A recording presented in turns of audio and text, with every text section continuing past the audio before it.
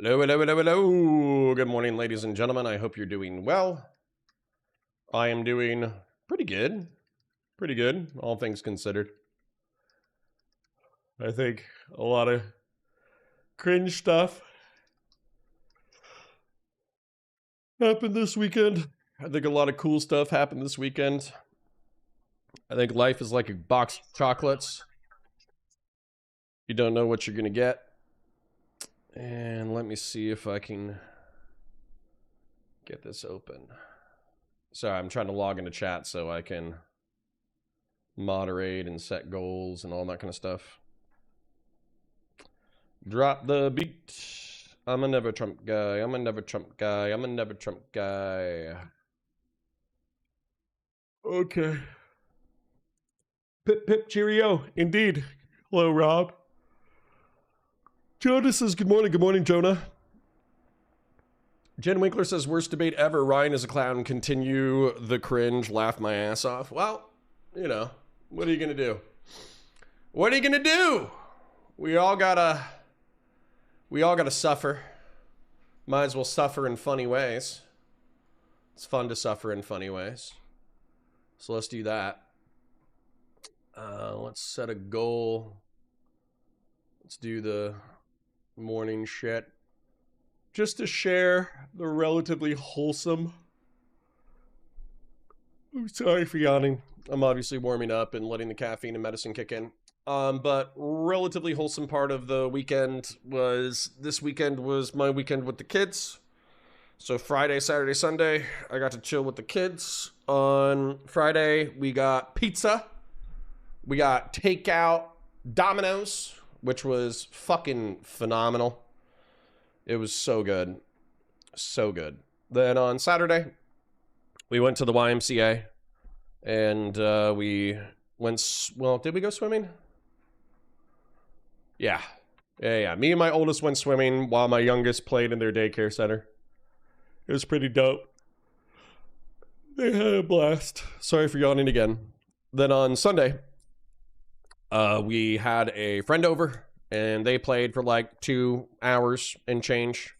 And so I basically had screaming children running through my house, destroying things, getting things dirty, throwing toys, fist fighting each other, spilling water and orange juice all over the place, having a blast. And that was my weekend. Also, somebody did mention, Lord German said new 40K trailer dropped and it's very poggers. It is very poggers. It is very poggers. So for those of you who don't see it, they effectively narrated with very high quality animation one of the famous speeches from Warhammer 40K. And they showed a pilgrim going to the palace on Terra. They showed the Emperor of Mankind in his corpse near death.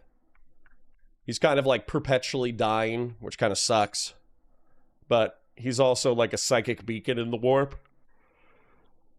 I think I did the math on it. If he's been fed 1,000 souls a day for 10,000 years, I think that's like 3,650,000,000 souls.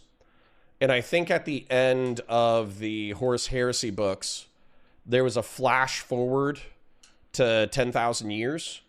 And effectively, the Emperor of Mankind is like becoming, he has achieved apotheosis, but it's kind of like a question mark what will happen if his corporeal form truly dies. Like, if he truly dies, will the Astronomicon be snuffed out? Will he become a god of the warp? Effectively a human god of order in the warp? Will he... like, for me, what they should really do is they should bring back all of the Primarchs. Like, this is speculative, I suppose. But what I would do is I would stretch out this narrative for like another decade. Easily another decade. I would bring back all the Primarchs and Traitor Primarchs who still have a role to play. And then I would do a new End Times, similar to the Horus Heresy. And then I would do like a Warhammer 50K. And effectively, like, the Warhammer 50K would be the Emperor, like, dying and going into the warp, and then effectively like a new age of strife beginning. And then I would narrativize the age of strife, a new age of strife for 10,000 years of these like imperial fiefdoms run by their primarchs being slowly devoured. And then I would run that narrative for like a decade or two. And then I would run another, then Warhammer like 60,000 would be like the return of the Emperor. And that would be like Age of Sigmar. So I know Age of Sigmar is the least favorite of the narratives, but if I was to progress the narrative, that's how I would progress the narrative. So Ryan makes me like Pisco on this one. That's funny. Be the cringe you want to see in the world. True. Conservative liberalism says third like reporting in 07. Remember, ladies and gents, live chat is better than top chat. True. Very poggers. Yes, I have to say the aesthetic of the craft world and the aesthetic of the Necrons versus the Mechanicus was my least favorite segment of that. But the Black Legion Chaos Space Marines versus Imperial Guard was sick. Like, I want a 3-part series about a Cadian pilgrim who went to the Imperial Palace on Terra, getting, you know, kind of like having a divine revelation that he must serve the Emperor of Mankind. Obviously, he's an Imperial soldier, but also him being, like, haunted by flashes of the Emperor's true form at this point. And then him being haunted, going to some fucking frozen shithole and fighting Black Legion for 3 episodes. And then he dies the way that he died in that cinematic. I think that would be amazing content. I would love to see Imperial Guard versus Traitor Astartes in a failing battle. I think that would be absolutely fucking sick. Jonas says based. It was based. EQ Plane says, hi to you. That 40K trailer be banging. The 40K trailer was fucking banging. I was really sad that the Blood Angels cinematic didn't do better algorithmically, because I thought the Blood Angels trailer was a fucking banger, and it got very middling algorithmic results. Not just on my channel. It got very middling algorithmic results even on the Warhammer channel compared to the amount of numbers that I feel like it should have done. I feel like it should have done like comparable numbers to 9th edition or 8th edition trailers. And the truth is, maybe over the long term it will. But I felt like the reception to it was very lukewarm considering how cool the actual content is. Can we do a live breakdown? No. I already scripted my post-recorded breakdown. So I'll be shooting and editing that today. Probably tomorrow. This week's going to be a banger on the 40K content because not only do we have that cinematic trailer to break down and release, we also have the first episode of Aeronautica Imperialis, which was also very good. I understand that the primary protagonists are a woman and a black, but I actually enjoyed it. Despite women and black people being in my media, I still thoroughly enjoyed it. I know that's not supposed to be possible for a straight white man to enjoy media with blacks and women in it, but I still enjoyed the media. Who knew that effectively on one planet human beings have spread into like 5 or 6 identifiable ethno-religious racial categories, and that when we went to space we still maintained 5 or 6 ethno-religious racial categories. And who knew that we would take women into space too? I didn't see that coming. I thought we were going to leave them behind. But apparently, not only did we bring black people to space, we also brought women into space, which is bananas. We got to see the Emperor in an official piece of media for the first time in like decades, apparently. True. That is true. Handsome guy, says somebody. Well, thank you. I appreciate you. This edition, I'm guessing we're getting either Rogel Dorn or Russ. I think Russ is more likely than Rogel Dorn, only because Rogel Dorn is obviously like his hand was chopped off and he's presumed dead somewhere. But at the same time, I do think that like he needs to come back to try to beat the shit out of Peter Turbo at some point. So I think Russ is like the easiest one to bring back because they just said, oh, he went into the warp in order to find the fucking tree of life to hopefully get the goddess of, you know, the Eldar goddess of life freed from Nurgle. Because apparently part of the reason why Nurgle is so empowered was because he captured the Eldar goddess of life and he's just like torturing her for eternity. It's interesting. It is interesting. Horus Heresy 2.0, pretty much, except for I think Horus should remain permadead, and I don't think Sanguinius should come back as Sanguinius. I think if Sanguinius comes back in any way whatsoever, he should just be a fusion of the Sanguinor and Mephiston. Effectively, like, I think the Sanguinor should possess Dante. I think that the Sanguinor should possess Dante. Mephiston is Mephiston, and apparently he's possessed by, like, a minor warp god of darkness in Baal. And then I think that they should have to do some kind of, like, epic self-sacrificial moment where they, like, commit psychic suicide in the middle of a Tyranid hive mind cluster, and then that ritual suicide, like, nukes the hive mind cluster, but it also bursts the Sanguinor into a, like, hybridized demigod of the warp that is half Sanguinor, half the dark god of Baal. And then, so it's not really Sanguinius, but it is the warp entities that originally empowered Sanguinius, and therefore it serves the same role. So that would be the way that I would write it.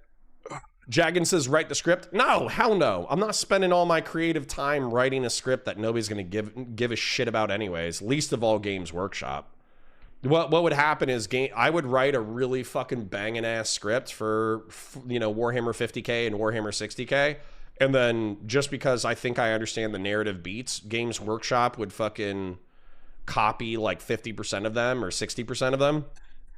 And then they would be like, oh, we have to subvert expectations, and then they would fuck up the remaining 30 or 40%. So no, I am not interested in putting that pen to pad because basically Games Workshop will thwart me. What about the Greys? We can still be racist against gray people for now.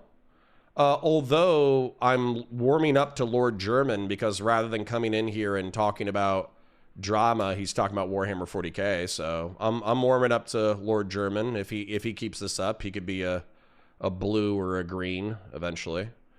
No, Connor, black people don't like swimming. They love space, you silly goose. Yeah, I mean, that's kind of where I was getting at. Thank you for the renewal. I appreciate you. Sanguinius is chilling as a spirit. His visions with Dante are a peak. Nice. Nice. There's only so much homebrew eggnog one can consume. True. Torture. Grandpa Nurgle just invited her over to save her life from Slaanesh. Now she gets to hang out in a garden forever. It's like a Victorian novel. Yeah, sure. If you're fucking... Yeah, if your boyfriend is a snot-covered, pustule-covered, obese, rotting carcass of death and decay, yeah, sure. It's just like a Victorian novel. So... Ryan is by far the most obviously bad faith actor in the space, and Connor is sweeping for him, ruins his credibility. Oh my god, kill yourself, nameless henchman. Now that the Greys have ceased their rebellion, I'm taking your fucking wrench for that. You can eat my whole dick and balls. I am going to... maybe it was you. I don't know. But somebody on Discord sent me a DM saying that, like, hey, look at this conversation between Ryan and somebody he's trying to suck up to, and notice how big of a pussy he is in this conversation versus the way he talks to you. And then look at the ideological inconsistency in his content. And I want to watch that. I don't want to have like a purely Ryan Mullally day, but I do want to watch that content eventually, because I think it would be, even if I think the person who DM'd me that is like dead wrong, I still want to take a look at that content. Nameless says, I haven't DM'd you that. Okay, no problem.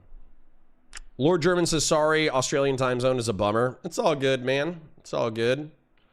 I appreciate you dropping by to, basically talk about 40K. Obviously, I love 40K, and it's not gonna...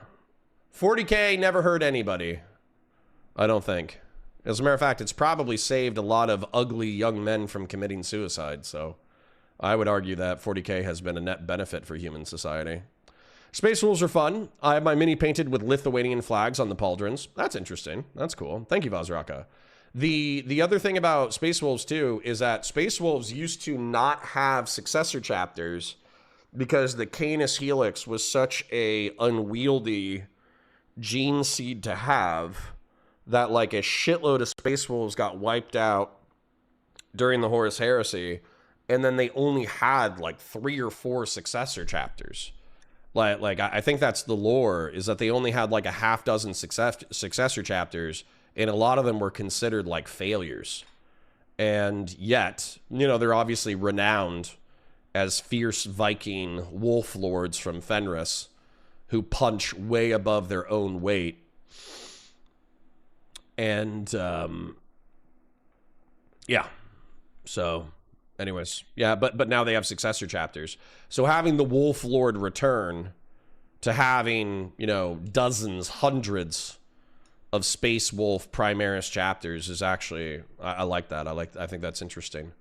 I think all the Primarchs should return to chapters, and they should be led as chapters, to be clear. I think Gilliman's edict should still be relatively followed. But I do think that if you had, like, Space Wolf Majority Crusades, or if you had, what's the other one? White Scar Majority Crusades, or if you had Ultramarine Majority Crusades, or Blood Angel Successor Majority Crusades, I think that'd be fucking sick.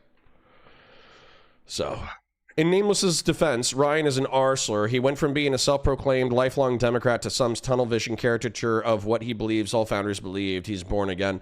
Yeah, I think characterizing him as like a born-again constitutional conservative is probably, even if he doesn't like the characterization, I think it's accurate. I feel like he was always a constitutional conservative, truth be told. I think he probably just voted Democrat because that was his, like, family or friends or region's political affinity.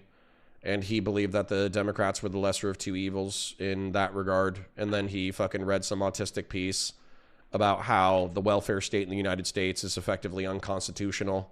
And as a result, we need to repeal back our social welfare programs to that of, like, the 1920s. Which I think is, like, super fucking silly. I think if you look at, like, the state of America in the 19th century versus the state of America in the early 21st century, I think America in the early 21st century obviously fucking sweeps. It fucking clears 19th century America. If you want to go be a fucking cowboy without modern medicine, and you want no taxation, and you want all that kind of shit, you fucking go do that shit. Fucking go into the city, make $10 million, and then retire to the fucking country and LARP as a fucking cowboy. But don't try to destroy civilization on your fucking way out, okay? Redistributive fucking taxation is a part of what maintains civilization. They needed to make me gray to silence me. They don't realize they don't silence and only make me great. Well, Nameless Henchman, you can be the leader of the Greys. I'll just time you out when you get too fucking annoying for me. But you can be the leader of the Grey Rebellion in chat. Rifleman says, did you read my DM? Dude, okay, sorry. I love you, Rifleman. I get like fucking 50 DMs in 48 hours, and I'm like working on top of that shit.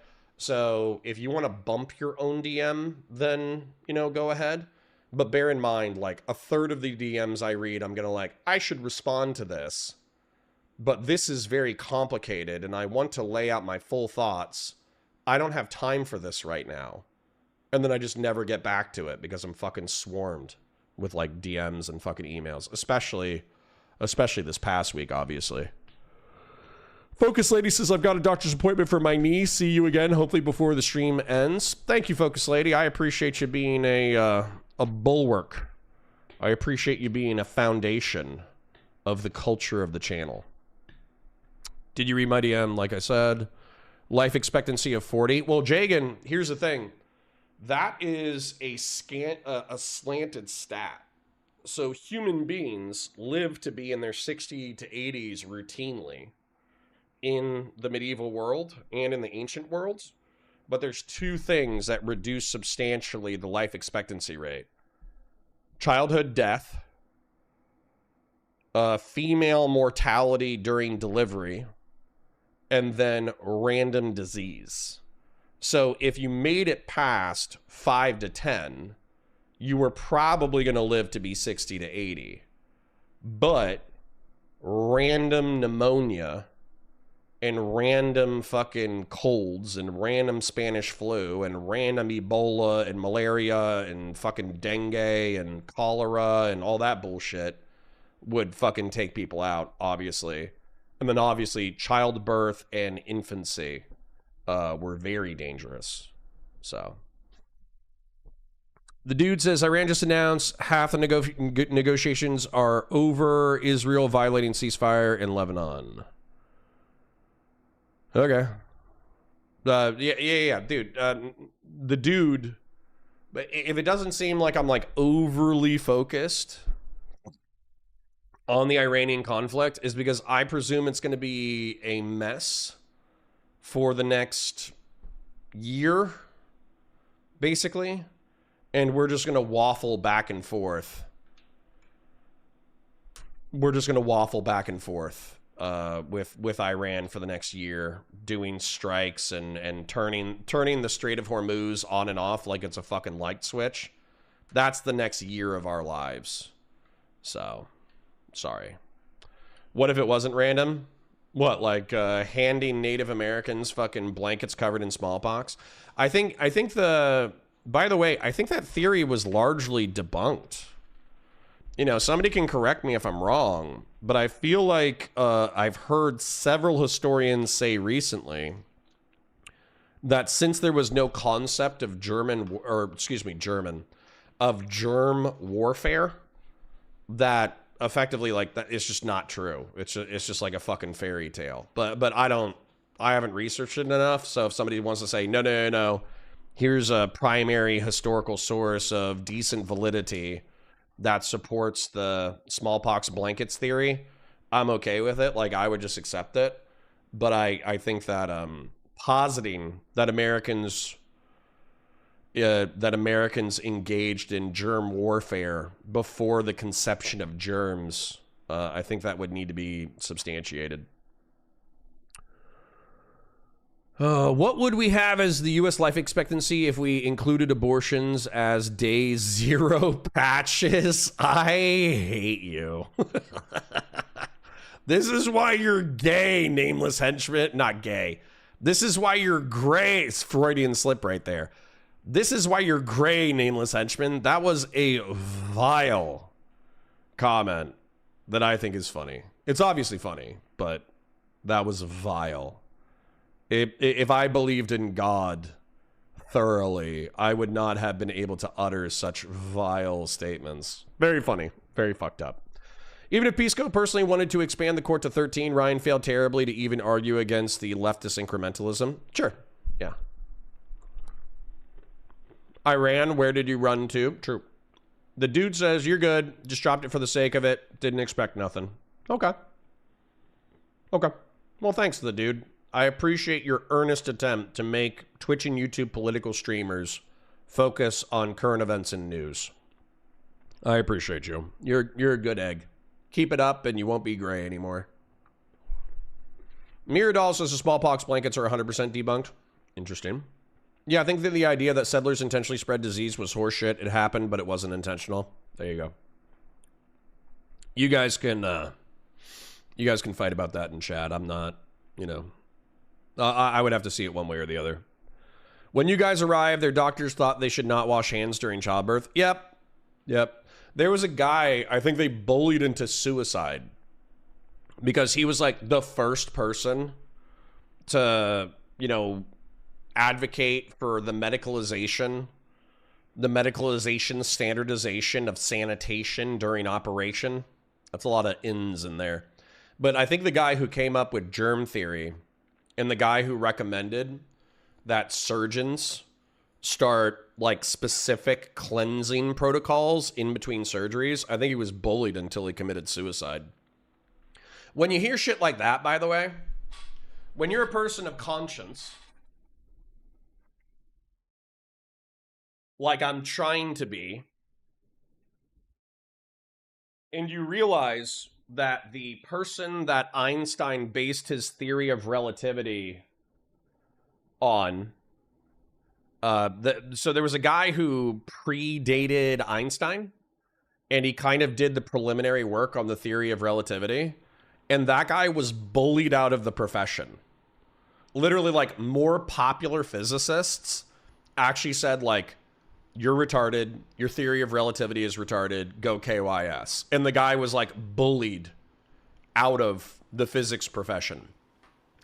And then when you realize the guy who like created germ theory, which is responsible for like reducing human fatality, the guy who came up with germ theory probably has arguably saved billions of lives, like billions of human lives, through positing that medical personnel should clean their hands and arms and fucking wear masks and shit while they're, while they're doing surgery.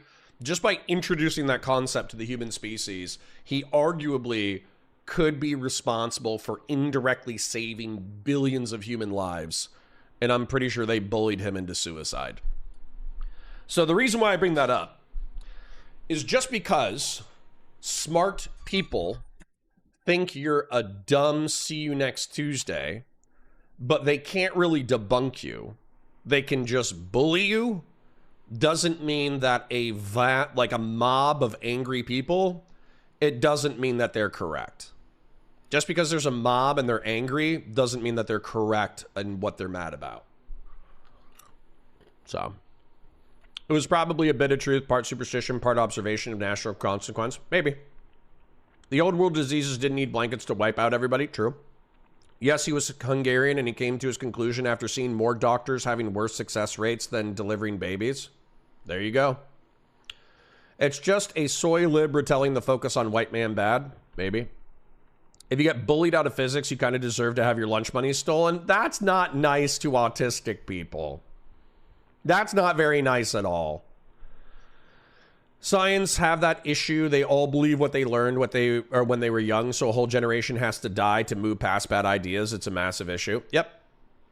Was Louis Pasteur the germ theory dude? I don't know. He cost a lot of germ lives, though, so it balances out. The guy who came up with germ theory might have saved billions of complex, sapient, and sentient organisms, but he committed a germ holocaust against life forms who only had proto-sentience. That is funny. That's actually really funny. Do you think the germs talk about that sometimes? Do you think they talk to each other? They're like, yo, the humans are committing a fucking germ holocaust on us. Do you think the germs have like anti that guy posters?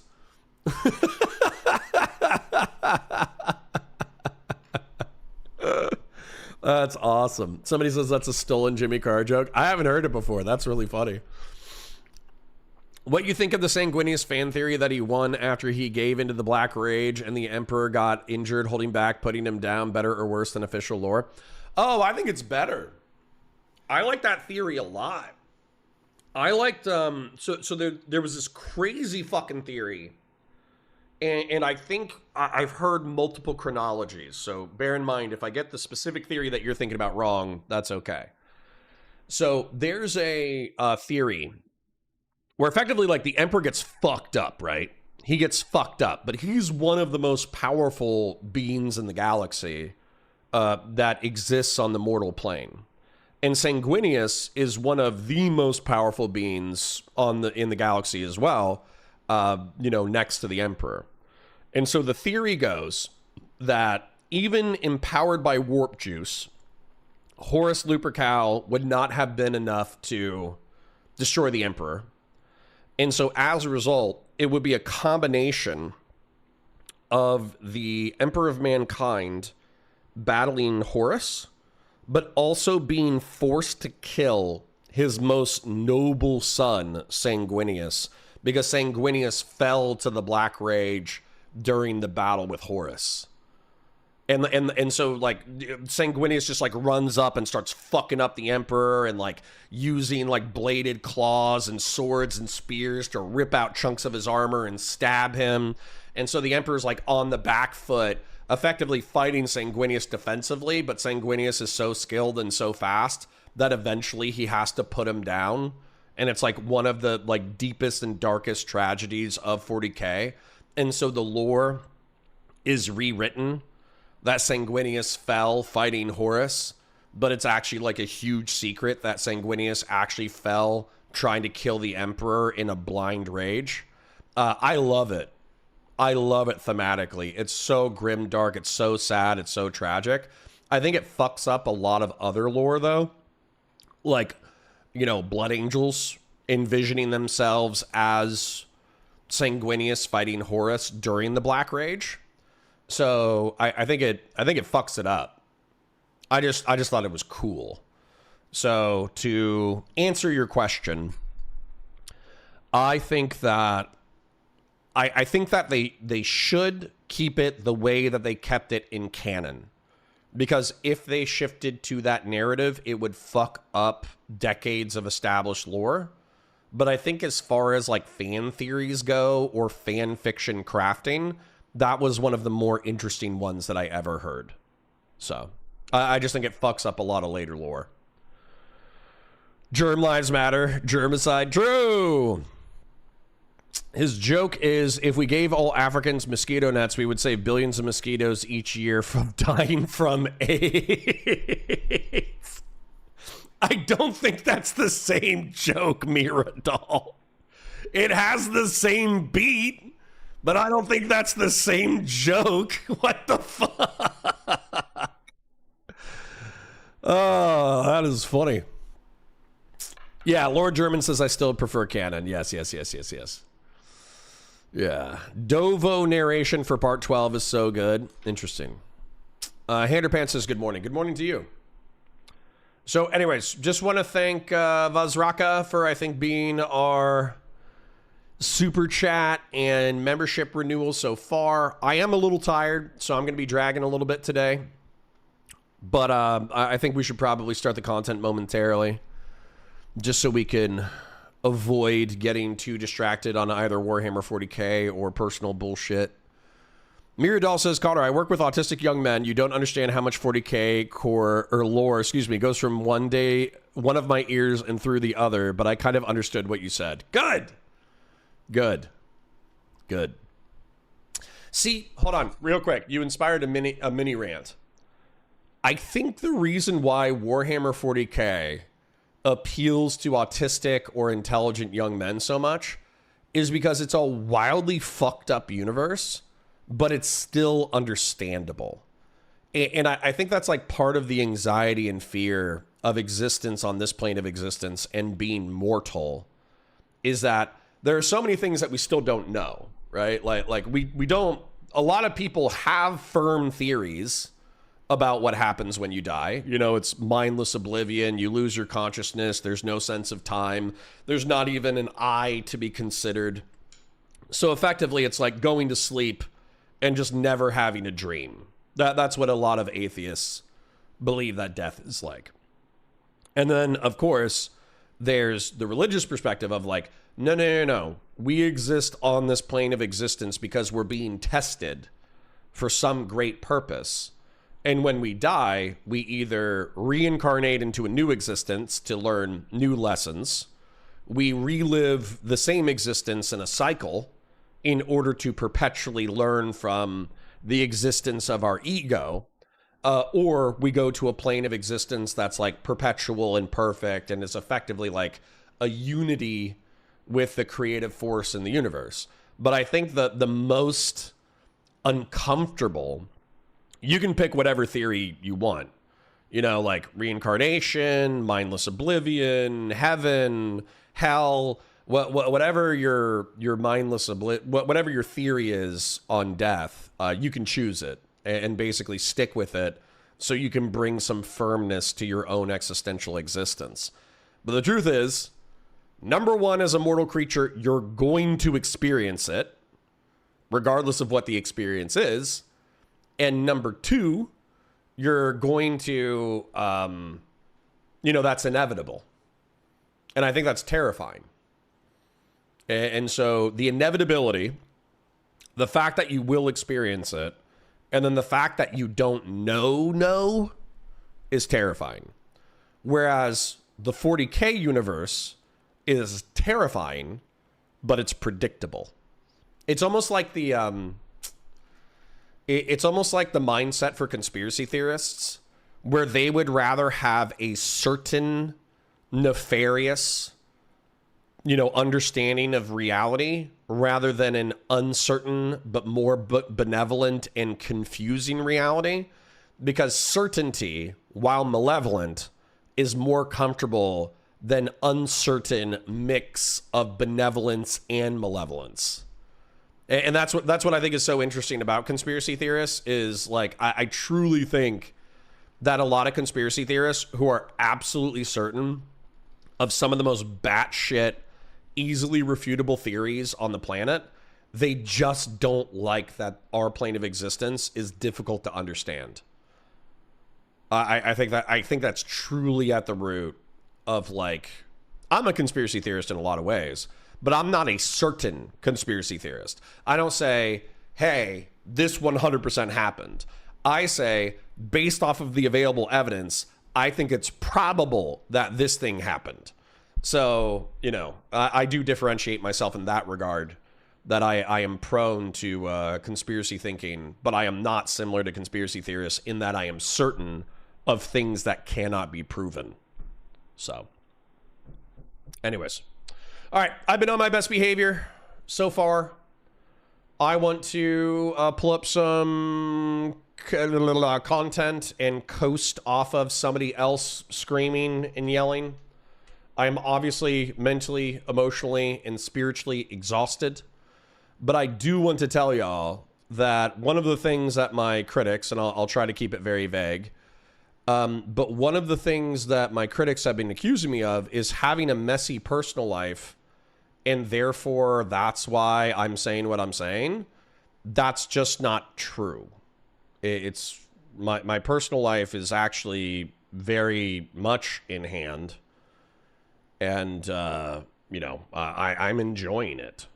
My IRL life is, in many regards, very beautiful. So. Okay, here we go. So, 2 days ago, modern day debate, Pisco versus Ryan Mullally. Let's do this. Hi guys, welcome to Counterpoints. My name's Connor. I'm a science fiction, politics, and philosophy nerd, a Marine Corps and law enforcement veteran. I would argue a real Republican. I'm trying to be a rhino. I'm trying to be a Republican who is honest, has integrity, nuance, and objectives. And today, we are going to be giving ourselves a little bit of psychic damage by watching Ryan Mullally and Pisco fight. I have very similar attitudes towards both of these men in opposite directions. So Pisco, I think, is a liberal person in that he desires and enjoys human freedom, and he is a human freedom maximalist within reason. But I also think that he's a progressive in that he identifies with policies that I don't think are necessarily maximizing human freedom, but he does so in the name of greater social harmony and good. And then I think Ryan Mullally is a constitutional conservative who says that he was a Democrat, voted Democrat like 99% of his life, has never voted for Donald Trump, but he increasingly does rhetorical apologia for conservatarians, conservatives, and the right wing in general. And his argument, in my opinion, is that the United States was established based off of a constitutional conception of a balance between the people and the government. And so as a result, we should return to that. And, he could correct me if I'm wrong, but I feel like he wants to revert America, not to the 1950s, like many like MAGA Americans want to do. He wants to return America to the 1920s. The New Deal, the Rooseveltian welfare state was a mistake. And people should, if they're living in material squalor, they should fucking get good and stop being losers, which I find interesting. So anyways, they're going to scream at each other about court packing. I'll be interrupting intermittently. Like the stream, share it with your friends, engage with chat, super chats if you got them, memberships if you got them. My parasocial love you. Thank you for being here. Let's go. Better. So the proposition tonight is that the Democrats are justified in expanding the Supreme Court. We got Pisco on the affirmative here, and then Mr. Mullally taking the, yeah, I got it that time. Nice. Taking the stance against. So we're going to get right into it with 2 5-minute openings, one each here. And since Pisco's got the affirmative, he'll be going first. And we're going to jump right into it. Before we do, though, I do want to just ask you guys, like the video, subscribe if you're not. And then we do have tickets for DebateCon 8 in July coming up.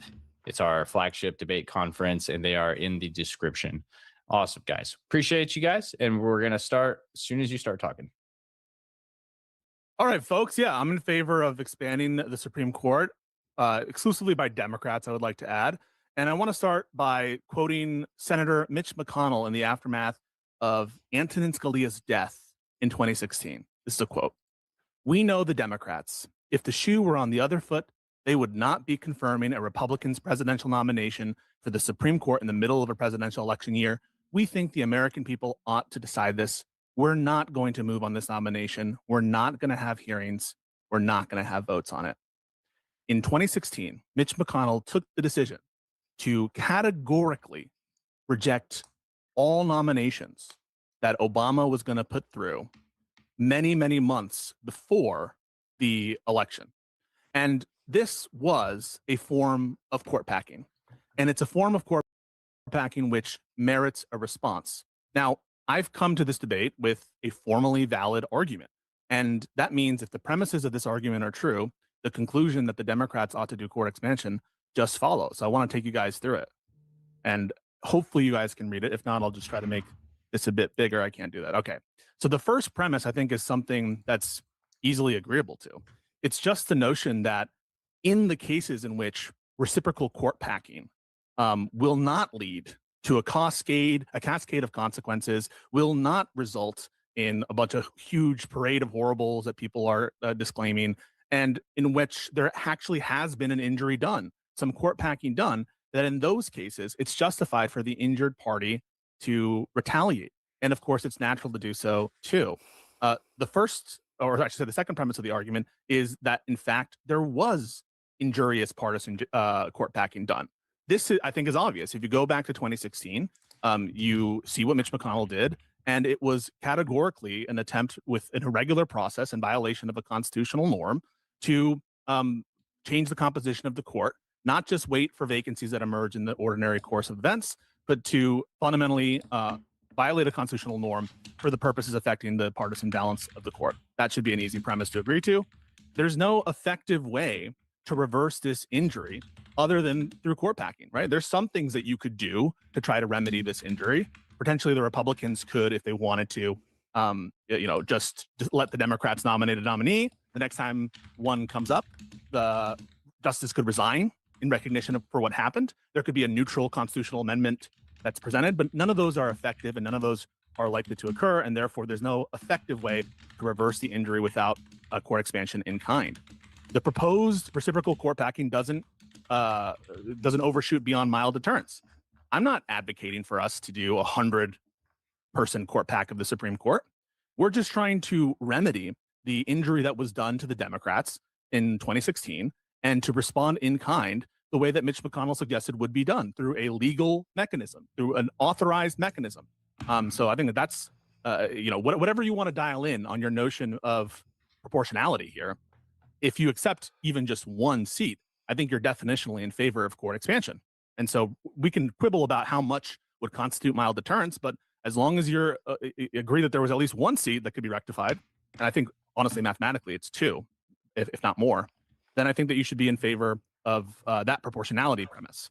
And then finally, there's no reason to expect a severe consequence cascade. Every time we have these debates, it seems like people are trying to generate, a list of things that will occur without a doubt, and they relate to the rule of law, just breaking down fundamentally. They relate to this oscillation between both parties that creates some severe consequence. But what is the actual empirical basis to believe that that's going to occur?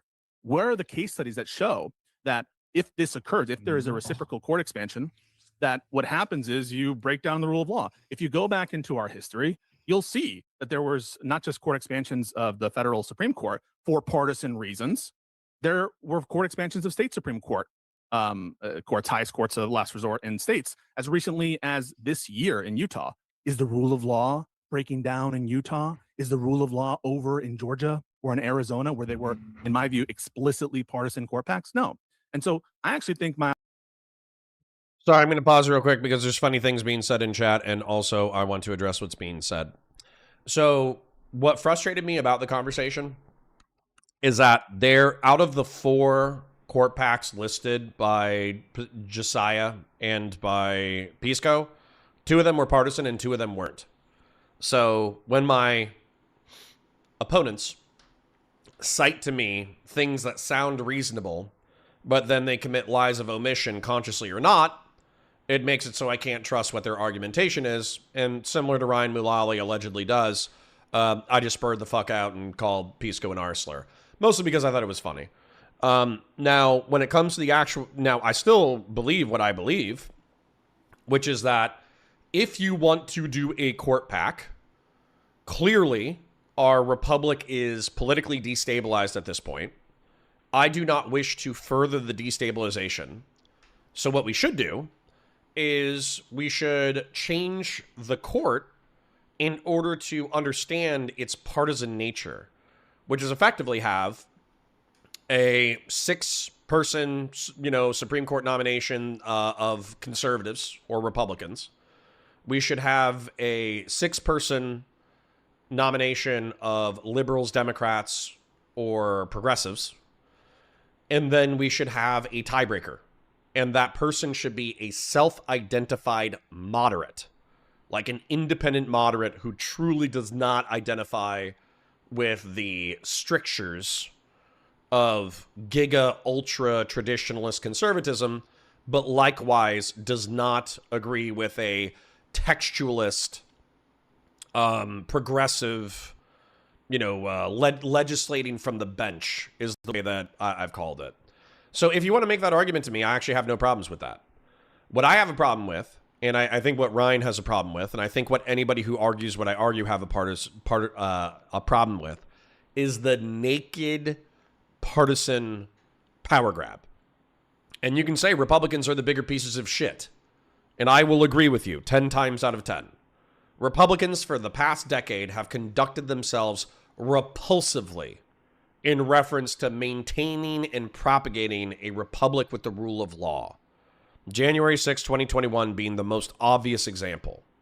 However, that does not mean that we heal your injury through this mechanism.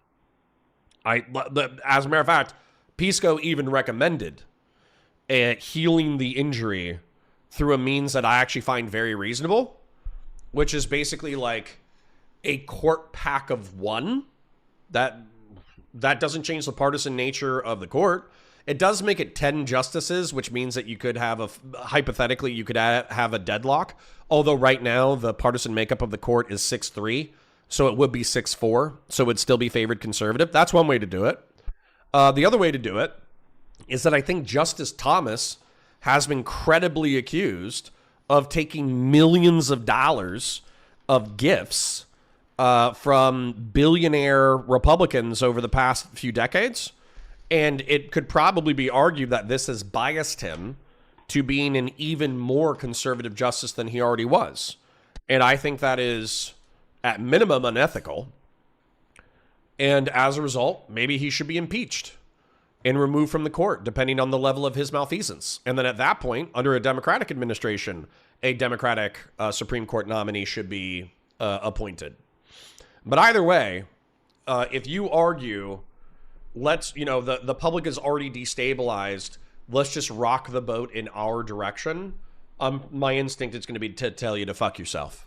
Unless it's done in a very clean, smart way. Now, there are some funny things said in chat that I want to address before we go back to it. Descartes says, the mosquito net joke always triggers me, not because it's not funny, but that DDT thing no one knows about. We had world malaria deaths down to 1,500 a year, but we banned DDT to save bird eggs, and now it's 1 million a year. Yeah, that's kind of crazy pants. That is kind of crazy pants. I don't know what the balance is between 1,500 malaria deaths a year and then not thinning bird eggs in order to cause bird, like, stillbursts and shit because the eggshell is so thin that effectively, like, it's killing birds. I truly do not know what the balance is. But if the manufacturers of DDT want to figure out a way in order to manufacture a similarly effective drug that doesn't have the effect of thinning bird eggs, then I think that's a perfect example of something that I think the government should be doing. Like, yeah, a lot of people are like, well, the government has no business spending billions of dollars on anything. I think that's bullshit. I think the government should be spending billions of dollars on figuring out how to prevent 1 million human malaria deaths per year while also not devastating the bird population. I'm perfectly okay with spending tax money on that. All right. Anyways. My opposition has a case to show that this is false, if he's going to say that this is like necessarily bad, if he's going to take anything other than an agnostic position. But I think that the evidence is such that this will increase the structural stability of the United States. We shouldn't expect to see a breakdown of the rule of law or an increased tendency of the executive to disobey court orders. And so I think basically you're likely to see a lot of positive outcomes. And certainly in terms of the legitimacy of the court in the public's eyes, I think will be vastly improved if our court starts doing more popular things, because that's the vision of legitimacy the population cares about. All righty. Thank you for that 5-minute opening. And we're going to turn it over to Mr. Ryan here. Whenever you start talking, I'll hit the timer. Thanks. Hi, I'm Ryan Mullally. I'm an attorney. I've litigated at every level of the U.S. legal system, up to and including the U.S. Supreme Court. And I'm here today to open your eyes to a grave threat to our liberty, our Constitution, and yes, the rule of law. Prominent Democrats are now openly arguing for a set of policies, including the most radical and unprecedented court packing in the history of the country, adding 4 justices to the U.S. Supreme Court on a purely partisan basis. They do it with a smile on their face, cloaking themselves in false virtue and hoping you will praise them for their tyranny. Pisco has the unenviable task of trying to defend these tyrannical proposals. To do so, he's selected a classic lawyer's trick: atomize the issue, drown you in banality and unnecessary complexity, and paint a thin veneer of logic over the unjustifiable. In other words, Pisco's job tonight is to obfuscate the Democrats' tyrannical plans. My job is to reveal them. Interesting. Now, somebody says, how does impeaching somebody who you believe should be impeached remedying anything?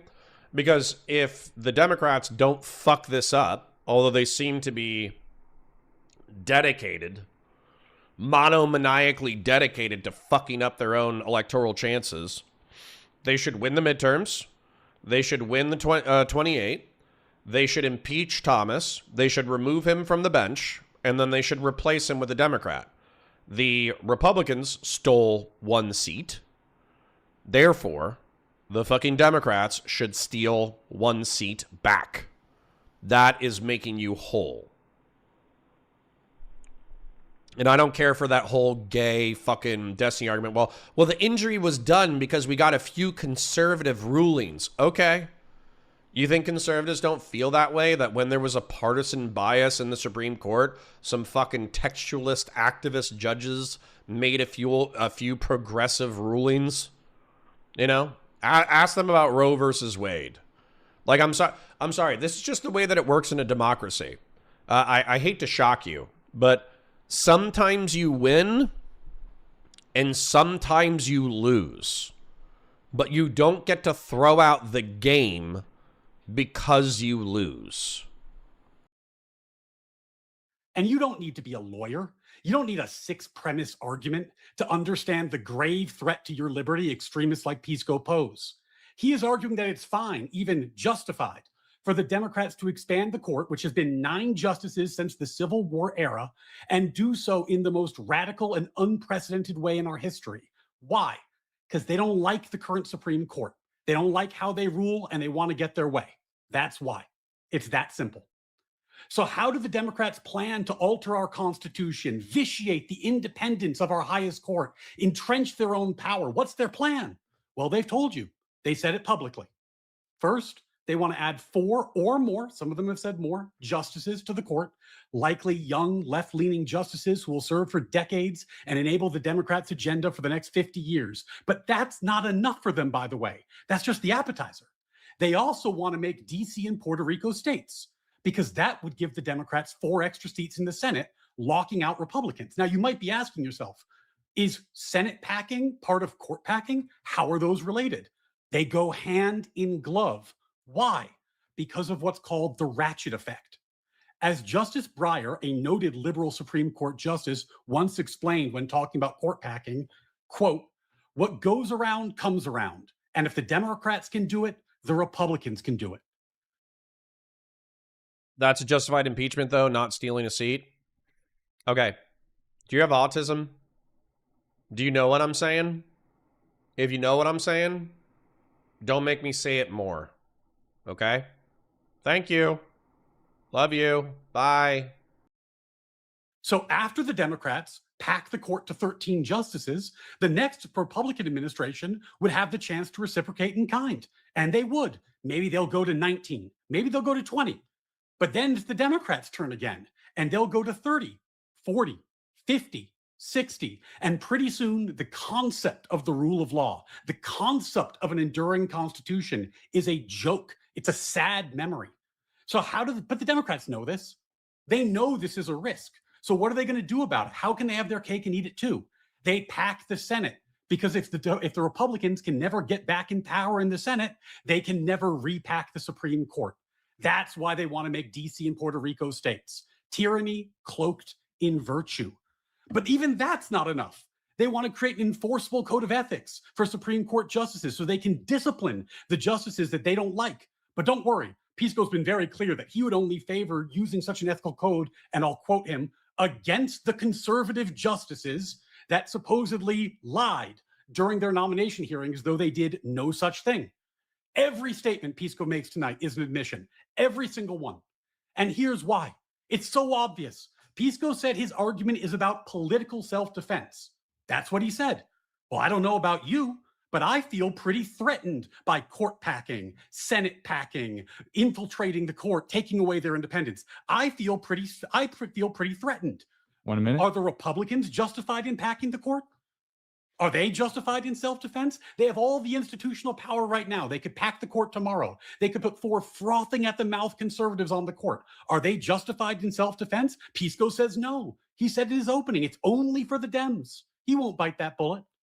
And that's all you need to know to reject Pisco's self-defense argument. It's classic partisanship, rule for thee, not for me. It's a false argument meant to obfuscate and sane wash tyranny. You ought reject everything Pisco says unless he's willing to condemn the Democrats' proposals in full. But even if that's enough to decide the debate, that's enough. But even if it weren't, his argument is nonsense. It's a clunky syllogism, which is on its face a disaster. It's internally contradictory and self-defeating. The premises are false. It relies on undefined terms, which appear to have proprietary and non-standard definitions. And it is all obvious. Pisco knows it, or at least he should. All right. So why is he saying it? Sorry. Go To ahead. obfuscate tyranny. That's Okay. This is where I'm going to push back a little bit. I think that noting the partisan motivations of people is only useful in limited circumstances. So, for instance, my friend, I think he's my friend. We'll see how this, if he's still my friend at the end of this week. Not that I'm doing anything bad to him. Just, I don't know if the drama's too much for him. But Josiah, from Pondering Politics.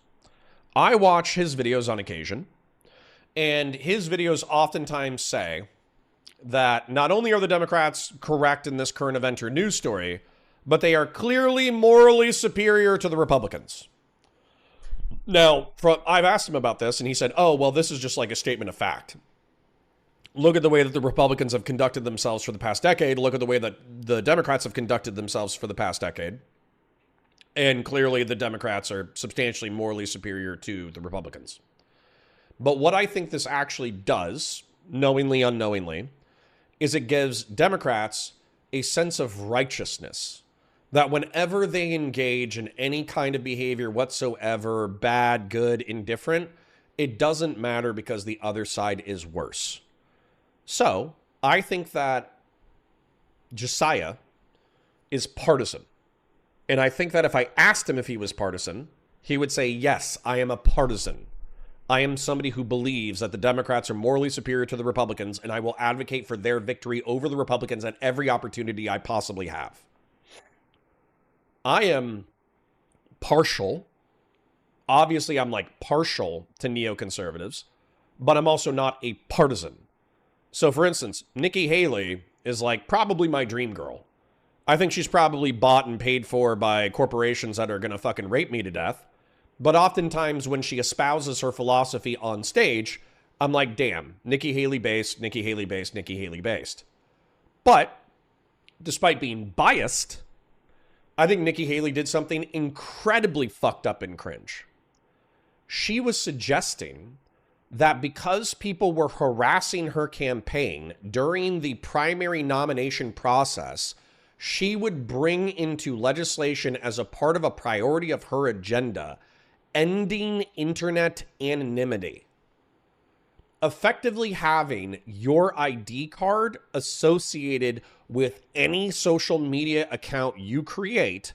That way, anything you say on the internet is trackable to your social security number, your name, your date of birth, your street address. That is fucking crazy. Not only does it eliminate, like, in my opinion, the capacity for, like, robust civil discourse through anonymous people arguing controversial ideas, it effectively enables government tyranny to a degree that I haven't heard or seen of in a fucking generation.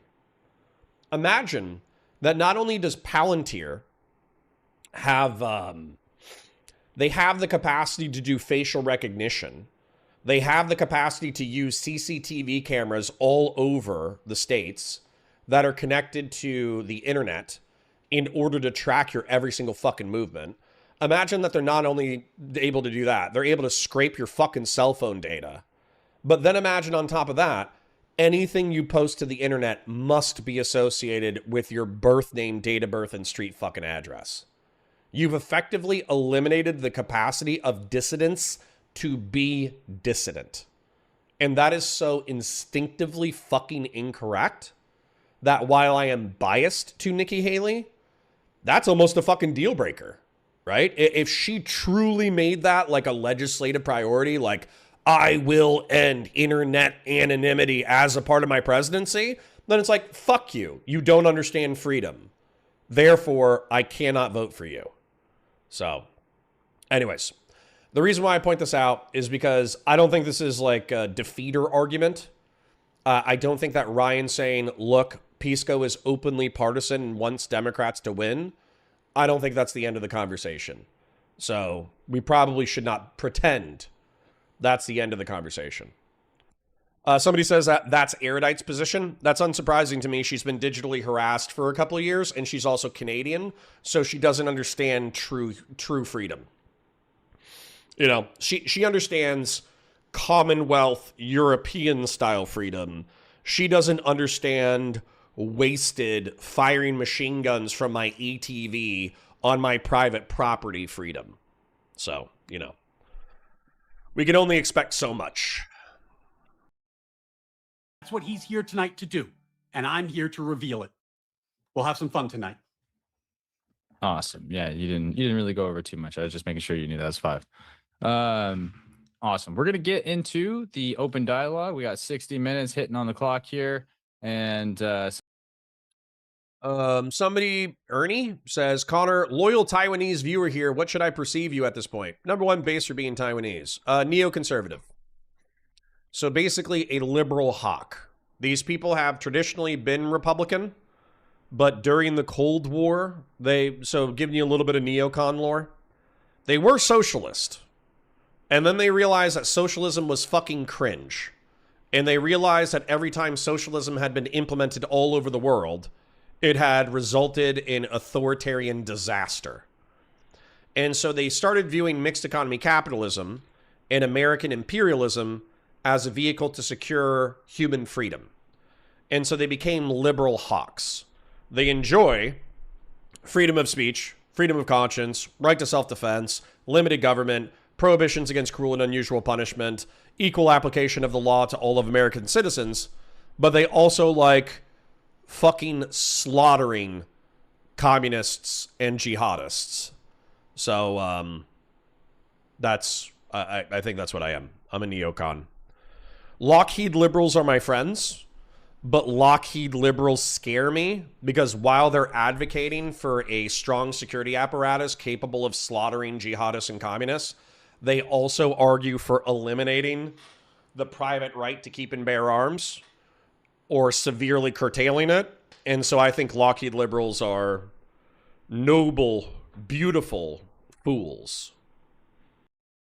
since Ryan just went, we'll go ahead and let Pisco take it over for opening it up for his affirmative position. And yeah, sure. And so this is just 60 minutes back and forth, right? I'll try not to interrupt too much unless there's someone severely over talking the other. But generally, you know, I'm sure you guys know how to be respectful here and let each other talk. So go ahead. Nameless henchman, you are a vile see you next Tuesday. But this is one of the funniest criticisms I've ever heard. Perceive Connor through the queer framing of a liberal facing political dysmorphia, being raised his entire life to think he's a conservative. I mean, number one, I think you should just check out neocon lore. Number two, and also prominent neocons for the past 40 years who were members of the Republican Party.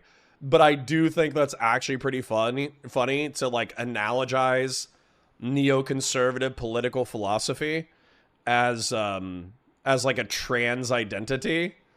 I think that's pretty funny. That's pretty fucking rich.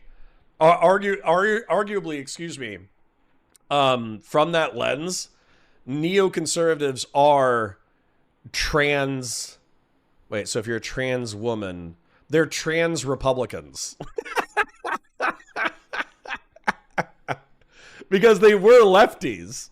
And then they were like, oh, the left is going fucking crazy and they're sympathetic with socialists and communists. And socialism and communism is such a failed ideology, we can no longer be a part of this. We're going to go become liberal hawks who vote Republican. So arguably, they're fucking trans Republicans. Yeah. Why don't you respect my self-ID? Oh my God, this is very rich. All right, anyways, sorry. Let's keep it moving for the sake of flow. But while Nameless Henchman was being very fucking rude, I think that's one of the funnier but more rude criticisms I've ever received. But yeah, I thought a lot of what Ryan just said is like bluster and non-relevant stuff. I have a logically valid argument, and I'd like to know which premise that you're unconvinced by. Okay, Pisco, let's dive into it. First of all, can you explain to the audience what logically valid means and it doesn't mean? Because I think that's confusing for a lot of people. Okay, I mean, I think I already did. If the premises are true, then the conclusion follows. Okay, so your The assertion is that also this is a logically valid argument. Yeah.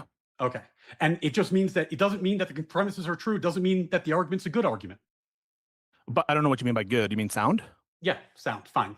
Yes, sound. Yeah. So like an argument is sound if the conclusion follows from the premises necessarily, and the premises are all true. And I take the premises here to all be true. I'm just asking which of these premises you take issue with. I take issue with a bunch of them, but we're gonna have. But in order to get there, Pisco, we're gonna have to just test. Let's test the basics first. On the top of the page, it says an argument from self-defense. Yeah. I feel very threatened by the Democrats' plan to add 4 justices to the court and pack the Senate. I feel deeply threatened. Am I justified, Pisco? Am I Yeah, justified in that's packing not the court? that's just the title I gave the argument. That's not anything in the argument. Pisco, nobody but you cares about your argument. So am I justified in packing the court? Well, I think that the argument, if the premises are true, then the conclusion, which is the proposition of the debate, follows. So you're not going to answer if the Republicans are justified in packing the court? If the Republicans are the injured party, they would be justified under the argument. No. It's a neutral argument. You're a lawyer. You're a lawyer. You know what self-defense means. Do I need to let somebody injure me before I have a right to self-defense? Yeah, so I take that as a derail. It's not within the argument, but it is a neutral argument. I'm going to tell you this honestly, nobody cares the about condition. syllogism. Nobody cares. Well, this is the argument that I've come to present. And so are you saying that you don't have a basis to reject any of the premises? What I care about is the fact that your party is tyrannically planning to lock themselves in power and lock the Republicans out of power for generations. That's what I care about, Tisco. That's not of the argument. Your syllogism means nothing to me. I couldn't care less about it. No, how about this, Pisco? We can make this very easy. Do you disavow the plan to add 4 justices in Pact 13?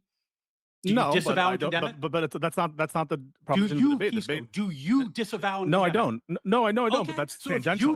If you don't disavow and condemn it, then that's what we're talking about. Ryan, calm. That's what we're talking about. That's tangential. Do you presented an argument and condemn the plan to add extra seats? This is just rhetoric. This is just rhetoric. To pack the Senate. This is rhetoric. Do you disavow and condemn, Pisco? Wait. Do you disavow and condemn, Pisco? That's rhetoric. I just want to address my argument. Yes, Can we address Pisco, the argument? yes or no? I'll give you your famous one. Yes or no, Pisco? Do you disavow I already told you I don't disavow the plan by Ro Khanna. I don't disavow it, but I've already answered it. So now I'd like to address my argument for the debate proposition. Is that all right? No, it's not all right, Pisco. So I brought an argument to the debate president, and you don't want to address why. We're going to get to it, but I just want to make sure the audience understands what you're saying. You're saying just rhetoric and posturing. You support packing the court to 13 members, correct? That's one of several solutions that I'm okay with, but you won't that's disavow not the proposition. Your party's advocating for it. You won't disavow it. So of course I won't disavow it, but I'm trying to give you an argument in favor of it, and you don't want to address it. And you will not disavow, Pisco. You will not disavow packing the Senate by adding new states. The argument isn't about what I'm going to disavow or not. The argument is whether it's justified. But you won't disavow it. You're not. Hang on a second. We're not here. So, Ernie says, I'm an associate research fellow at the Taiwan Foundation for Democracy. Your input on U.S. liberalism is actually important to how I assess where things are in the U.S. Terms of democratic backsliding. I think, listen, man, I'm not trying, maybe I'm coping. So take my perspective with a grain of salt, Ernie. However, I am of the opinion that I will be vindicated by the next 4 to 8 years. And the next 4 to 8 years are very precarious. But I think what's going to happen, if I had to give you my prediction, is that the guardrails will hold. There will be enough Republican rebels within the silent rebels against the Trump administration that the guardrails will hold. Trump will not seek a third term. I think Marco Rubio actually stands a chance of winning the general election, but because it's a Democratic sweep of the House of Representatives right now, he would be a relatively ineffective president. He would just have to maintain the status quo and execute stuff via executive order. And he might even be like a one-term president, because like ineffective presidents are difficult to win re-election, although incumbency is a wildly powerful tool, so don't quote me on that. But if I had to guess, especially depending on how Democrats perform in the midterm, I think it's likely that if they pick a decent candidate for 2028 and they don't pick an absolute lunatic, they will probably win the general election of 2028, and therefore the country will stabilize to a degree.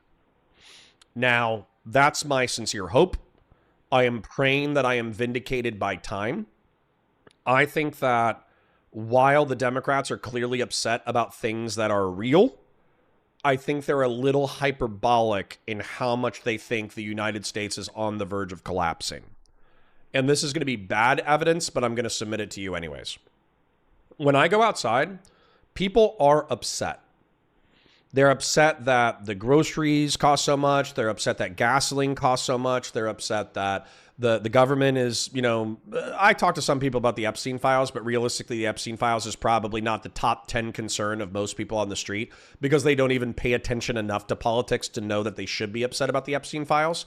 And even if you bring it up to them like, hey, Donald Trump and some of his cronies were accused of sex trafficking teenage girls in the 1980s and 1990s, that is... they'll be like, yeah, okay, but I can't pay my bills, and that's what I'm worried about now. But while there's an extreme amount of anger and an extreme amount of bipartisan bickering in the United States of America, the people on the street are not interested in picking up firearms and shooting their neighbors as a way to rectify their grievance. They might joke about doing that to the government, but they don't want to do that to their neighbors.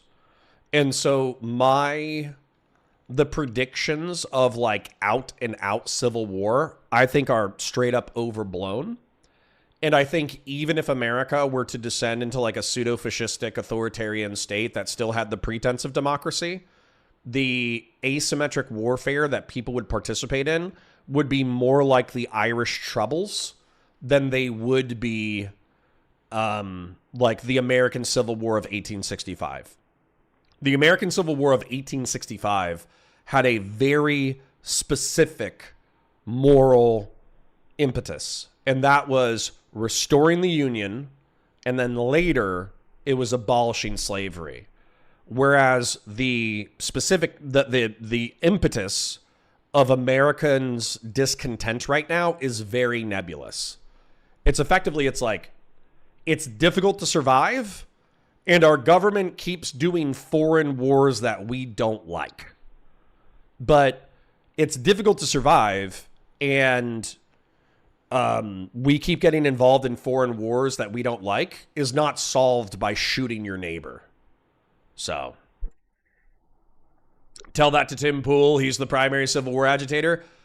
Tim Pool is a profiteer off of the misery of Americans. That's what he is. And it's unfortunate. I wish there was truly a noble, virtuous soul underneath Tim Pool, but I think at this point, all of his behaviors can almost purely be explained by egotistically wanting to remain relevant in the algorithm, and then also wanting to profit off of the misery of Americans. Anyways, I've been yapping for a while. I did copy down some of your more interesting comments, and I promise I'll try to address them, but I want to keep the content flowing for the sake of flow. So, anyways. Here to do posturing and rhetoric. Why not, Pisco? It's a debate. I'm here to defend my country from tyranny, Pisco. That's what I'm here to do. Okay, so are you here to debate the proposition or not? Pisco, what I'm here to do is point out that the Democrats are on the verge, based on the thinnest veneer of justification, that's not the debate proposition. to lock themselves That's into not the debate power proposition. forever. And we can get That's not to what we're your here to silly debate. argument in a second. So you want to debate something? So we agreed to a debate prompt, and now you're saying you want to debate something else. Well, Pisco, what you want to do, what your party wants to do, what you will not disavow, That's not what we're here to talk is about. We're here to talk lock about the Republicans expansion. out of power. Pisco, how about this? Tell me you don't want to lock the Republicans out of power.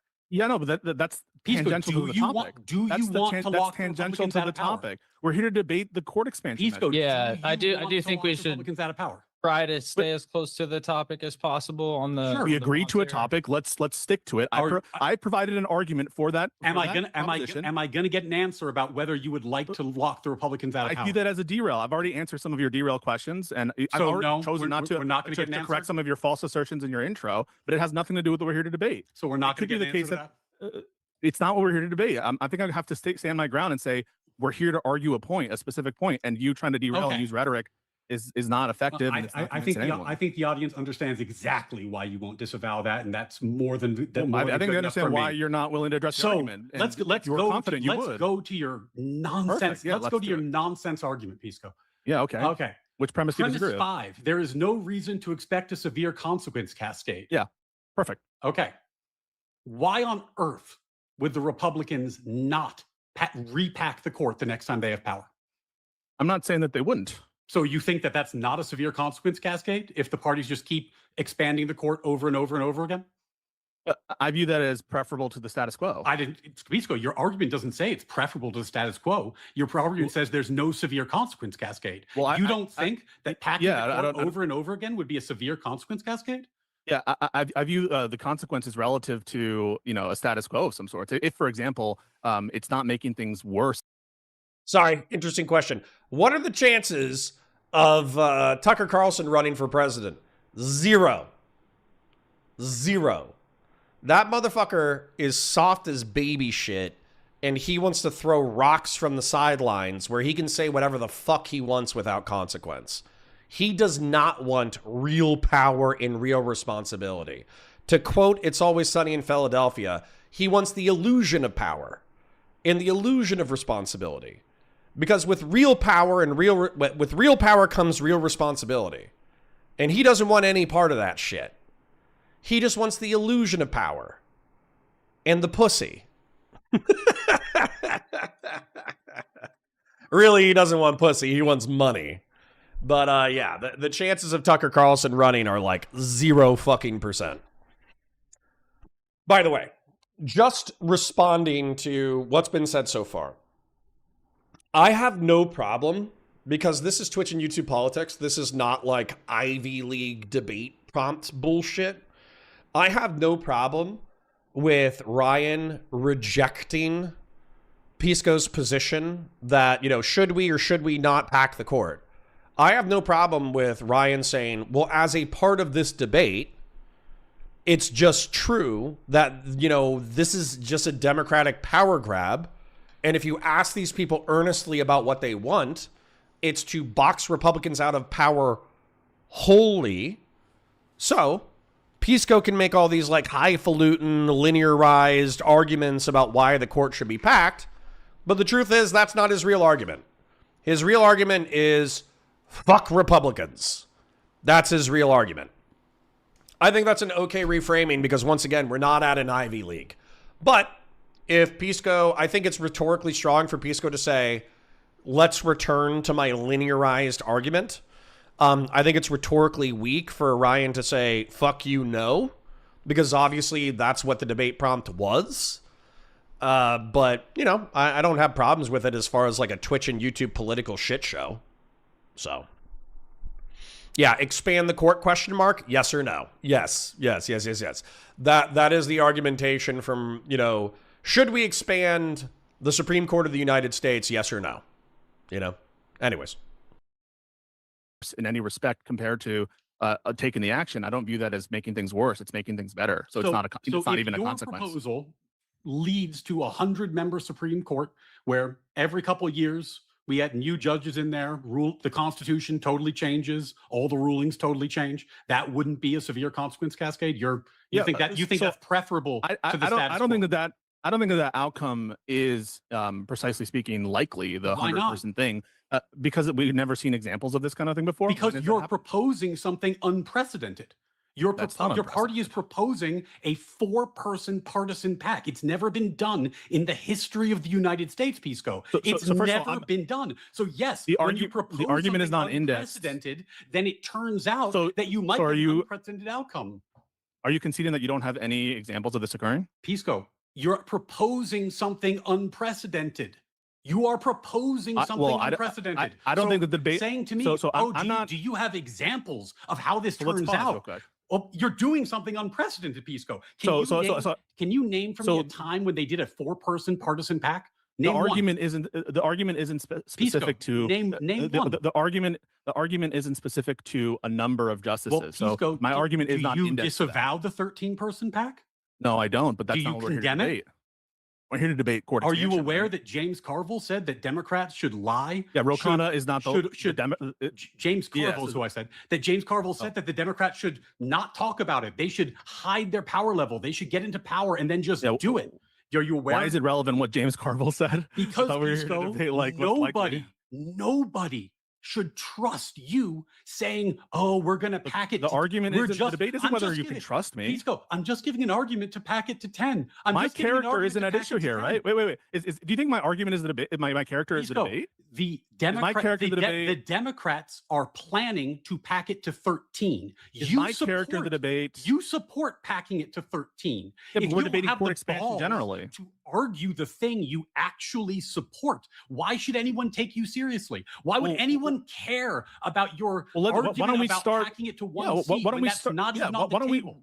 why don't we start with just the minimal condition for No. why not? We will Why not start with the minimal condition. Why not? Because that's not what the Democrats are logical? proposing, Pisco. I don't Wait, no, care about.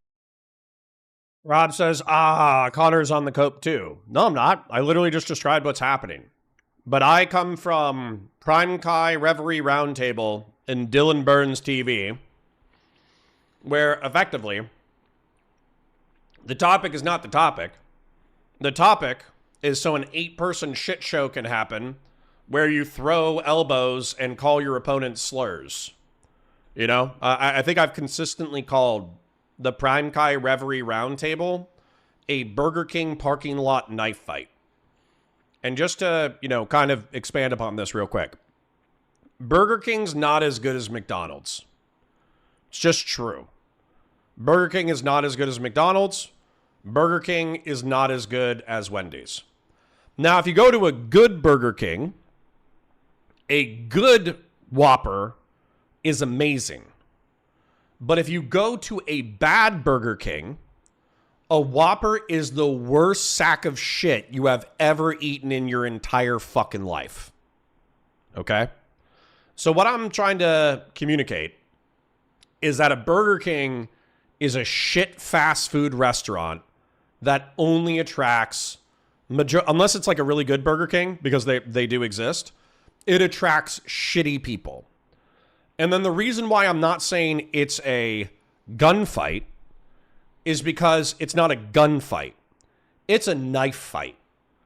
It doesn't happen where somebody gets blasted and then the fight's over. No. People have blades and they're cutting each other's hands and they're slipping on the blood and they're trying to kill the other person, but it is taking an incredibly long, bloody, screaming, terrifying amount of time to kill each other. Okay? And so as a result, if Prime Kai's Reverie Roundtable is metaphorically the equivalent of a Burger King parking lot knife fight, and Twitch and YouTube Politics, a mainstay debate panel show, is exactly that, then anything above the quality of a Burger King parking lot knife fight is an improvement. So having 2 Juris Doctorates arguing about whether or not the Supreme Court packing is a good thing, and then one Juris Doctorate saying, fuck you, I don't even care to contend with your linearized argument because I think you're a bad faith piece of shit who just wants partisan political power. Therefore, I'm going to argue that you're a bad faith piece of shit who just wants partisan political power. Destiny tier rambling non-analogy. Nameless henchman, you always say something funny and mean that I find charming, and then you say something so mean and condescending and shitty, I feel like banning you. So the only reason why you're getting 24 hours is because you were a funny cunt earlier today. Now you're just being a cunt. So if you don't enjoy the content, don't watch it. This applies to veterans. This applies to Oilers. This applies to chippers. This applies to regular viewers. I truly don't give a fuck anymore. As long as I'm able to pay my bills, I don't give a shit. So if you like the content, stick around. If you don't like the content, don't stick around. See you tomorrow, you fucking cunt. How's that? All right. Anyways. So having 2 Juris Doctorates talk shit to each other about whether or not one of them is such a partisan hack that he will justify anything in order to achieve and maintain power, and another person saying, fuck you, contend with the debate prompt, this is clearly a step up from a Burger King parking lot knife fight. All right, let's continue. about my your logical argument syllogism, Pisco. I'm Wait, no, defending my country from your party's tyranny. So you don't want to debate the proposition. Pisco, you I want don't to give a shit about the proposition. about the proposition. What I'm telling you, Pisco, is that your party is advocating for rampant tyranny, and you won't even disavow it, Pisco. I don't you don't think even have the courtesy to disavow it because you support it. If you wanted to come and debate a particular, if you wanted to come, if you wanted to come to debate a particular plan, you should have told the debate organizers that's what you wanted to debate. Expanding to 13 within expanding the court, Pisco? Is that within the proposition? It's a subset. It's a subset, but it's not the only. It is a subset, but it's not the only. only. And is it a subset that you personally support? It's one of many measures that I would support. And is it a subset that's supported by the Democratic Party? Some, but not all. So then defend your position, Pisco. Defend your position. Why don't we just take this hypothetical the easier position that your party's not taking? Well, the whole defend your position. It's all it's all hypothetical, right? Pisco, so I'm going to propose. So I'm going to propose. So I would be okay with a 2-person court pack. That's a position that I've expressed before. I wouldn't be. I think that the additional 2 with Ro Khanna, that is enough for mild deterrence. But why don't we just not get into that more complicated factor and just look at something? Why? Because Pisco. Recently, you went on and you said, we can talk about 13, which I support. That's a quote from you.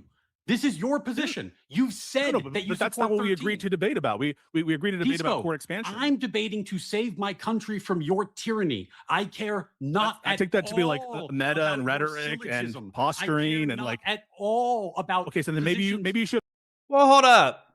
Somebody says something critical of the United States, but I straight up am okay with it. So, who is it? Dominic Gaeta.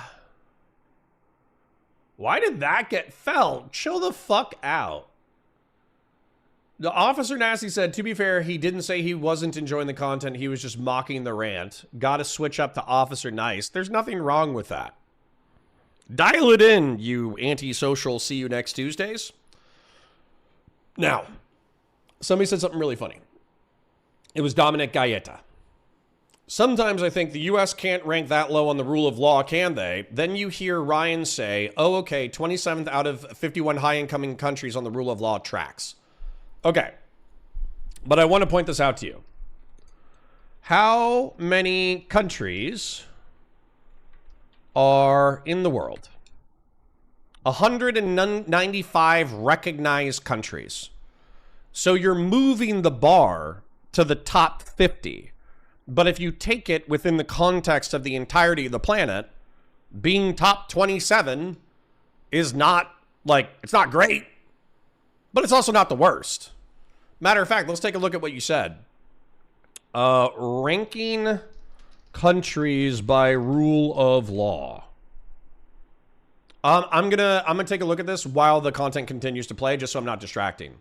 Horse God, thank you for the $5 chip. Just quick reminder, we are running a goal. We got about 30 minutes left. I do have a few donations today. We had a pretty lucrative week last week, so I'm not complaining at all. But quick shill, like the stream, share it with your friends, engage with chat, super chats if you got in memberships, you got in my parasocial love you. Thank you for being here. Horse God, thank you for the $5. Next to the Democrats, we'll add Puerto Rico, and MAGA will be forced to engage in tit for tat and add Little St. James. Damn. Nice pedo joke. Should have just done a speech and instead of like doing a debate. I mean, that's a speech. I am here to alert people to the vast danger that your party is posing. You weren't here to debate. You're not here to debate. Unchecked danger that your party is posing. Are you here to debate or not? Here's the deal. You won't even debate the position you hold. You won't debate the position your party holds.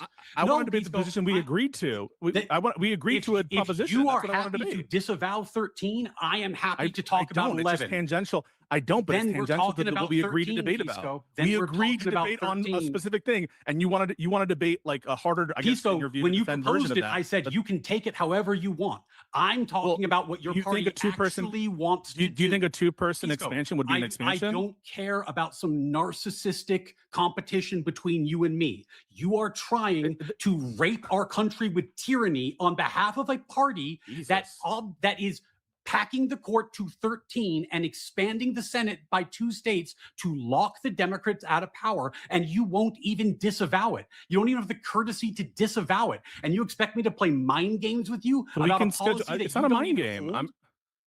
I'm trying to actually focus us on the thing that we Pisco, agreed to talk I don't about. care what you are trying to focus on, Pisco. You support 13. Defend it. Defend it. Like we can schedule a debate on 13. All and right. I'm happy to do that with you right now. Quit, all right. Quit. So let's. But this is what that's I'm not, here That's to just talk not what about, we're here to Pisco. debate. It's what I'm you're here not- to talk about. So are you here? Are you you're gonna, not here are to you gonna defend? condemn it? Well, Are no. you We can going schedule to condemn it, We can Pisco? schedule a debate for the Pisco, 13 are if you you want. going to condemn it or not? No, I Okay. no. I would support then it. You're It's just talking about 13, and I'm going to talk about 13. No, that's not a proposition. Every step of the way. That's not what we agreed Pisco, to debate about. I don't care. You don't care about our the agreement on the prompt. debate? I don't care about the agreement. I care about the future of my country and saving it from the tyranny So you should have that had you a want speech to then. impose. That's what So I care about. Are you Pisco. conceding the proposition then? Pisco, Are you conceding the I proposition? don't care about the proposition at all. I care about the fact that you are Well, I care about advocating it. for open tyranny, and You you don't care care about more about some mind game thing we're here to competition debate between about. the two of us. You care more about some narcissistic debate prompt. I care than about you what do we about the agreed to future of the debate country. about. Well, then, if you care about the future of the country, You just said you and don't care think about that. 13 is good, then you should be able to defend 13. I can. We can schedule Okay, that if you want. 13, go didn't- defend it. Wait. No. But we Defend it. scheduled a debate. The debate that I came here. Frustration with this is that I think that it should be, for the sake, creators have to balance a variety of things all at the same time. And that, of course, is actually debating the prompt. I just pinned this message, Fellrunner, thank you.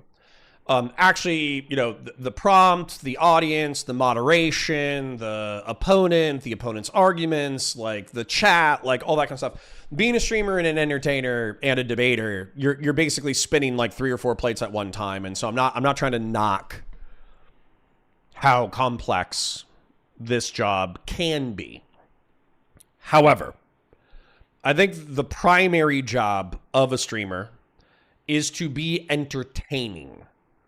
And part of what I don't find entertaining is when two debaters or arguers, I heard that the other day. I think it was FD Signifier. FD Signifier said that Twitch and YouTube political debate people aren't debate people, they're arguers. Because with debaters, there's form and structure, and there's, points and subpoints and evidence and categories and fallacies. Whereas on Twitch and YouTube political debate scene, it's not the Twitch and YouTube political debate scene, it's the Twitch and YouTube political argument scene. And while incredibly condescending, I did think that was funny. And so, within that framework, part of what's not entertaining to me is hearing the same arguments over and over and over again, regardless of whether or not the articulator adheres to them or not. Right? So, even if Ryan says, I don't give a fuck about your opinions, I don't give a fuck about your opinions on court packing, I only care about the fact that you are a partisan hack who wants to pack the courts in order to deny the Republicans political power for as long as you possibly can. And therefore, I think your argument of the debate prompt and your linearization of the argumentation is bad faith. So fuck you. I'm okay with that. But when Pisco says, let's argue about, the subcomponents of my argument, it's not entertaining to hear, fuck you, fuck you, fuck you, fuck you, fuck you, fuck you, right? At some point, as a viewer, I want you guys to move into the next topic because I've already heard this argument. So I'm going to give them another 2 minutes, I suppose, in order to move into like a subtopic or a related topic or the actual argumentation or something. But effectively, if I don't hear a move forward, I will fast forward 5 or 10 minutes because I do not think that's entertaining. So anyways. To use an analogy, this debate only pleases chaos. Correct! Who said this? Who said this beautiful phrase? Vazraka said it. Thank you, Vazraka. You're one of my favorites. Fellrunner for 5 says, I argue with Josiah and Pisco unpacking and feel like I appreciate their argumentation, and I think it's worth trying with a wise plan and off-ramp. Well, thank you for the 5, King. I appreciate you. Anyways, back to it. To actually have with you is the debate about what we agree to debate Pisco, about. That's what I think we Pisco, should do. no, I do not care about that at all. You don't agree I about the can't- agreement we had to debate this Not thing? at all. Not when you are advocating for tyrannical control of the country under That's one just party rhetoric, rule. Ryan. Well, Ryan, that's just rhetoric. It's okay? your position, Pisco, and I don't you want the won't meta. defend it. I just want the actual debate. If 13 is not tyranny, defend it. If 13 is not I tyranny, will. defend it, Pisco. We can schedule a debate on the 13th. Oh, I just thought we were here. we could schedule it later, Pisco? Yeah. Oh, we would that be can if you nice? want. Yeah, defend it. Or you could concede the proposition and Pisco, we can talk about the 13 right we now. talk about the 13 right now. I don't care about the proposition. Go, defend it. Pisco, I don't care about the proposition. Well, Defend the 13. I do want to clarify if I should consider that a concession on this specific I am proposition. happy to talk about whatever. concede? Sure, I concede. Pisco, talk about You 13. concede. Okay. Go. So you concede the Democrats are justified in court expansion. No, Just to be I clear. obviously think that's bullshit. Okay, then why are you lying? Wait, no, stop. Wait a second. Why are you lying and saying that you concede when you don't actually concede? Because my personal integrity matters less to me than the future of my country. Do you lie when it's convenient? You are open to tyrannizing the country, and you won't Do you lie even when it's defend your convenient? proposition. Do you lie when it's convenient? Would I lie to defend my country from tyranny? Yes. Would you? But in the context of this debate, you're lying because it's convenient. You won't for even to do. defend the proposition the position you hold. So if I don't would, but I think want to debate the Pisco- thing we agreed to. Well, Pisco, I don't give a shit about that. Defend 13. Go. That's what the Democrats are proposing. I'm Defend not it. going to move to a different proposition until we get like a finality on the. We actual have thing we finality. agreed to. Go. But no, we don't. You had a fake concession, and by your own terms, Yes, a lie. it is to obviously. concede. I mean, I'm obviously lying when I concede. Go. Continue. Yeah, no, 13, but go. I don't want a fake concession. I want an actual resolution. of the Okay, thing we just Pisco. came to debate about. Well, you're not going to get it. 13. Defend it. Wait a second. We had an agreement. You and I, we had Pisco. an agreement about what to debate about. Hey, Pisco. And now you're just if going you back. had the opportunity to break an agreement to stop Donald Trump from doing for the false slate of electors, would Depends you have on the broken that agreement? Depends on the agreement. Okay. Well, what you're proposing, you're not even sure about that? Okay. Depends on the agreement. You're not even sure that you would. I think you've described that as authoritarian, fascist, all kinds of things. Yeah, you would depends break on an the with agreement. All that. Would you break an agreement with me about? Depends on it. Would you break an agreement with me about a debate prompt? It depends on the nature of what's at stake, but like this This is pretty low stakes, consequences. Pisco. The consequence. Yeah, that's why it makes no sense to lie about it, right? Like it's real not quick, that whether this before- debate happens or not, the thing's gonna happen. You know. Pisco, real quick, I'm getting a Yeah. lot of asking if you could just lower your mic slightly. Oh, sure. I'll try to do that. Here's Appreciate the issue, Pisco. Yeah. What your party is proposing, I view as worse than anything they have accused Trump of doing.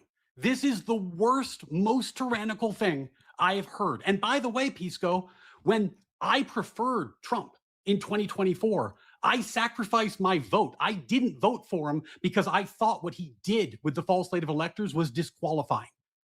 You, on the other hand, are openly advocating for this tyranny. You're openly advocating for it, and you don't even have the balls to defend it. You don't even have the balls. No, what you you can't want say to that, do, Ryan, because Pisco, I am willing to defend that. So But defend I it. also want to. No, I do want to. I No. am willing to defend it, and I just told you we can schedule a debate for that specific thing. But this is the lawyer's banality. This is What? let me point to this little technicality, and hopefully you won't see that what we're planning to do is It's lock not a the Republicans out of technicality. power. Ryan, it's not Ryan. It's not a technicality. It's what Pisco, do you favor locking the so- Republicans out of power? So that's not a technicality. What Pisco, you're do you referencing, favor So locking the it's not Republicans a out of tech- power? It's not a technicality. It's Pisco, whether we- do it's- you favor it's- locking the Republicans out of power? It's not a technicality. I know. That's also where I agree with what Kingslayer Damocles just said for 5. 13 expansion is within the prompt. Pisco is just trying to get into an easier topic for him to defend, him trying to schedule later as a concession. Well, and that's why for me, like the 13, obviously I'm doing like 5 things at once. But if Ryan Mullally is saying, do you agree that you should back 13, Supreme Court, seats in order to give Democrats a majority, and he doesn't want to jump into the linearized argument that's clearly within the prompt? Because obviously nobody objects to expansion of the court solely on thinking that expansion is bad. They're arguing to partisan expansion of the court. So this is an opportunity for Pisco to have an off-ramp and get back to the conversation and get back to the prompt. But because he wants to, they're wrestlers, right? There's multiple ways to fight your boys during a sparring match, okay? And I'll tell you the way that I like to do it. I like to have 3 beers, then I like to fist fight at 60%, and then when we wrestle, I like to go 80 to 90% in order to win with 3 beers in my system. Then there's people who they don't drink at all because they want to win, because they want to be an MMA champion. And then they exclusively go for Brazilian Jiu-Jitsu, technical fucking holds and submissions so they can win the argument. But when you're trying to have fun as a creator, and when you're trying to make fun content for your audience, in my opinion, what's going to be more entertaining is going to be a subjective judgment. I happen to think that getting 3 beers in your system, metaphorically, fist fighting your friends at 60% power, and then wrestling at 80% power is fun for the wrestlers. It's fun for the fist fight. It's fun for the audience. I think it's fucking great all around. Doing a hyper-technical Brazilian Jiu-Jitsu submission match can be an incredibly fucking boring piece of entertainment, metaphorically and literally, unless you are super into Brazilian Jiu-Jitsu. And so the way that I'm looking at this is Ryan Mullally. He probably didn't drink 3 beers, but instead of trying to do Brazilian Jiu-Jitsu submission holds and going to the ground with Pisco, instead he's staying on his feet and throwing wild punches. So yeah, it's entertaining enough to watch. It's just probably not the most technically competent wrestling match I've ever seen. Now, who is this? I always get the PFP blocked, but I want to thank them because they donated a pretty penny. It's Rifleman with the 20. Thank you, King. If Ryan wanted to argue Democrats bad, he should have pushed that for the prompt instead. So now we have to have witness to Ryan hysterically freaking out. Yeah, sure. But once again, once you go to my 3 beers fist fighting match analogy, it's not that big of a deal for me to enjoy a drunken fist fight, right? Anyways, thank you for the super chats, Kings. I appreciate you. So I want to address what you just said. You said that I'm doing something like do you unfair. favor locking? Yeah, so I'm not going to get moved out of derail, power. Right? Like you're just doing rhetoric. You're just doing rhetoric right now. It's not helping. Yes or I'm no? trying to defend myself. So we had an agreement. I'm not going to get like ask me sandbagged by you on a different proposition. Do I favor locking the Democrats out of power? No. I don't. Yeah, no. You're so virtuous and you're wonderful. And that's tyrannical. We're all here to just virtue signal. That's what you're doing right now. It's a very easy question, Pisco. It shouldn't be that hard. Yeah, I'm a great you're a great person, except you lie about trivial like question whether you favor locking the Republicans out of power. It's tangential. I don't want to get a derail. You can't favor. I want to debate. You can't answer that question. No, I have an answer, but I just don't want to derail. Do you understand that? How about this? Do you think we should live in a world where people in California and New York? Any numbers within the prompt, Pisco defend 10,000 member expansion or you lose? Fuck, we're not this stupid, are we? Rob, I think you're stupid for thinking that we're stupid. I already had this conversation with Pisco and with Josiah. And what they said is that a runaway court pack where every 4 years they alternate between a conservative and democratic Supreme Court pack is preferable to them than the status quo when maintaining balance. Because their argumentation is that let's say the Democrats get into power and they say they pack 4. So now there's a 1-seat majority for Democrats. And then let's say the Republicans get in and they pack 1 or 2. So they pack 2, so they have a majority. And then let's say the Democrats get in and they pack 2. Well, eventually you end up at a 10,000 person Supreme Court. Might take a few millennia, but we'll get there. But Pisco and Josiah both bit down on that hypothetical because they said that they would prefer to have a 2-seat pack every 4 years or every time partisan power changed hands, because at least half the time they would be getting what they wanted out of the Supreme Court.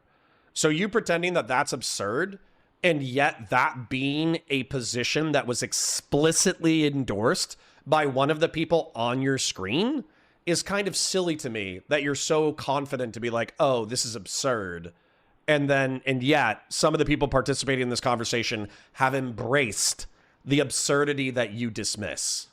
So, take the tampon out of your fucking pussy and chill the fuck out. And to be clear, I will try to do the same. I will try to take the tampon out of my metaphorical pussy.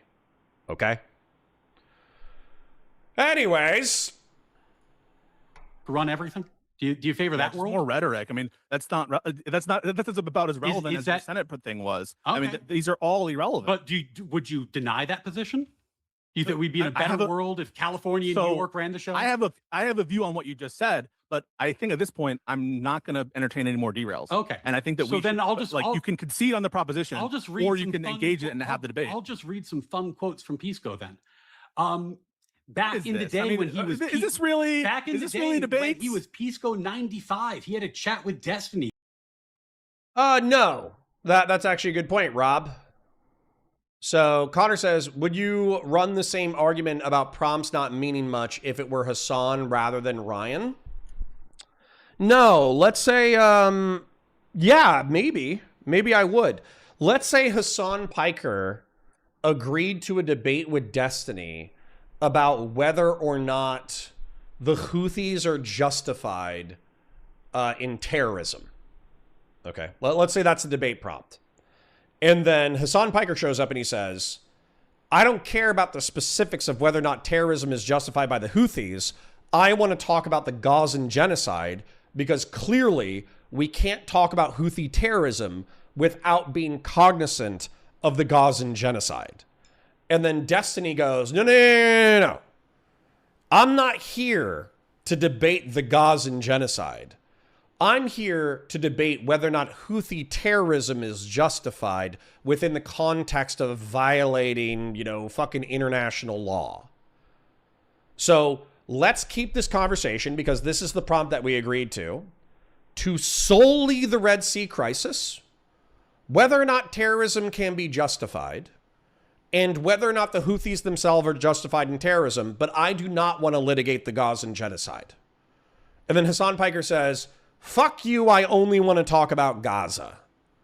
Now, I'm not going to ding Hasan for bringing up Gaza as a contextual piece of his argumentation, but the same way that I dinged Ryan by saying, hey, you made your point. You think Pisco is a bad faith interlocutor. Therefore, regardless of the validity of his sub-arguments, you still think it happens within the context of him being a partisan hack. We understand this, so let's move on to your next series of arguments. That's what I criticized Ryan for.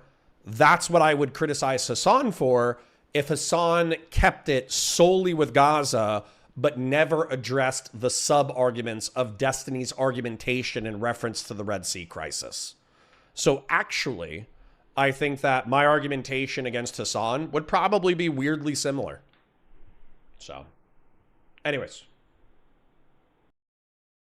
He called The Problems with Packing the Supreme Court, discussion with law student, Pisco 95. And at the 30-minute mark, he said, don't you think we live in a better world if California's running the show and New York are running the show? Isn't that a better plan? Isn't that a better world? You can go look it up for yourself. Here's another conversation that Pisco recently had. He went on the Brad Palumbo show with actual Justice Warrior Sean, and he was asked about the ratchet issue. Characters and personalities. The ratchet issue, Pisco, which is a premise. You're attacking my character. A premise in your debate. Opinions. Hey, this is a premise in your argument, Pisco. This is a premise in your argument. Sean. Which premise is that? Can you actually tell me which? That there will not be a cascade of consequences. Yeah, go for it. Brad brought up the ratchet effect, and Pisco said, quote, What you present as the negative, in reference to the ratchet effect, that is to say, the ratchet, the back and forth, that's a virtue. Okay, well, Rob says it's not directly analogous. Okay. Okay. But I hate to inform you guys that this is Twitch and YouTube politics. So it's effectively autistic spurgs throwing elbows at each other for hours at a time. So if you're not into that, then you're probably not into the content in general. So Conserve says when a third party is hosting the debate, you are not only disrespecting the audience by disrespecting the prompt, you're disrespecting the conversation the host is trying to facilitate. I agree with that. I agree with that. 100%. I think the reason why I agree with that 100% is because modern day debate is trying to put on a good show, but they're also trying to bring a level of formalization to the Twitch and YouTube political space. And by Ryan saying, fuck you, I don't care about the prompt, I care, weirdly enough, I care less about how that affects Pisco. Because I think Pisco participates in this space and he could make an entertaining show out of anything. I do care and think it's bad form and think it's rude to disrespect the attempt at formalization done by modern day debate. I think you got me. Yeah. I need to use the restroom. I'll be right back. And Brad Palumbo then you didn't understand clarified, that then. Quote, You didn't understand it. That's a virtue. And you said, I quote, No, I it can is a explain virtue. why it's a- I'm not done yeah. reading the quote yet, Pisco. Yeah. And Brad continued, quote, when it leads to the point that we have 100 members of the Supreme Court, and you said, I'll tell you why. And then Brad said, and it becomes a joke, and presidents will just disregard its rulings eventually. Would we be in a better or worse place? And you said, you might be befuddled by it, but it's a virtue. You said it was a virtue. So you're not. Brad you're not said understanding. So we have 100-member Supreme Court and people. Moderator, can I explain the quote? I mean, if we're gonna do this kind of sandbagging, I mean, I will attack by surprise, and you're just gonna talk over when I'm trying to explain it. So you, first of all, I shouldn't even entertain this derail. It has nothing to do with the proposition, but because you're attacking my character relentlessly, that quote is indexed to the nature of the norm violation. And what I'm referencing isn't that I want the Supreme Court to be functionless, rudderless, and not have any rule of law respected or anything like that. What I'm saying was virtuous is the fact that a constitutional violation or sorry, a norm violation is available to both sides. That symmetry is virtuous with respect to the norm violation. So the fact that Mitch McConnell's whole Senate play in terms of blocking people in this given context was more specific, more granular, more unique to the circumstances of that situation, I said was less virtuous because it wasn't available to the other side to respond in kind. That's the nature in which I said it was virtuous in comparing the norm violation, not the result that you're talking about of apocalyptic times, which of course I don't agree to or sign on as particularly likely. Okay, go ahead and unmute Ryan. When someone asks the mod to intervene to give their little piece, I'm just going to give them about a minute or so, maybe a minute and a half, and then I'll mute the other party so we can stay on the rails. I would invite the audience to consider Pisco's explanation, and then I'll just read the end of that quote again and see if that checks out for you. Brad said, when it leads to the point that we have 100 members of the Supreme Court, Pisco said, I'll tell you why. Brad said, and it becomes a joke, and presidents will just disregard its rulings eventually. Would we be in a better or worse place? And Pisco said, you might be befuddled by it, but it is a virtue. No, I wasn't saying it's virtuous to disobey the Supreme Court. What I was referencing was the notion of oscillation being available as a remedy to either side. In assessing the scope of the constitutional norm violation, I was saying that availability on only one side is less virtuous. The fact that there's equal parity and symmetry, that's a virtuous aspect of the if we're comparing norm violations. He said 100 members of the Supreme Court, and it's a joke that gets disregarded, and you said it's a virtue. Ryan, I'm telling you right now that's not what I meant. And I'm telling the audience that they should disregard you because you are putting a so I didn't know my character was an issue in this debate over tyranny. So you don't want to debate the proposition. You want to debate whether I'm a good. Okay. I'm gonna fast forward 10 minutes and see if they're still talking about tyranny. Was that court packing, Pisco? Yeah, no. Well, prior to that, it was a given that you would get a fair shake about your credentials. Yeah, I don't He view got- that as irregular. He got denied, Pisco, not for his credentials. He got denied for his views on the law, because he was an originalist. Why is that not I don't view irregular? that. Yeah, so I take irregular to be a violation of established norm.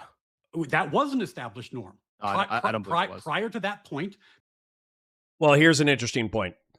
Deckard says, Connor, I respect your take, but this might be a needed lesson for modern day debates. I've seen multiple debates of theirs get derailed or ruined on their platform with bad prompts. They need to learn how to demand clarity if they want clean debates.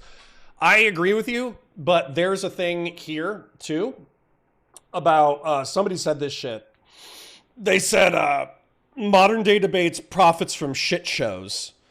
And so they want to give the air of linearity and clear prompts in formalized debate, but they don't want to specifically prohibit every shit show debate because oftentimes shit shows are the ones that are most talked about.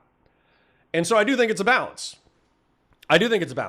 If you want to have, there was this show, Socrates, Cipher Report, and another girl who was a Native American who hosted the debate. They did formalized debates and they followed Ivy League style debate rules where effectively they would enforce responsiveness. Your response to the opposite team must specifically address what the other team said, or they will force you to answer again. And then also, there was a prohibition of the word you. You were not allowed to say the word you. And it was beautiful. And the reason why it was so beautiful, and as soon as you notice this, I'm probably going to ruin Twitch and YouTube politics for a healthy chunk of people who watch this today, okay? Whenever somebody says you, what they end up doing is they end up representing the argumentation of their opponents, oftentimes very poorly. And sometimes it's on purpose, and sometimes it's because the other person is fucking stupid. Like the person who is saying the word you is stupid as fuck. So sometimes it's on purpose, sometimes it's not.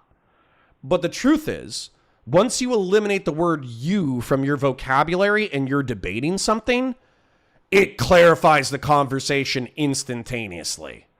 Because rather than representing what the opposing side is saying, you have to contend with what the other side is saying. And it's kind of fucking beautiful. What do you mean? Yeah, I know. That's cute. That's cute. But anyways, there is another point to be made right there, is that show lasted for 6 months. They did a shit ton of fucking decent quality debates, but they were all very dry. And then they stopped doing it because it wasn't profitable. Whereas what is profitable? Shit flinging, fist fights, throwing elbows.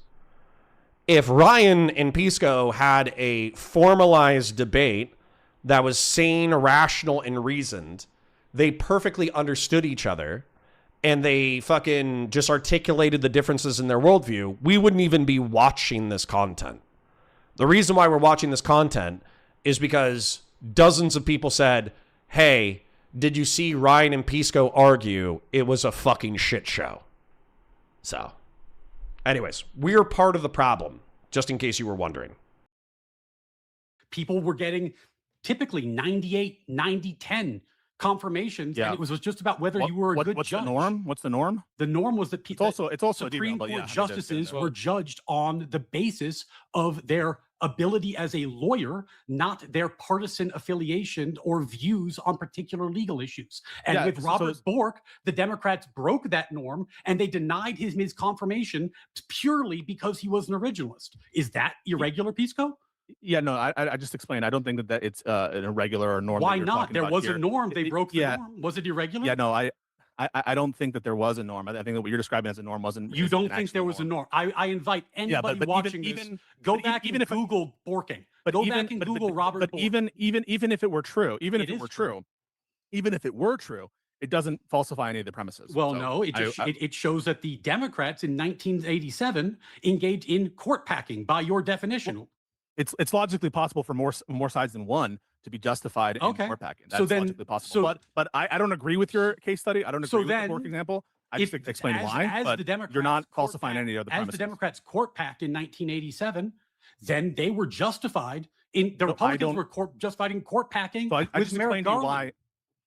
So I just explained to you why it wasn't a violation of a norm. It also didn't change the composition of the court. It did. It didn't. It did not. It did. We didn't. No, we did not get an originalist court. Instead, we got Justice Kennedy, and Justice Kennedy gave us the wonder of substantive due process and the Obergefell decision.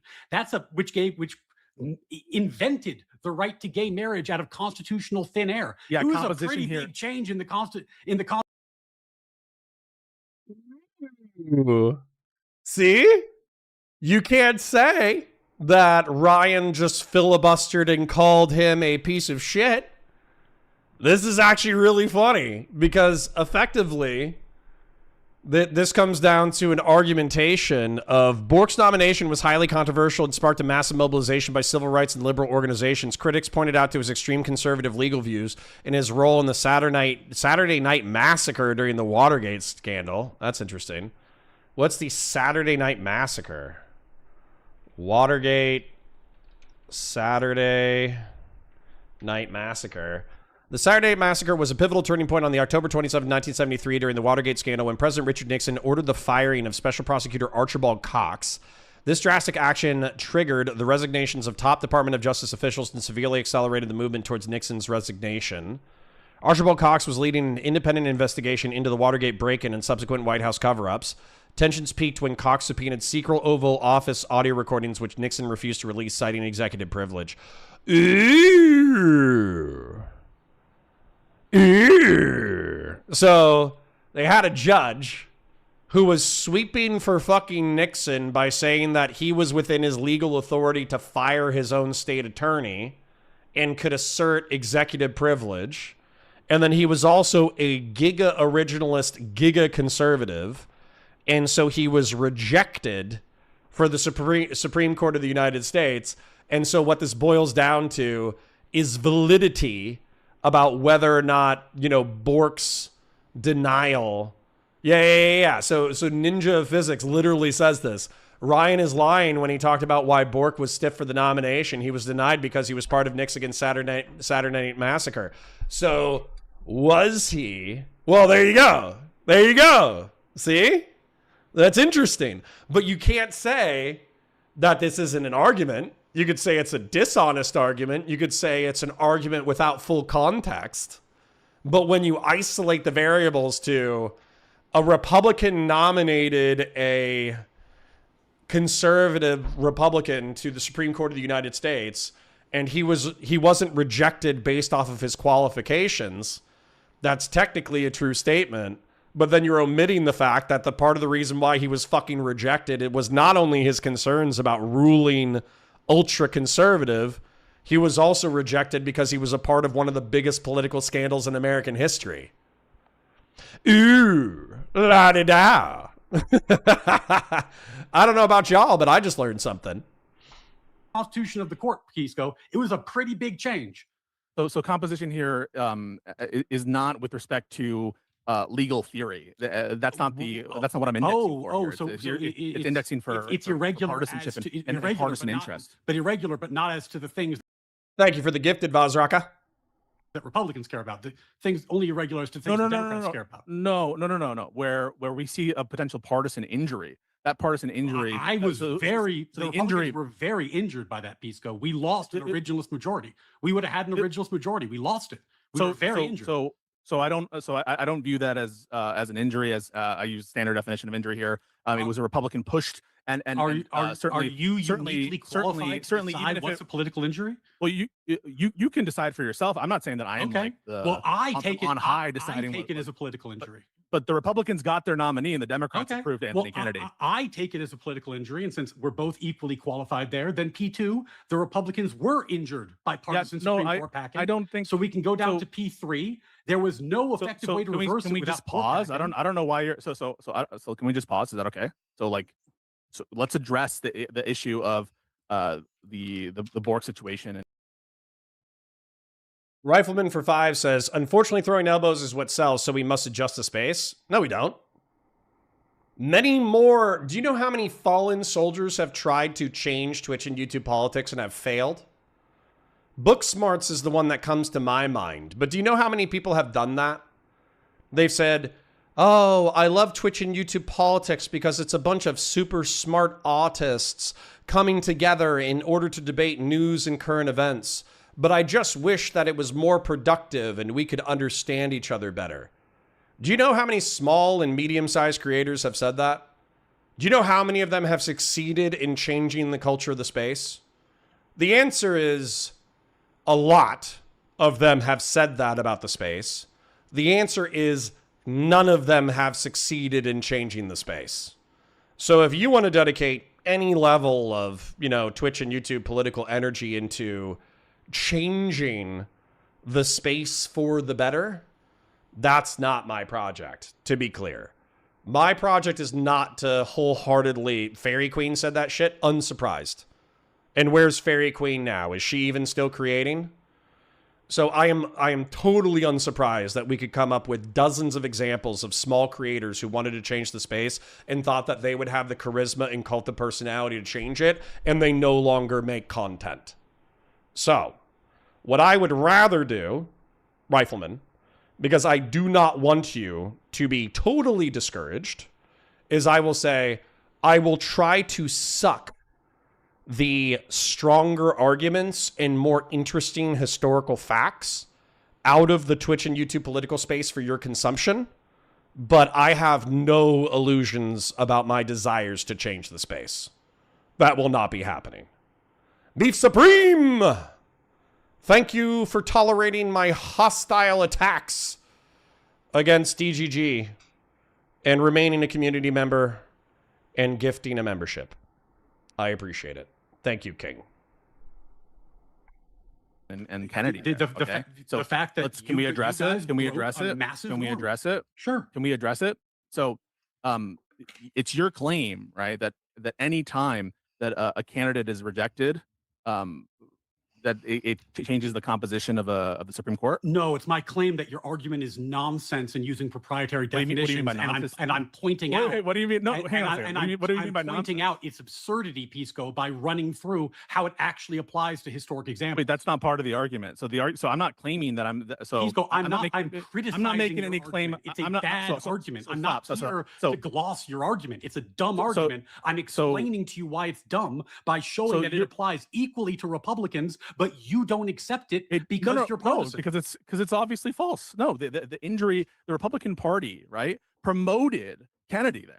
And the Republican Party wanted Kennedy. We did not want Kennedy. No injurious. We did not want Kennedy. We wanted Bork. We thought Kennedy was all we could get because the Democrats had shown for the first time in modern history that they were going to put blatant politics into the judicial nomination process. It's desperation. So to be clear, I don't know what you're saying that like court packing has an objective true meaning. I don't really care about your semantic perspectives. That's not part of the argument to the extent that you disagree with a definition or whatever. That's a stupid thing to even raise. So wait, let me finish. You don't think these terms have objective definitions? What do you mean by objective definition? Well, you're going to get to like if objective, true platonic forms of words. If the terms can't be defined, Pisco, how can we use your argument? No, hang on. I'm not saying that wait. I'm defining the terms. You understand what I mean? Well, right? you gave me a definition, and I used it to show that it. Do you not understand? Do you understand what I said when I defined court packing? Did you understand my words? Yeah, you said it was irregular, and the Bork thing was definitely irregular. You want to give the definition again, Pisco? Go ahead. Yeah, for sure. No, but like you understood when we were talking about irregular. Irregular was mapping on to some constitutional norm, and there was a norm. There was a norm not to hold justices accountable to their particular politics or their particular judicial philosophies, but to judge them on their ability to be a legal mind. I don't know what the evidence is for that norm. I don't know what the evidence is for that norm. It's a even putting that aside, well-established historic fact that anyone can look up, Pisco. And I invite the audience to look Judges up are not Robert just Bork's at the- nomination to see if Pisco, a lawyer, should be aware of one of the seminal events judges in are US not- history I'm on aware- the topic we yeah. came here to debate, which he suddenly has no knowledge of. So I'm not saying that I have no knowledge about being borked. I'm in fact giving you. So then what reasons was why. Wait, let what me was let the me norm prior to let me Bork? let me finish. Let me finish what I'm saying. What was the norm then, the, Pisco? the evidence that I have that it wasn't a norm is that judges have been questioned on their integrity, on crimes. There have been judges who've resigned because of accusations. This is I think Fontes, Abe Fontes, and about others. crimes? Yeah, about their personal crimes lives. they I mean, committed. this is, but not just that, improprieties, things like that. So these are all relevant considerations, as well as Bork was involved in the Saturday Night Massacre, and you might have a different view on that about. Pisco called it out. Pisco called it out. Nice. Good for you, bro. Like obviously I'm stuck between these two creators, so I want to continue to interact with both of them, but I am happy that Pisco called it out. Now, First T News says, as a sewing circle Christian, I would appreciate Lessler's targeting immutable characteristics, but I'm all for insults and shouting. I'm sorry, First T News. I'm sorry that you came to my channel and for whatever reason decided that this was content that you wanted to consistently engage with. This is like, so obviously, I think one of my biggest problems with quote unquote community growth is the fact that the second that anybody annoys me too much, I basically ban them. I also think another problem is that conservatarians are oftentimes very nice people.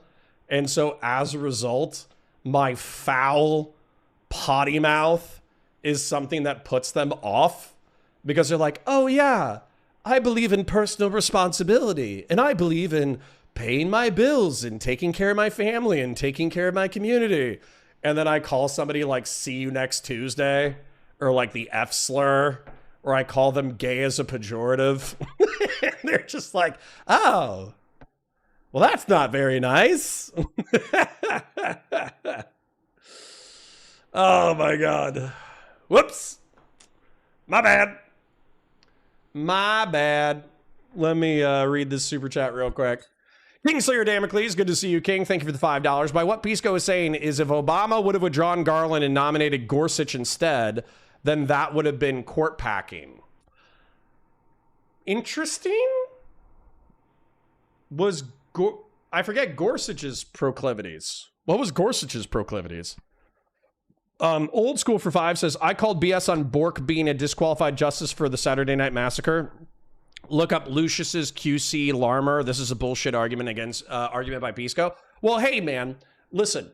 What my chat has been bullying me consistently towards is more substantive conversations rather than personal drama slop. So, for instance, like a lot of veterans have complained that they have not enjoyed the past week's worth of content. So you can't tell me that we're not moving towards something more substantive. We're literally talking about Watergate, the Saturday Night Massacre, the nomination process for Justice Bork, who up until now, if you told me, have you ever heard about Bork? I would have assumed it was like Gork and Mindy, like it was a 1970s fucking comedy show about an alien, right? And then not just that, while the complaint was that Ryan slowed down the argument substantially in the beginning in order to argue that Pisco was effectively a partisan hack who should be discounted in its entirety. We fast forwarded a little bit and we at least got something in contention that's historically interesting. So, you know, all of the veterans who were complaining about non-substantial sex life bullshit, I hope you're having an amazing time because this is what you said you loved. Whether or not the Saturday Night Massacre was like a big deal, given your view on like the immunity decision or whatever. But I think that's, are you saying that it would be norm violating to consider his role in the Saturday Night Massacre? I'm saying, Pisco, that the Democrats, led by Joe Biden, tore him apart and their express concerns was that he was too conservative, too originalist, in favor of overturning Roe v. Wade, and that if you let him on the court, there would be a quote unquote, there would be an enormous number of back alley abortions, Pisco. This is judging a judge on how they are going to rule on a particular case, on a particular issue of constitutional law. And it was not the norm that judges were held to that standard prior to Bork. Do you have an example of any judge who was? Yeah, I mean, that's just silly. I mean, do you have an example of any judge who was held to that standard before? Yes. Every president who's ever nominated a justice does so, at least in part, for partisan reasons. That's not what I said. Repeat what I said. Yes. So there is no norm. Repeat what I said. Yeah. So there is no norm that that partisan results don't factor into the political branch and the determination of who's fit to be a Supreme Court justice. I mean, that's always considered. Obviously, it is. That's not what I said. Do you understand the argument I'm making, Pisco? Can you steelman it? You know, maybe you should say it again. Okay. That prior to Bork, there was a norm that judges were not to be judged on. Bell Runner, are you still in chat? Please tell me, and I'll be looking for you in chat. Partisan issues about how they will decide particular legal outcomes. It was improper to Pisco. Google it. This is well-known fact. You went to law school, brother. You went to law school, brother. What's the evidence that it was a norm against considering that the results? Can you name one instance? You said you have evidence prior to this. So, for example, Roosevelt's determinations as who he would nominate for Supreme Court, this would be Justice Jackson among others, was in virtue of his thought process that they would uphold his New Deal regulations. Yeah, that's an example. Say hi to Josiah for me. The issue, Pisco, there, which is a funny example for you to bring up Roosevelt. What's Roosevelt really famous for trying to do? Yeah, I mean, he had a failed court pack. He had a failed court pack, Pisco. So yeah, I think that dude might have tried to put justices on the court expressly not just him, bro. Not just him, bro. To change the Constitution. Not just him, bro. Now, not just him, bro. Don't be naive, Ryan. Don't be naive. Come on. Here's why all this matters. Most people, most sane and normal people, understand that court packing does not relate to the advice and consent function of the Senate. Everyone, like the Senate has denied confirmations many times. I think I don't know the exact number. It's something like 35 times. How court packing is defined in the argument. That's just how court packing is defined in the argument. Yes, and you're just how court packing is defined in the argument. Using a proprietary term, Pisco. It's not proprietary. I'm making, Pisco. I have academic. If you could let me finish my point, Pisco. The point that I'm making is that there have been at least 35 times. Mid-Dramatic says, I'll have you know I thoroughly enjoy both the debate shit shows and the sex scandals. Well, welcome aboard, Mid-Dramatic. We need more people like you. Here you go. Yeah, Conserve says, I like drama and serious stuff. I'm kind of a Renaissance man. Patriarch says, this is not substantive or serious in any way, shape, or form. That's bullshit, Patriarch. Having two Juris Doctorates argue about court packing, the first 20 minutes be effectively one of them accusing the other one of being a partisan hack, not actually interested in the systems of the underlying argumentation. Getting past that, and then actually getting into Ryan bringing up a 1980s Supreme Court nomination that was blocked by Congress, and then having conservatives argue this was blocked by Congress not because of the justices' involvement in a political scandal covering up for the Nixon administration, but because they argued he was too conservative and therefore would reverse popular liberal and progressive Supreme Court nominations, and then him ultimately being blocked either way. That's interesting. That's substantive. I truly, somebody said Gork is from Warhammer 40K. Mork is from Mork and Mindy. I truly had no idea who the fuck Gork was. Okay, or fucking Bork. I didn't know who Bork was. I probably heard the name Bork in reference to Reagan once in 1997 because when I was like 9 or 10 years old, a Republican was bitching about how they thought it was unfair. So the last time I heard the name Supreme Court nominee Bork was when I was 9 years old and I'm almost 40. 30 years have passed since I heard the term Supreme Court nominee Bork. So yes, this might not be substantive wherever you hail from in the trenches of Ukraine, but where I come from, this would be considered quite substantive. Old School with the Five says Lamar authored Mississippi's Ordinance of Secession in 1860. He was an ex-Confederate who was still confirmed to the Supreme Court of the United States. Oh, shit. Oh, so you're saying that if Lamar was confirmed, then Bork should have been. Interesting. Lamar's a black name, don't you think? He'd just be Borking it. Yes. See? And now we turned the name Bork into a masturbation joke. This is perfect. This is exactly what I wanted to do today. I wanted to wake up and I wanted to spend 5 hours with 50 to 150 political autists turning Supreme Court nominee names into masturbation jokes. When I woke up, this is what I wanted to do today. So, just borking it, man. Just borking it so hard.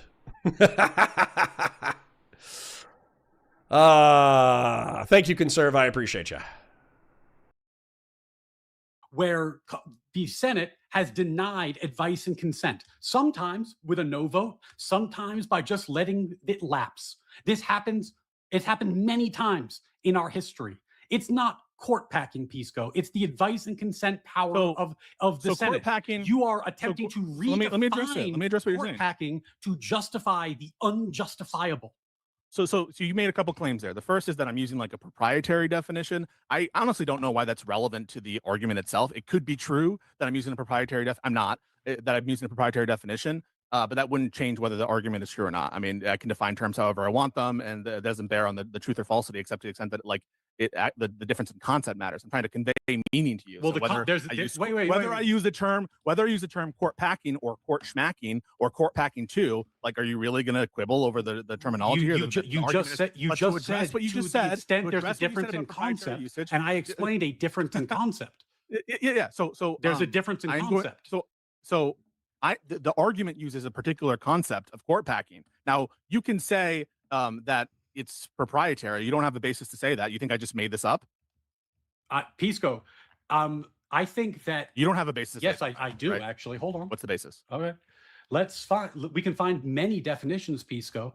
Let's. No, I'm looking at my notes. If my definition appears in the literature, would you say it's proprietary?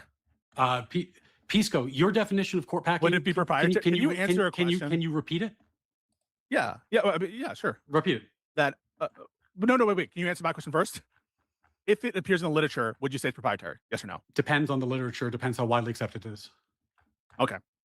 So court packing is a change in the composition of the court, which is irregular and actively driven.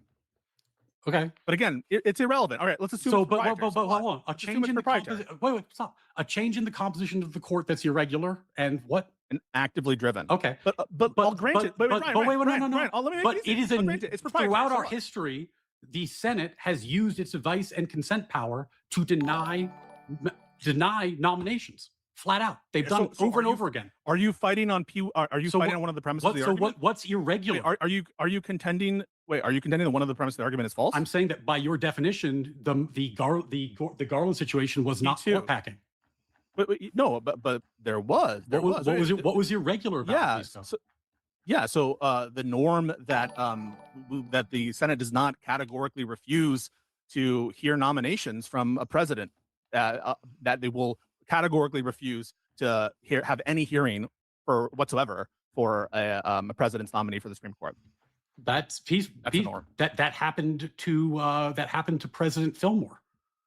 Okay, no, but there was a norm established. Okay, there have been court packs in history as well, legislative court packs. Yeah, so it's on all fours. It's on all fours. But you see, there used to be violations. You see how this goes. Just because there used to be violations doesn't mean that there isn't a norm established. When the Republicans complain about a norm violation, not court packing in Pisco's mind, the Borg stuff, not court packing. But when the Democrats complain about a norm violation, court packing.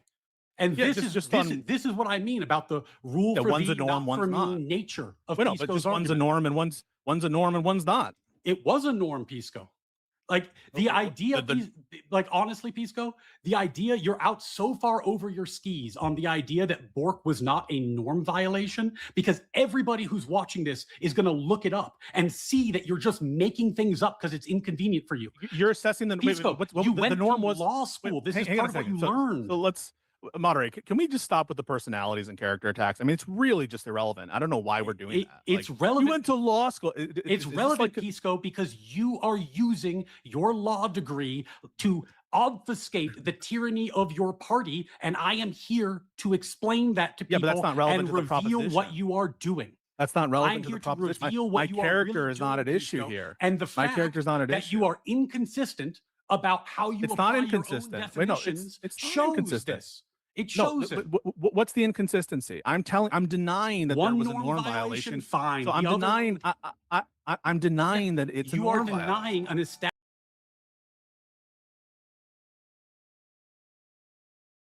Sorry, muted, professional streamer. So I wanted to pull something up in reference to borking. Please pass mod, maybe, please. Did Fellrunner come back? Because, Fellrunner, wherever you are, Doobie can be banned from the Discord because you guys can't play nice. Or whatever the fuck. And he's just, I asked him if he could just chill out for a few weeks or a month and just let you guys fucking mauled, and we'll figure it out later, because I think being president of Discord is not a priority. However, Doobie is saying you perma'd him from one of the communities, from one of the chats. And that's money in my pocket. So as we previously established, Doobie gives me $333 per month, averaged over 6 months. So if you want to start giving me $300 a month, which I doubt you do, then please unban Doobie from the chat. Okay? Is that your goal? I can confirm you have succeeded at least minimally. What? Pulling serious things out of silly things? Yes, that's I don't know if that's what you're referencing, but yes. So, anyways, I wanted to make an additional borking joke, but I feel like this joke requires some context. So, Darktide is a first-person shooter video game that can be best analogized as the zombie cooperative shooter game Left 4 Dead, set in the Warhammer 40,000 setting. They released an expansion pack that basically made them, release police officers, the police officers in the setting. And so there's quite a famous scene within the Warhammer 40K setting where I'm not saying you don't consistently super chat me. I'm just saying Doobie gives a lot of money to argue with me. No, I'm saying this with the utmost parasocial love. Okay? So, he's not my biggest whale. Grassroots Hegemon is my biggest whale. Doobie just gives money. And let's be real, 80% of his super chats are about Israel-Palestine. So if Doobie wants to give me $250 a month in order to argue with me about Israel-Palestine, then I think that's fine. Anyways, the point is, there's quite a famous scene within a cinematic where a space cop from the Warhammer 40,000 setting is talking shit to the civilian population and the gangers that are in his community. Now, somebody took that scene and they dubbed it, and I think that the dub is relevant to the way that I'm trying to communicate with Twitch and YouTube politics. So with that context given, please listen and or watch to the following 25-second comedic snippet. At everyone, please do not announce to the server when you are going to go masturbate.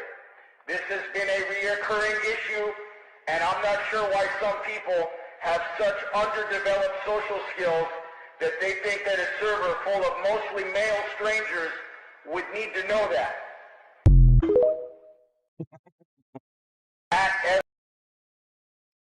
One more time for comedic release. At everyone, please do not announce to the server when you are going to go masturbate. This has been a reoccurring issue, and I'm not sure why some people have such underdeveloped social skills that they think that a server full of mostly male strangers would need to know that.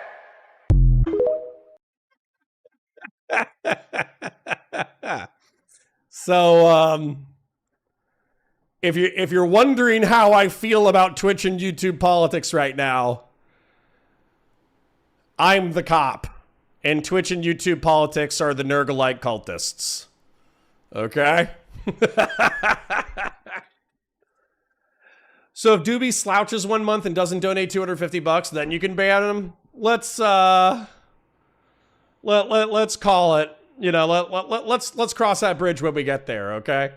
Alley Cat says, ew, y'all do that? No! But Twitch and YouTube politics is still gross, Alley Cat. They're still gross. And they still tell us a lot of gross things that we don't need to know. Anyways. Established historic fact that everyone in the audience is going to look up and realize that you're wrong about. So we can move on, Pisco. It's humiliating enough to leave it there. Let's go. Wait a second. I just want to say I didn't say anything there just because that's kind of, it's a statement of fact. I get it. It's a little tongue in cheek, but I mean it's not super inappropriate. So I'm gonna just kind of ask. You mean about like you're a lawyer? You're lying to everyone. You want the just the you're a lawyer statement part, the accusing you of lying thing. I mean, he's saying that I'm abusing my professional credentials to destroy the country. And I don't see how that's which you are doing. Yeah. Okay. I mean, that's all well and good for you to claim that. I disagree, obviously, but that's not what we're here to debate. We're here to debate the actual issue. And I'm not inconsistent in my application. I think one was a norm and one was not a norm. Okay, and that's my explanation. And the other one, the other thing, Pisco, how about this? The composition. Let me finish this. Okay, go ahead. Let me finish this. And the other thing that it fails on is it didn't actually change the composition with respect to the partisan makeup. Here, the Republicans got a nominee through. They got Anthony Kennedy through. Now, you might not think that he was the ideal candidate, but in terms of composition, that's not what we're talking about. It absolutely changed the composition of the court. It took away the originalist majority. It preserved Roe v. Wade. It gave us the manufactured right to gay marriage out of thin air. It pretty badly changed the composition, Pisco. But yes, I think we've done enough. You're not contending with the arguments, notions of injury. I've done enough on that point. Let's move on to my broader critique, which is why do only your side get to define what self-defense is? I don't know what you mean by that. Well, my argument. I feel, in my heart of heart, Piscos, I feel very injured by the prospect of the court packing that the Democrats are about to do. I think there's going to be injurious court packing. I think there will be no way to reverse it without court packing of my own. I think that packing the Supreme Court to 4 more frothing at the mouth conservatives would just be, it wouldn't overshoot beyond mild deterrence. And I think there's no reason to expect a severe consequence cascade because we're going to lock your asses out of power and you'll never win an election again. And I feel very injured by this plan that you have, Pisco. Are the Republicans justified in packing the court right now? Yeah, no, my argument doesn't turn on That's my argument, Pisco. It's my argument. What's the argument? My argument is that you can do self-defense preemptively. You don't have to wait for somebody to hit you. So since you guys are planning a 13-seat court pack, the Republicans should do it tomorrow. They should get out ahead of you. Wait, do you actually take the position? Pisco. Or do you take that position or not? It depends. Are you guys? So what do you mean? Are you guys serious about packing to 13 and packing the Senate? Wait, so I don't understand. Are you serious or not? Well, so let's take a break and do some history. I've been wait. Is that your position or is it not your position? The whole time why can't you answer the question? I've been begging people to de-escalate. Begging people to more rhetoric. De-escalate politically. Nah, I think this is relevant. I know you guys think that I'm sweeping for Ryan. I understand that. You sweep for my libs in chat. Start sweeping for Pisco. I'll sweep a little bit for Ryan, okay? So, Pisco, apparently, on other streams has articulated that he wants to add DC and Puerto Rico as states with the explicit outcome of effectively adding 4 Democrat-leaning seats to the Senate. Now, that's not going to happen, so I'm not too worried about it. But at the same time, the obvious impetus there is I want partisan control of our republic. Not through elections, but through every means at my disposal. And so Ryan saying, hey, you've said this in other places, so I don't take you at your word that you just want to do this on some kind of fucking fairness principle, is, don't you ever tell me to sweep for Pisco. Okay. Okay, my bad. But I think that's an okay point. I think it's relevant. Very clearly, if we're debating whether or not we should pack the Supreme Court to 13 and a Democratic majority, then it's relevant. Is this in the name of fairness or is this in the name of partisan victory? And if it's in the name of partisan victory, then why don't I descend to your political level? Of course, the Republicans are bad, Trump's bad, blah, blah, blah, blah, blah, blah, blah, blah, blah. But why wouldn't Ryan Mullally simply descend to the level of your partisan hackery and just say, oh, well, you have no problems with packing the court in order to get a partisan supremacy? Well, we have partisan supremacy right now, but I want to make it more difficult for you to achieve, partisan supremacy in the future. So I'm actually just going to fucking rape the Supreme Court right now. Now, Beaver Bryan says define fairness. I think if we isolate it into the sole context of this this injury of Mitch McConnell stealing a Supreme Court seat by not hearing a valid nomination during the term of a president, then the Democrats should get, like, even during a Republican term, they should get one additional nomination. So let's say that we were all actually people who followed kindergarten levels of like fairness and reciprocity. And Marco Rubio wins the presidency or whatever. And let's say that Justice Thomas retires, dies, or is impeached and removed from office. And then rather than appointing a moderate Democrat to maintain the 6-3 majority of the Republicans, instead, Marco Rubio says, I am interested in stabilizing the Republic of the United States. I think that what Mitch McConnell did in 2016 was wrong. And therefore, I am actually going to nominate a moderate Democrat to the court because that would have been the composition of the court had Mitch McConnell not done something immoral and unethical. That if we lived in a truly just and fair society, I think that's what would happen. Unfortunately, I think partisan politics has like absolutely fucking annihilated any virtues or ethics that we could even pretend to have. And so as a result, the chances of that happening to me are like less than 1%. Like probably like infinitesimally small. 0.0001%. You know how in the Infinity War timeline or whatever, the Avengers only win in 1 out of 14 million timelines? There is only 1 in 14 million timelines where President Marco Rubio nominates a moderate Democrat Supreme Court justice because it's the right thing to do. So, anyways. But what I'm seeing today is that a colleague, a lawyer, can't even say More that he bombast, more disavows bluster. the positions that would lead to abject tyranny. So if you can't disavow those positions, Pisco, Embarrassing, if bro. the Democrats can't disavow those positions, why shouldn't the Republicans pack the court in advance? Do you take the view or not? If you guys are said, serious, then yes. It's Wait, an if. If you're if the Democrats are serious but about it's your position that I am serious, right? if the Democrats are serious, it's your position that I am serious, right? You That's don't what this whole Conserve says, one additional nomination doesn't correct the imbalance. That's simple math. To undo the wrong, you need 2 positions. I don't understand this. Okay, so I'm sorry. Can I do a mind map real quick? because people have articulated this multiple times, and yet I still do not understand, and I consider myself a relatively intelligent person. So let's say that this is Obama. Thanks, Obama. And let's say that this is Trump 1 and these are their terms.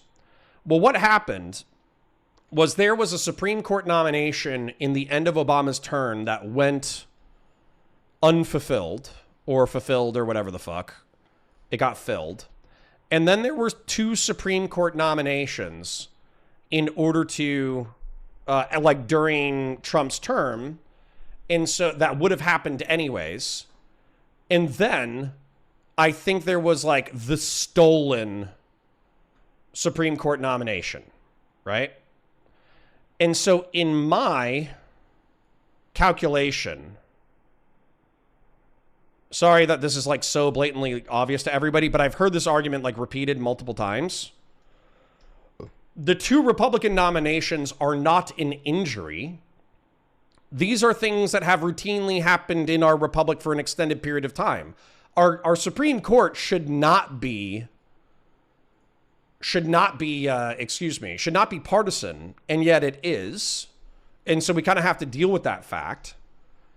And so the injury to the Democratic Party is that they lost a Democratic seat.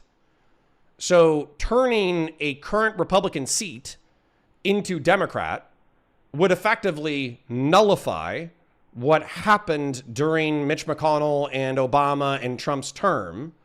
So how does the Republicans giving you a seat that they otherwise would have won legally, morally, whatever the fuck, I don't understand. Like, I truly do not understand it. Like, I do not understand it at all. So Rob says, where do Republicans get any right to say a political party shouldn't be moderated by political power? I don't think Republicans are saying that at all. I think as a person who identifies with Republican ideology and philosophy, I'm saying the Republicans did something fucked up, and in an ideally moral society, they would amend their fuck up.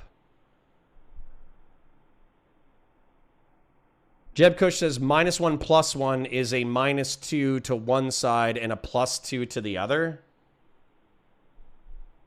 What? What the fuck does... That's not even... What? Jeb, you're saying that so confidently, and yet I'm even more confused. 1 Supreme Court seat plus a negative Supreme Court seat plus a negative Supreme Court seat equals the current... Well, hold on. No. Let me do the entirety of the math. So what were we at? Were we at like 5-4 or some shit? What was the makeup of the Supreme Court prior... Was it Scalise? Death. Prior to Scalise's death.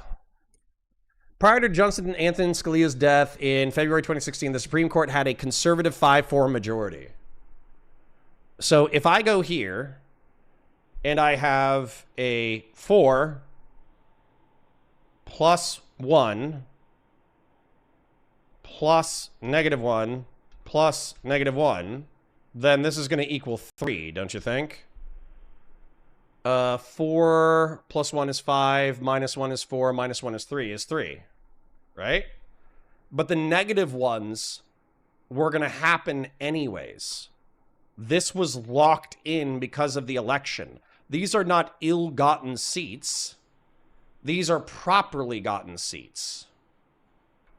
So, since the actual math here from ill-gotten to positively gotten was 4 minus 1 plus -1. Well, hold on. Yeah. Since it was actually -1 plus -1 plus -1. You know what I'm saying? I'm mixing up pluses and minuses, but you know how plus negative is the same thing. So what it would have been without the, or what it was actually, excuse me. Oh, goddamn. Now I am confused. 4 minus 1 is 3. Oh, because those were conservative seats. I understand now. But the conservative seats replace conservative seats. So once again, what's the fucking problem?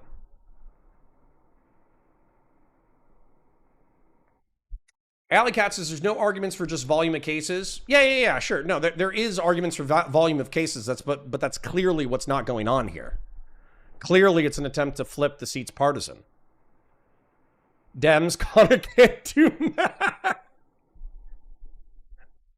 Connor, you're trying to understand your political opposition, but why would you try when Democrats are incapable of doing math? Come on. Come on. Come on. I'm trying to understand my opponents. That's funny. If you're upset people want to add Puerto Rico and DC because of how they vote, then grab a tissue. Where was this energy when Trump talked about Canada or Greenland as a 51st state? I'm not a MAGA Republican, tag up. When he was talking about adding Canada or adding Greenland, that clearly should be done on a volunteer basis. Jesus Christ. Did you expect me to just be like, oh no, when Republicans do it, it's good? Like, dude, what are you new? Are you new? Connor, they've denied an appointment in the last year to get a seat. Then they also undid their 1 year before an election, no new confirmation norm to get another seat at the end of this term. They denied another appointment? What? I'm not even going to save that because now I'm even further confused. I will literally start up the content again. But hold on. When was the last Supreme Court nomination? That was back in 2022. And it was Ketanji Brown. What are we talking about? All right, anyways, y'all are confusing the shit out of me and I'm fucking up the flow. So I'm going back to the content. The levers of power, so it's the Democrats that matter here. If the Democrats are so then what was serious this whole about thing locking the Republicans out of power, then so yes, your whole the justification for Republicans lying to me would be Wait, justified in doing first. This is so funny. So your whole justification for lying about self-admittedly lying about the debate proposition, what you're willing to debate, what you care about, your whole defense of this and like going into personalities, attacking my character, saying all these different positions that are obviously tangential was because if you don't, like, the country's going to be destroyed. Then I'm like, well, you whole thing is that like I'm destroying the country, and you're like, oh well, you don't matter because like you're not important. So like, what was this whole thing about like you bringing up my character and lying to me? Like if I don't matter, then why did that Pisco, if thing the Democrats come through? Are willing to pack the court and lock the Republicans. Oh, got you. Okay. Somebody says this might be the missing calculation that I'm looking for. If the 1 year rule should be true, then Barrett gets in, but Gorsuch doesn't. I understand. Because Mitch McConnell made up a rule in order to bar the nomination of a Supreme Court nominee and then abandon the rule when it wasn't convenient. Therefore, if he had continued to follow the rule, then not only would it, but then that doesn't make sense because then the one that got moved from Obama to Trump doesn't make sense. Hold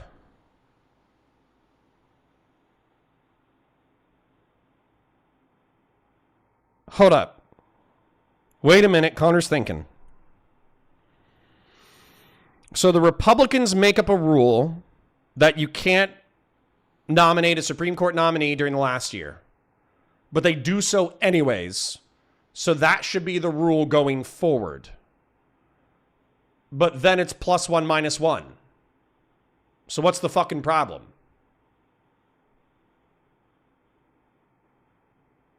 I understand that they violate. Never mind. I'm probably confusing you as much as I'm confusing myself. Out of power, then the Republicans are justified in doing it. Do you doubt that?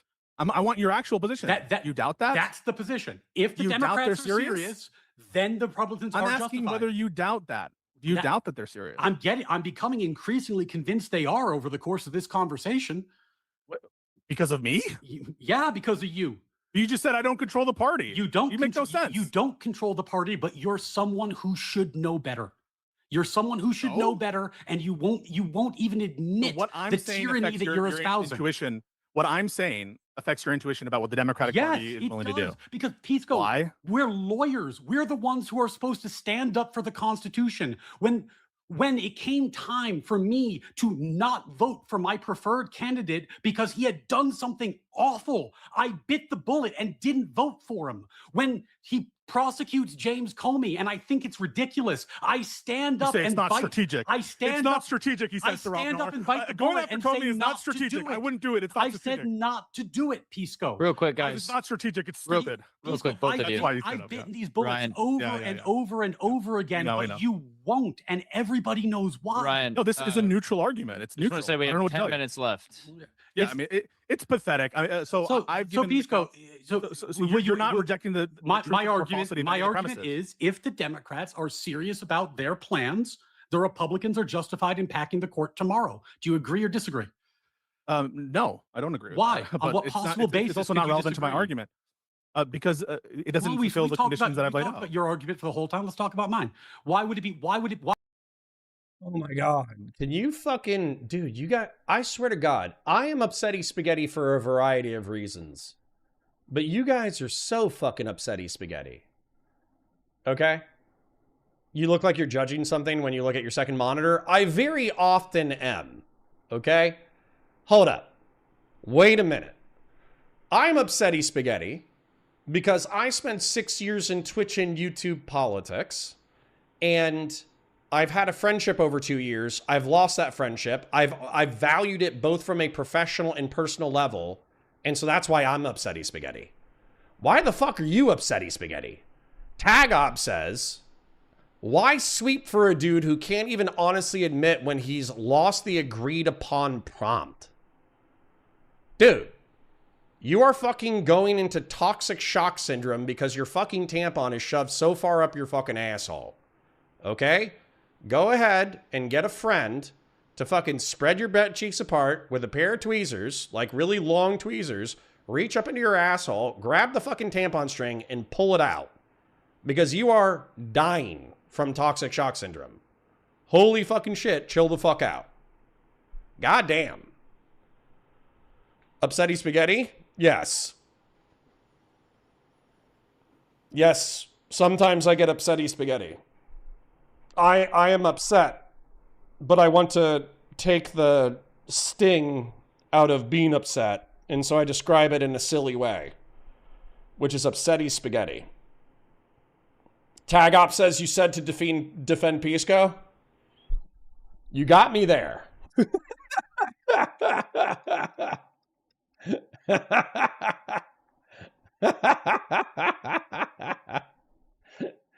This is my energy right now. You got me there.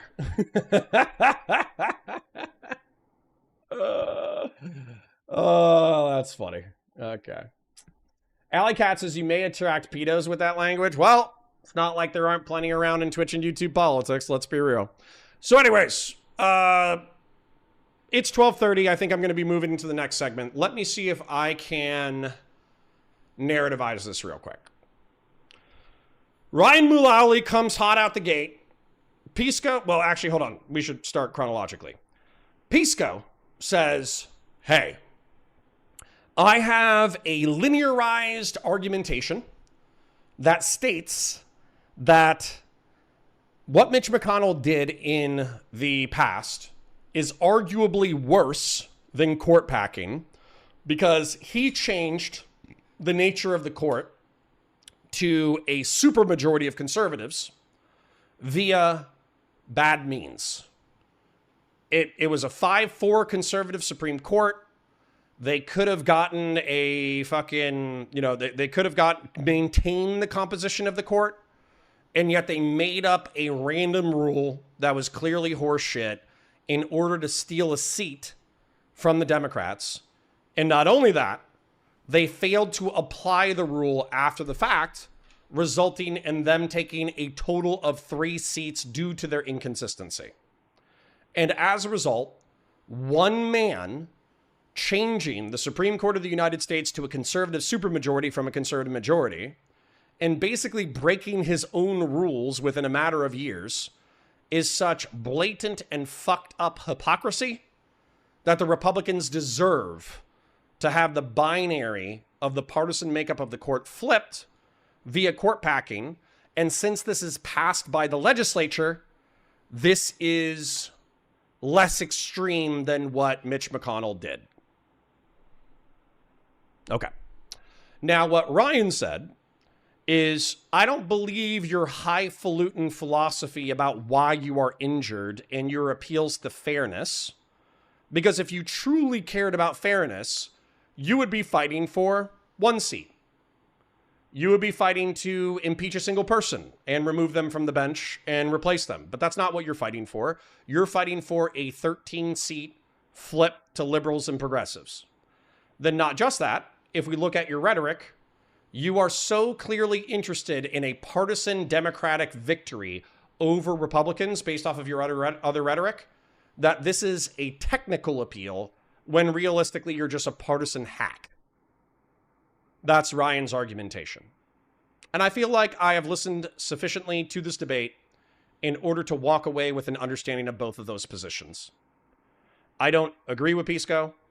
I would want to, in an ideal world, I would want President Marco Rubio to give the Democrats a seat in order to heal their injury. In an ideal world, I would like for Gavin Newsom to simply impeach Justice Thomas and Scalise or whatever. Not Scalise. Scalise is dead. Thomas. And then there was another person that was accused of corruption. If he can impeach and remove from the bench some truly corrupt human beings and replace them with Democrats, I would view that as part of the system.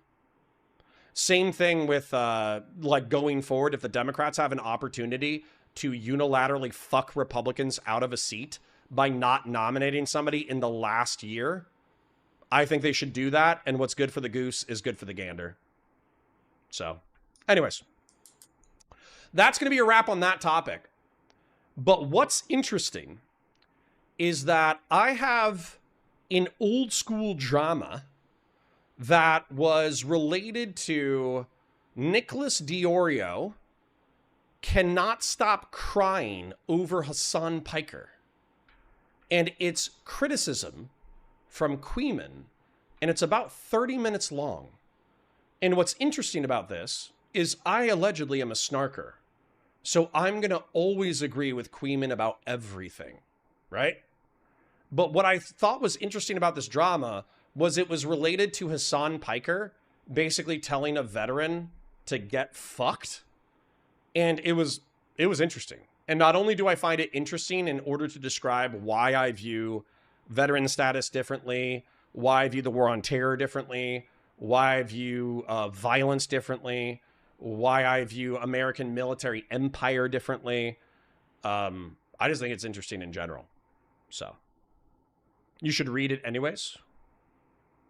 No, my mind map. You should read it anyways. Maybe. Did you DM it to me on Discord? So anyways, I figured that while this would be a commentary slop, why are you so disappointed, Patriarch? What do you want? Would a Milo Stewart segment make you feel better? Would a William Spaniel segment what would make you feel better, Patriarch? Let's all take a moment out of our day in order to cuddle the sad, existentially drooping head of Patriarch. What would make you feel better, buddy? Do you want to watch like a do you want to watch how nuclear submarines are built?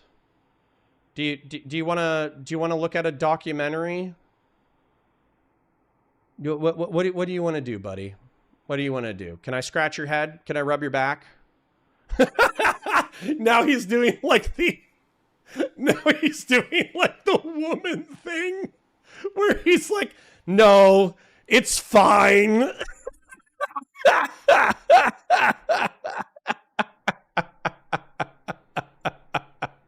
All right, well, you said it's fine. Yeah. First T says, cover Kuihman or I'll spam red faces. Okay, Patriarch says, I just want you to know I'm judging you. Well, I'm gonna be defending the honor of American military empire, which supports the country of Ukraine, a nation state that you are interested in continuing to perpetuate. And then, I'm going to be criticizing far leftists. So, turning stream into autism daycare. Was it ever not autism daycare? Can we be real? Was Twitch and YouTube political streaming ever not autism daycare? Okay. All right. Anyways, let me pull up some music real quick. Play it for a minute while I get some water, because I'm gonna want to do, and this is kind of relevant too because Hasan Piker got banned from the United Kingdom. So Hasan Piker getting banned for having spicy news. The ungrateful backstabbing from Europors is crazy. God, you guys are so mean. Tag Up for 10 says, Pisco is willing to debate Ryan on this later and he might win on it, but he refused to debate the prompt, which is an L. We agree to argue why is the sky blue, and I argue about booty supremacy. I lose. Okay. I mean, if you argue about big booty supremacy, I think you win because you're arguing about big booty supremacy, but it is what it is. Alley Cat says, are tickle fights after Orange Smile snacks? Yes, we can engage in that for our autist daycare. He didn't get banned from the UK? Okay. He's prevented from traveling to the UK by visa. For now. Okay? Is that sufficiently nuanced for you? Just randomly happened upon it. All right, let me rewind my Hutch segment / Kuihman segment / Hasan Piker segment, and let me find some music. God, you guys are goofs. You guys are silly. You guys are silly. All right. Let me see. Ooh, I found some truly ancient divorced music. Oh, kind of want to do that. I think I'm going to do it. Here we go.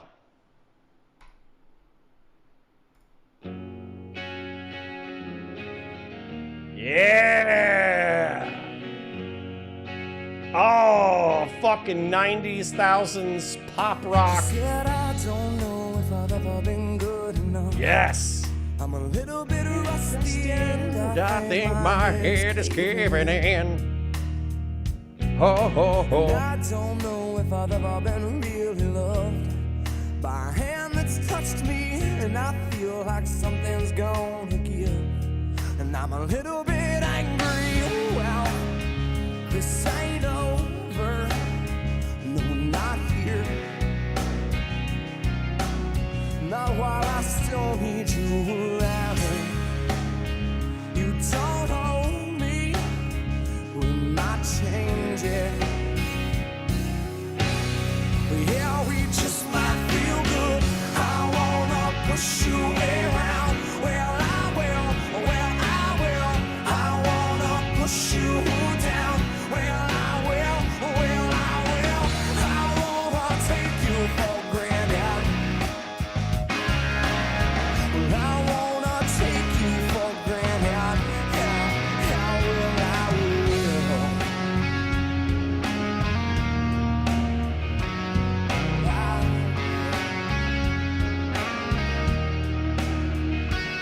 She said, I don't know why you ever would lie to me.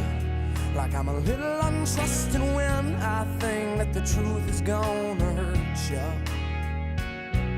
And I don't know why you couldn't just stay with me. You couldn't stand to be near me when my face don't seem to wanna shine. Cause it's a little bit dirty. Oh, well, don't just stand there. Say nice things to me. Cause I've been cheated.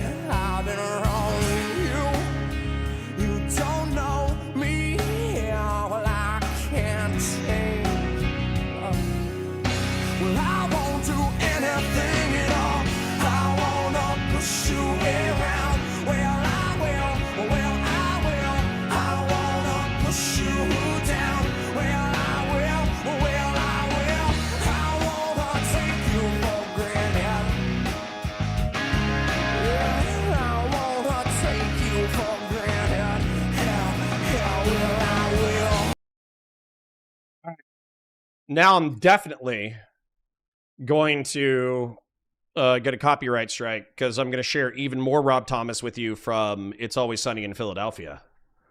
So Fellrunner for 5 says, it's not doobie bucks, but my money carries the full weight of the Imperial West processed by the bourgeoisie from the tears of the proletariat. That is beautifully said. Thank you. All right, so hold on. I got to show you Rob Thomas terrorizing Dennis from It's Always Sunny in Philadelphia from like season 3 of It's Always Sunny in Philadelphia. It's a wildly forgotten episode that I think is fucking hysterical. And then after that, we'll get into the content.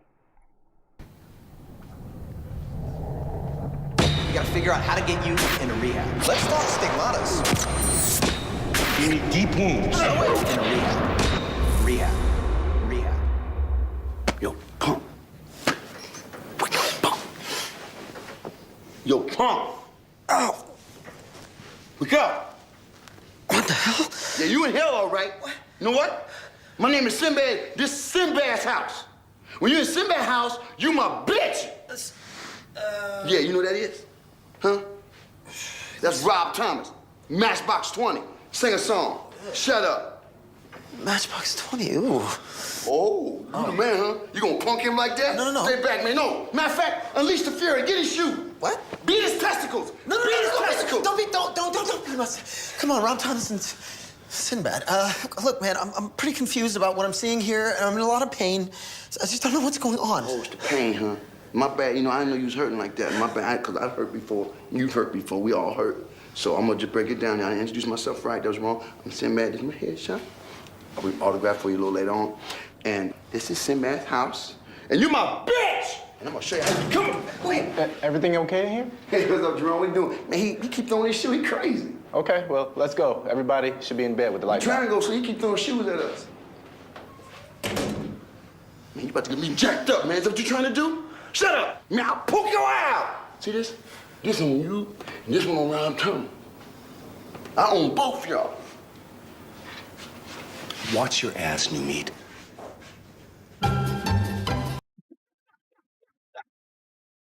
Dude, I love Rob Thomas being like a schizo fucking, you know, random like inmate or whatever, and he looks like he's Sinbad's bitch, and then he fucking gets real close to Dennis. He's like, watch your ass, new meat. It's fucking awesome. Classic 1000s Brand new humor. song. So, anyways, let's do this. And let's do this. Let's do a little intro. It should be fun. It should be fun. Basically, we're going to be talking about war. And we're going to be talking about veterans and suicide and homicide and geopolitical conflict and lefties being maybe on average smarter than conservatives, but on the whole, still having an incredible amount of Dunning-Kruger and being wildly ignorant of current events and violence. It should be fun. So let me go ahead and make sure that the video quality is sufficient in order to be okay. And let's do a little intro and get cracking. Hi guys, welcome to Counterpoints. My name's Connor. I'm a science fiction, politics, and philosophy nerd, a Marine Corps and law enforcement veteran. I would argue a real Republican, and I'm trying to be a rhino. I'm trying to be a Republican who is honest, has integrity, nuance, and objectives. And I got a little bit of content for you today. So recently, Hasan Piker got in trouble. He was trying to travel to the United Kingdom in order to give a speech. There were media outlets, conservative media outlets in the United Kingdom, who said that if you are going to ban ban right-wingers from traveling to the United Kingdom, then Hasan Piker has said vile, cruel, and evil shit that is fucked up enough that he should be likewise banned from the country. And what actually happened is they revoked his visa. For now, he's not allowed to travel to the United Kingdom, which I think is funny.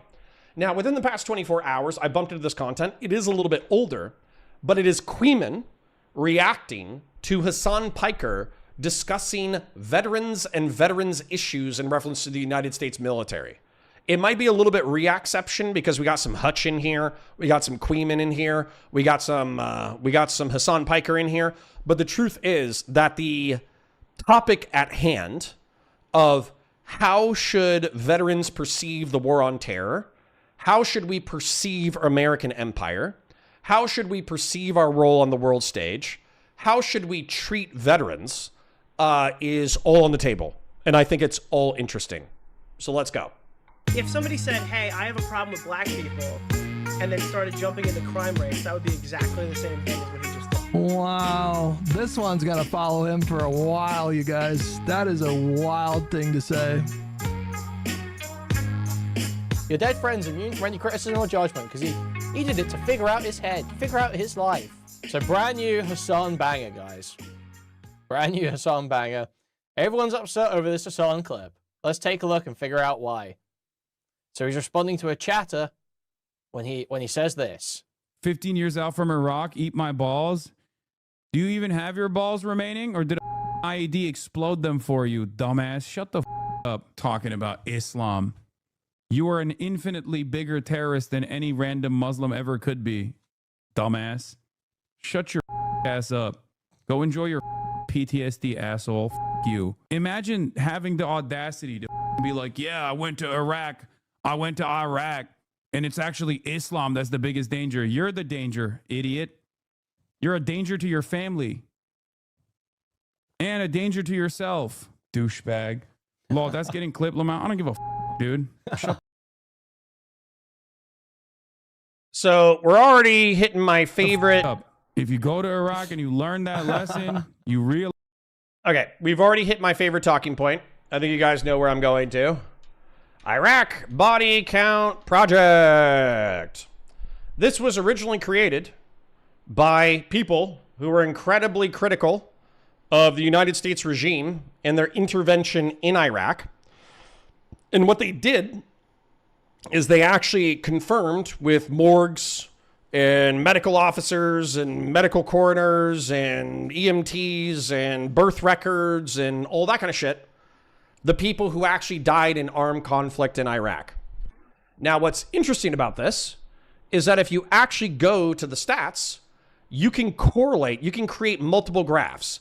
So all Iraq, any perpetrators using any weapons, you can actually isolate IEDs. You can isolate small arms. You can isolate indirect fire. But what's more interesting to me is U.S.-led coalition, no Iraqi state forces, or U.S.-led coalition, including Iraqi state forces, Iraqi state forces without the coalition, all anti-government occupation forces, Islamic State. Okay? And so the reason why I like doing this is because if you actually take a look at the stats of coalition-confirmed homicides, they are a huge spike during the invasion. Obviously. During the invasion, they're going to be killing the shit out of people. But if you look at, as it rolls on, 2004, 2005, 2006, 2007, which was arguably the most violent time in Iraq, and then if you look at the rise of ISIS, coalition homicides were maybe 10%, maybe 20% of total homicides in Iraq. And then if you go add in the Iraqi state forces, it's still, these are the people who are fighting alongside us. It is still maybe 20% of the homicides were committed by Iraqi state forces. So I'm not trying to be too much of an asshole up front because I know I might be fucking with your perception of the war on terror. But Ali Katyal says, that's cool. Who made that tool based on what data? I mean, you can go check it out. Incidents, individuals, recent events, submit information, analysis about IBC.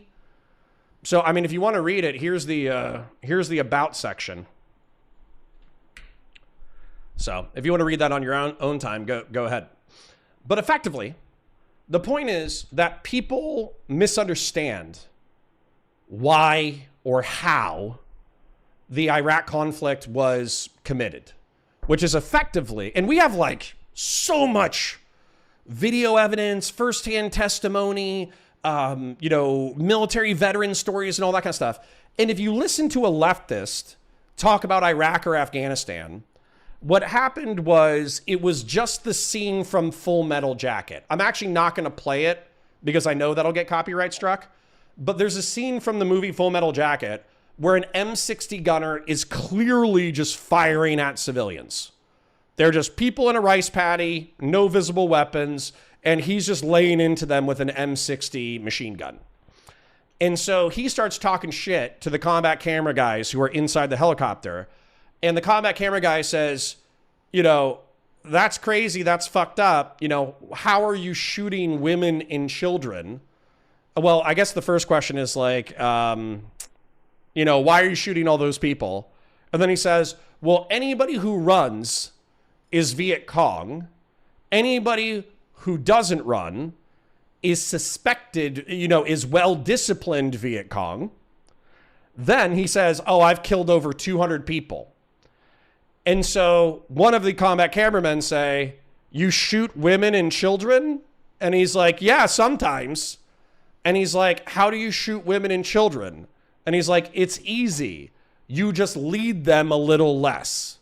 Clearly saying that he's making no moral consideration about slaughtering harmless women and children. He is exclusively thinking about how to be most effective as a machine gunner, a helicopter machine gunner, and racking up a high body count. So if you talk to a leftist, that's how they think all Americans perform at all times. We're just walking around in Iraq, we see a child and we're like, lol, probably an insurgent, bang, bang, bang, bang, bang, bang. You know? See a woman carrying her groceries and we're like, lol, she's probably an insurgent, bang, bang, bang, bang, bang, bang, bang. But that's not what the stats bear out at all, nor is that the experience of most people who have served in American armed forces. If you want to check out something that actually shows how fucked up the invasion was, while also still trying to work with rules of engagement and minimizing civilian casualties, you must watch the HBO series Generation Kill. Okay? Because within the series Generation Kill, there are straight up firefights. Asymmetric insurgent forces are engaging American forces, and armed combatants shoot at American armed combatants and they kill each other, and the Americans disproportionately slaughter the combatants due to superior training and technology. Okay? Then, but also there are situations, for instance, like they expect that they've taken fire from a certain house, right? Somebody with an AK-47 popped out of that house, they shot at the trucks. Well, that was 3 hours ago, and an officer wanting to get a medal called in an airstrike on the house, and immediately outside the house is a family playing, and they get wiped out by the bomb. Like, family of 5 just fucking annihilated by a coalition airstrike. Then there's situations where vehicles are approaching the military convoy. I know I'm long-winded. I promise I'll try to wrap it up momentarily. But basically there are situations where vehicles are approaching American armed forces, and it's difficult to ascertain whether or not they're enemies or insurgents, or whether or not they're civilians. And then the Americans open up and they kill civilians. That's what happened.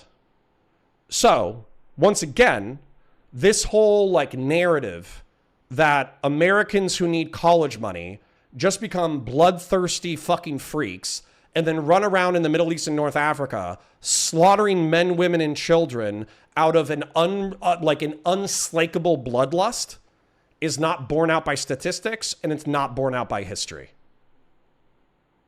Moving on. Realize that was wrong. You're welcome here. You come back from Iraq and you fucking talk about how this was actually awesome and I hate Islam. Then you didn't learn anything. You're goddamn cattle. You're sending other people like you to be in a similar predicament to yourself. Whatever, bitch. I'll start live streaming on YouTube tomorrow. Suck my dick. No, you're getting clipped. By who? The people that have been literally begging for American sons and daughters to go and die in Iran for the last 2 weeks? By people who keep going, yeah, based. No, we got to give more money to Israel. Those people? I'm sorry. This is just an appropriate energy to have right now. I'm sorry, it just is. This is the appropriate level of energy to have for someone coming into your chat saying, I was in Iraq, Islam, Iran, Operation W. This is the appropriate energy to bring to that person. People who are going to turn around and then now act as though they give a shit about veterans. The same people like Asmongold who celebrated when that Navy SEAL with his uniform had his arm broken. Really? That's what we're doing? If Twitch can apply this double standard when one veteran is getting their arm broken by an American congressperson for opposing America waging Israel's wars, when Twitch doesn't ban Asmongold for laughing at that and saying, yeah, based, and that he deserved it, when Twitch literally doesn't say a single damn thing about that, but then turns around and tries to ban me for this platform, I will never come back here. Y'all are a bunch of dumb too for being like, oh, you're going to get clipped. He goes off on Twitch when they didn't even do anything yet. Yeah, but I honestly wonder, like, I feel like he did risk a ban with this clip a little bit. I honestly wonder whether that gave him a bit more protection, whether going off like that and bringing up the double standard at the time almost gives him a bit of a buffer, you know? Because they do just hit Hasan now. They do hit him. They'll only hit him for like a day. It's not like he's getting like big bans. But they do just hit him now, just to be like, look, we're doing something. We're doing something. A motherfucker doesn't even realize his own lived experiences should have taught him a very valuable lesson. This was uploaded on March 20th. The main reason why I'm bringing it up is because I just watched it and I thought it was a decent launch pad for talking about American geopolitical position on the world stage. Well, yeah, we had this discussion last night about whether veterans should be a protected class, and it makes total sense for like a lot of things, especially when, like we said, when you had the draft, like you didn't want, like it could cause problems in society if you could turn like huge swathes of the population down based on veteran status for jobs and shit like that. So there are reasons to have it as a protected class, but it certainly shouldn't be treated the same as being like black. You know, you chose to do it and got a lot of benefits from it. No way. Horse God says no one understands the stress and anxiety caused by deploying to Iraq on end and having to visit the same Burger King as your only option outside the DFAC. Dude, so Al-Assad Air Base Burger King. So you guys were saying you've ever had good Burger King? Yeah, you know one of the good places that I had Burger King? Al-Assad Air Base. I sat at these benches in 2007. Okay? What happened, because the American military has a long logistics tail. Okay? A very long logistics tail. And so, on Al-Assad Air Base would take indirect fire sometimes, but that's really all that happened on Al-Assad Air Base. ISIS tried to take it in like 2013 and actually got into a firefight with locals. Local American armed personnel. They got into indirect fire onto the base during ISIS's taking over. They were firing random indirect fire into Al-Assad intermittently, but the chances of actually getting hit by a mortar was incredibly rare. Because let me show you something real quick. Not YouTube. I need to go to Google Maps. Al-Assad Air Base maps. You can literally pull it up on Google Maps. Okay? Let me show you. So this is Al-Assad Air Base. Well, there's like rural towns to the north. Then this is the old strip. Weirdly enough, this base has like shrunk by like 70% since we left. This is where I stayed in the cans. I used to stay here, basically. But there was this one road into the base area. Then there was there was a checkpoint. Then there was a country road here. And then the country road, the only way to get to fire indirect fire into the base was basically to leave the road before the checkpoint and then fire random indirect fire here.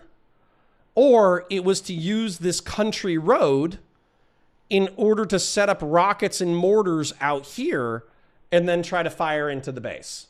That was really the only place that you could do it from. And what's crazy is that we used, or the helicopters used, this area north of the base as the place that they warmed up their weapons.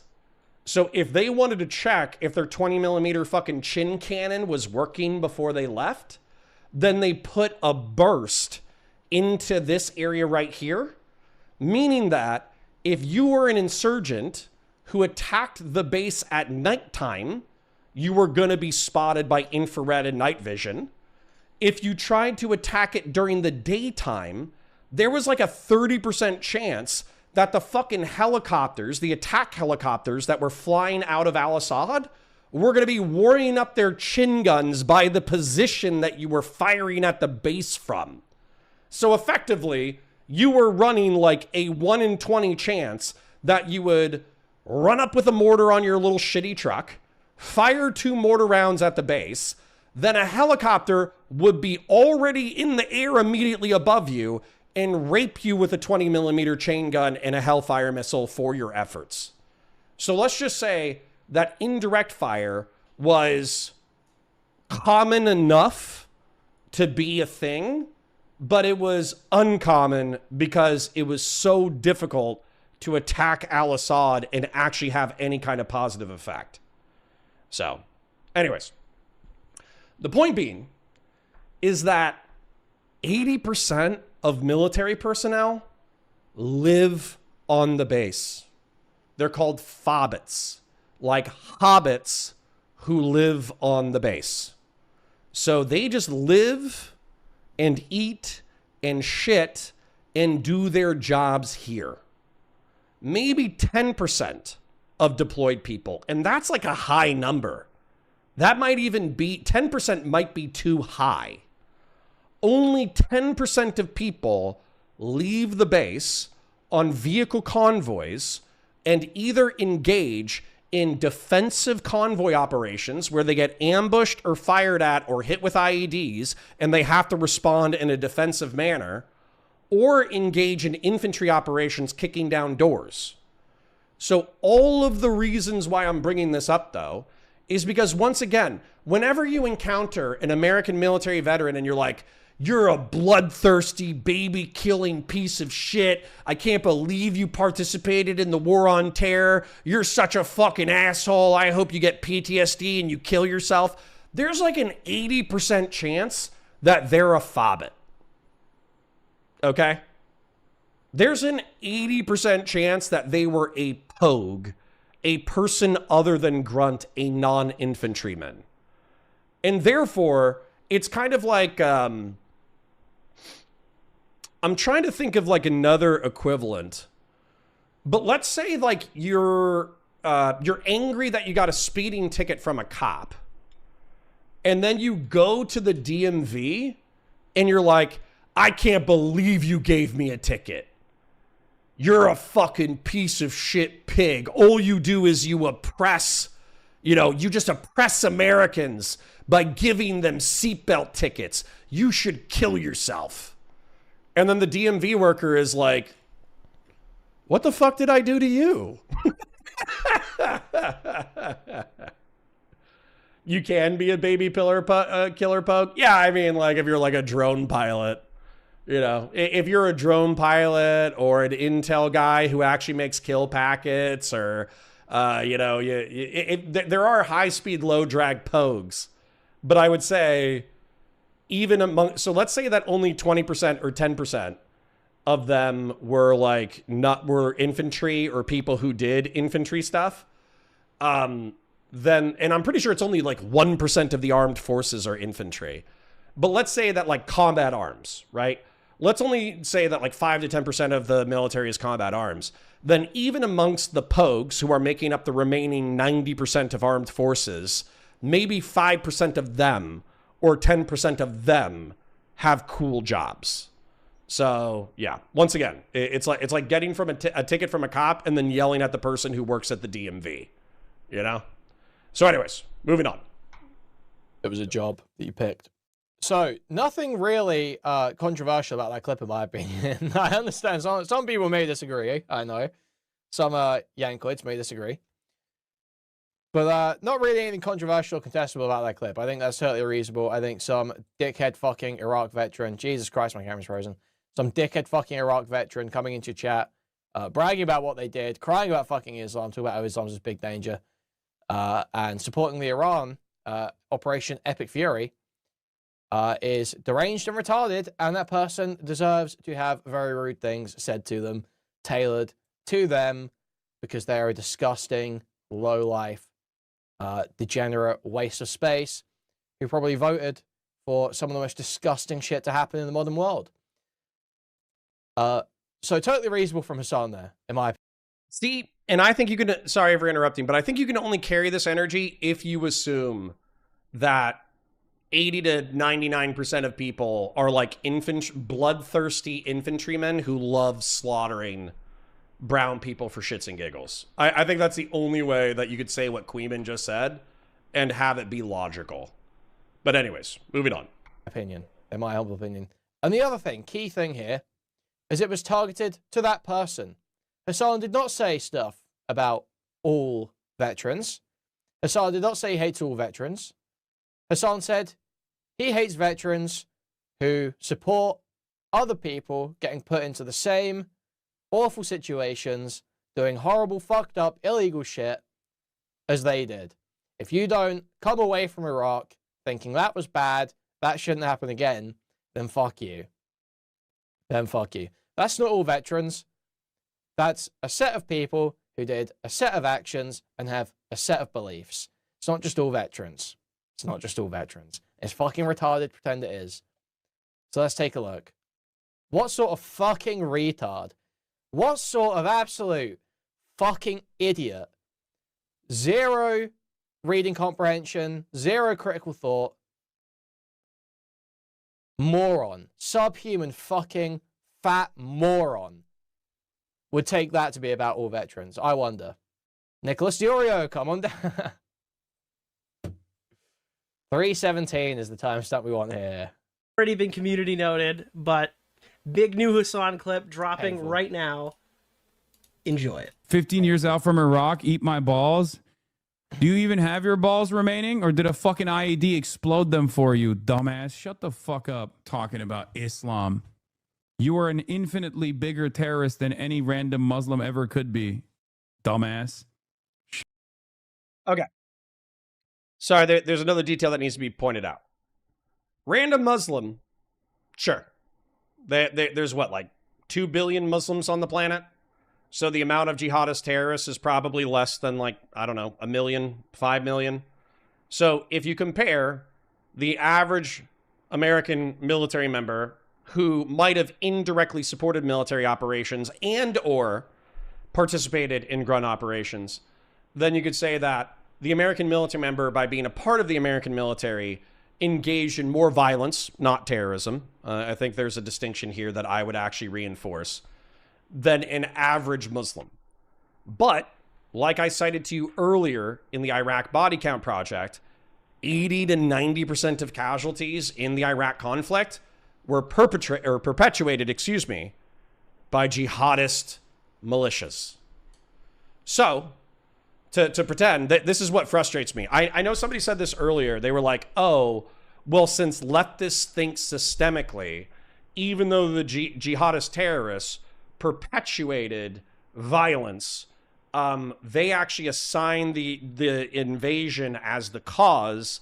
Therefore, all the violence that jihadist terrorists engage in is at America's feet. But I'll tell you why I think that's silly.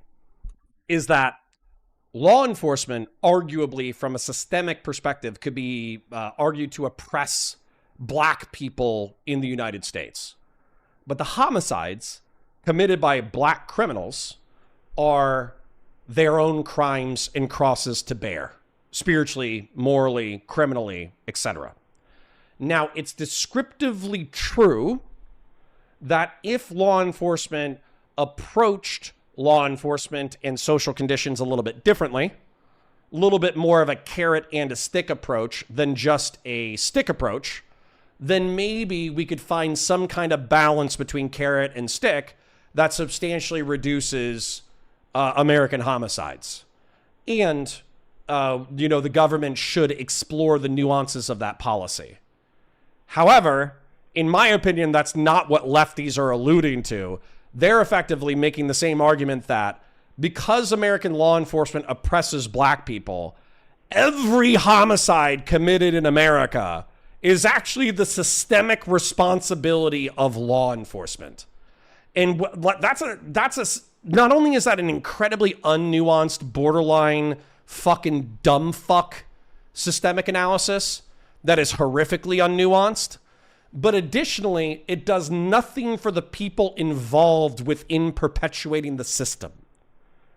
So, once again, I submit to you the following, that this is dog shit, ahistorical, psychologically stupid, statistically wrong perspective.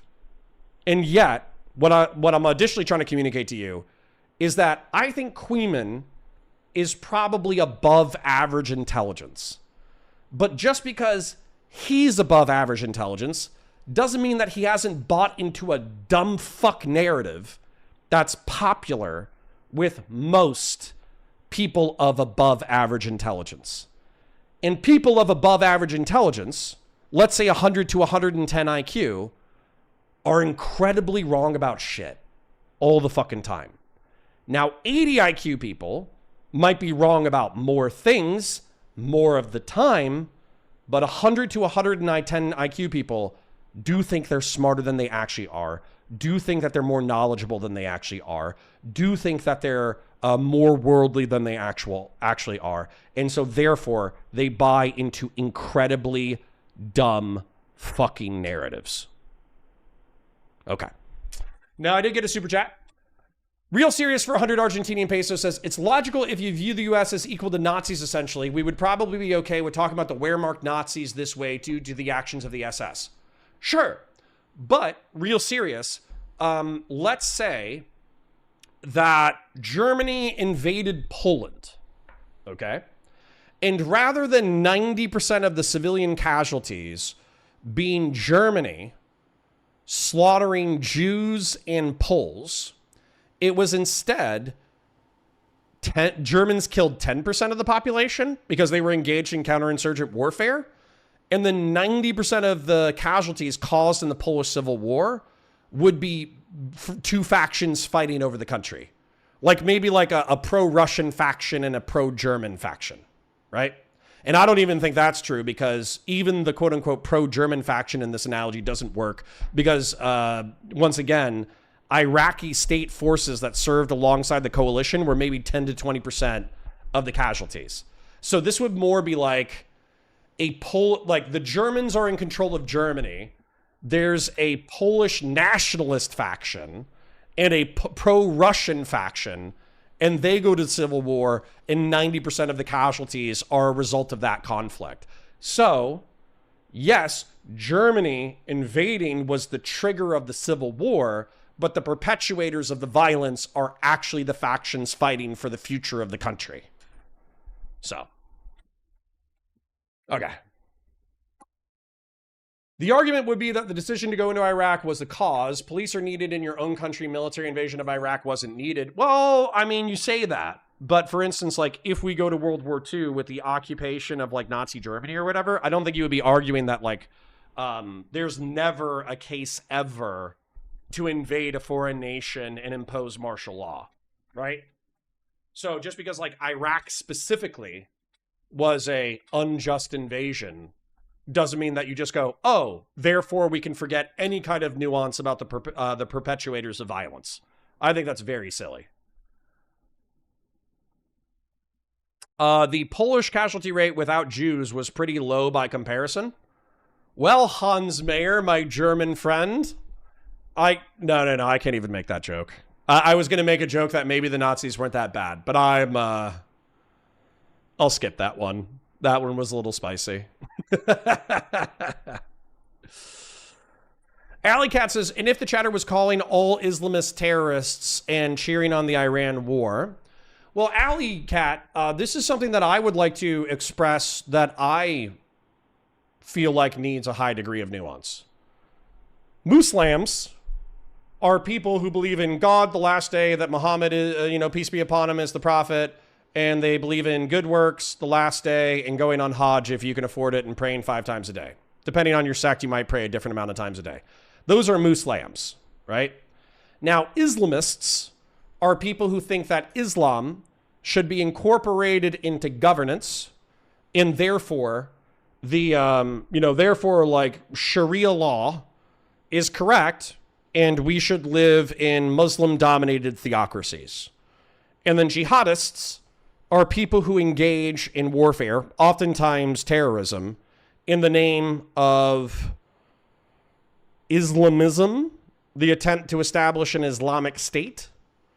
And therefore, I think these things are correlates. So, cheering on the Iran war, well, and then also in reference to the Iran war, I think that needs to be, that's too complex for me to analyze right now, because I think everybody kind of understands I'm a neoconservative. I actually have no problems with toppling the Iranian regime. I have problems with the fact that we're doing it in the dumbest fucking way possible. That's my problem with the Iran conflict. So, sorry to disappoint you. Sorry to disappoint you. Shut your bitch ass up. Go enjoy your fucking It's funny that he throws the word terrorist around when he cries like a bitch that it's been used against him. PTSD, asshole. Fuck you. Dude, they were saying terrorists in their chat messages. He was saying, who's the terrorist? You're the terrorist. You were in Iraq. You fucking idiot. He's just got no idea what's going on. He's got no... This guy's talking about Islamic terrorism. That's why Hassan's bringing up terrorism, you fucking idiot. Dude, his coverage is so bad. Imagine... Oh, the Frogan line. Fucking PTSD, asshole. Fuck you. Imagine having the audacity to fucking be like, yeah, exactly. The chat said it first. I went to so Iraq. Fucking stupid, dude. And it's actually Islam that's the biggest danger. One of my favorite conservatarian chippers gifted a membership, and it hit Alley Cat, who said I was disappointed. Most of my liberal audience is disappointed in my takes eventually, Alley Cat. Most of them are, eventually. You're the danger, idiot. You're a danger to your family. And a danger to yourself, douchebag. Lord, that's getting clipped, Lamont. I don't give a fuck, dude. Shut the fuck up. If you go to Iraq and you learn that lesson, you realize that that was wrong. The takeaway for this is that he just hates veterans. That's the problem. Because you can criticize what he said and fight him on the actual talking point. But guys, he just hates veterans. That's why he says there are plenty of veterans he's totally fine with. That's why he's supporting a veteran for office right now. That's why he's supporting an ex-Blackwater mercenary who defended Abu Ghraib prison in Iraq, one of the most famous places for human rights abuses in the entirety of the Iraq campaign. That Graham Plattner defended as a mercenary guard there at the place, patrolling, stopping people breaking out or breaking in. And Hassan supports him for office. But he hates vets, guys. He hates all veterans. It's totally not about the beliefs they hold, guys. It's about their veteran status. We can make this make sense somehow, guys, if we just push the square peg in that round hole hard enough. What he's saying is, fuck you, I hope you get PTSD. You're a danger to your family. That's not applicable to the one chatter, because he doesn't know anything about the chatter. Yes, he does. He knows the chatter is an Iraq war vet who does not regret his service and is saying deranged shit about Islam. That's what he knows. He knows this. The British twink is Kuihman.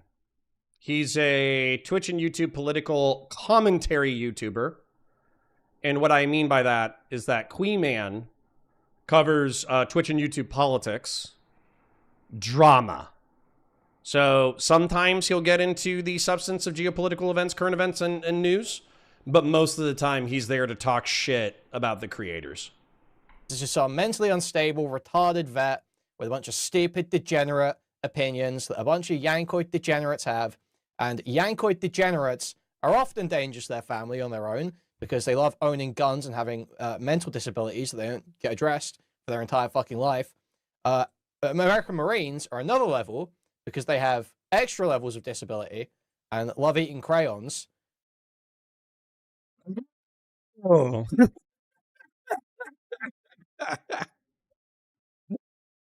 Listen, man. If he's being descriptive, he's being very mean. But is he wrong, though? Now, hold on. Okay, hold on. Okay, hold on a second, okay? Let's just treat this hypothetically, okay?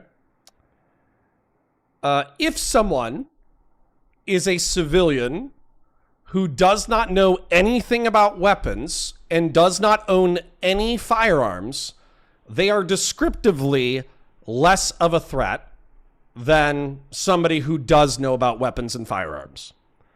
Then somebody who knows about weapons and firearms is obviously a bigger threat than the former category, but somebody who has post-traumatic stress disorder is somebody who is a greater threat psychologically, or suicidal ideations or homicidal ideations, right? Then those are people who are more dangerous than just people who know about weapons. And then somebody who has suicidal or homicidal ideations, a diagnosable mental health disorder, and owns firearms is clearly a greater risk than somebody who doesn't know anything about weapons at all, right? Now, what I don't like, or I'll descriptively, this is true. What I don't like, though, about this true description, quote unquote, is that the moral content of that description matters. So, for instance, let's say that you have a homicidal ideation about somebody who cuts you off in traffic. I'm clearly going to judge the homicidal ideation of somebody cutting you off in traffic rather than you homicidally fantasizing about slaughtering kittens, right? The moral concept of the homicidal ideation clearly matters. And then similarly, I would say that the suicidal ideation, the severity should be calculated. So for instance, let's say I'm an alcoholic working my working class job, and then I wake up and I'm just like, holy shit, I fucking hate my job. It would be easier to swallow my fucking gun than it would be to go to my shift. But that's more of like a comedic thought that passes within a half second, and then I get up and I go to work, right?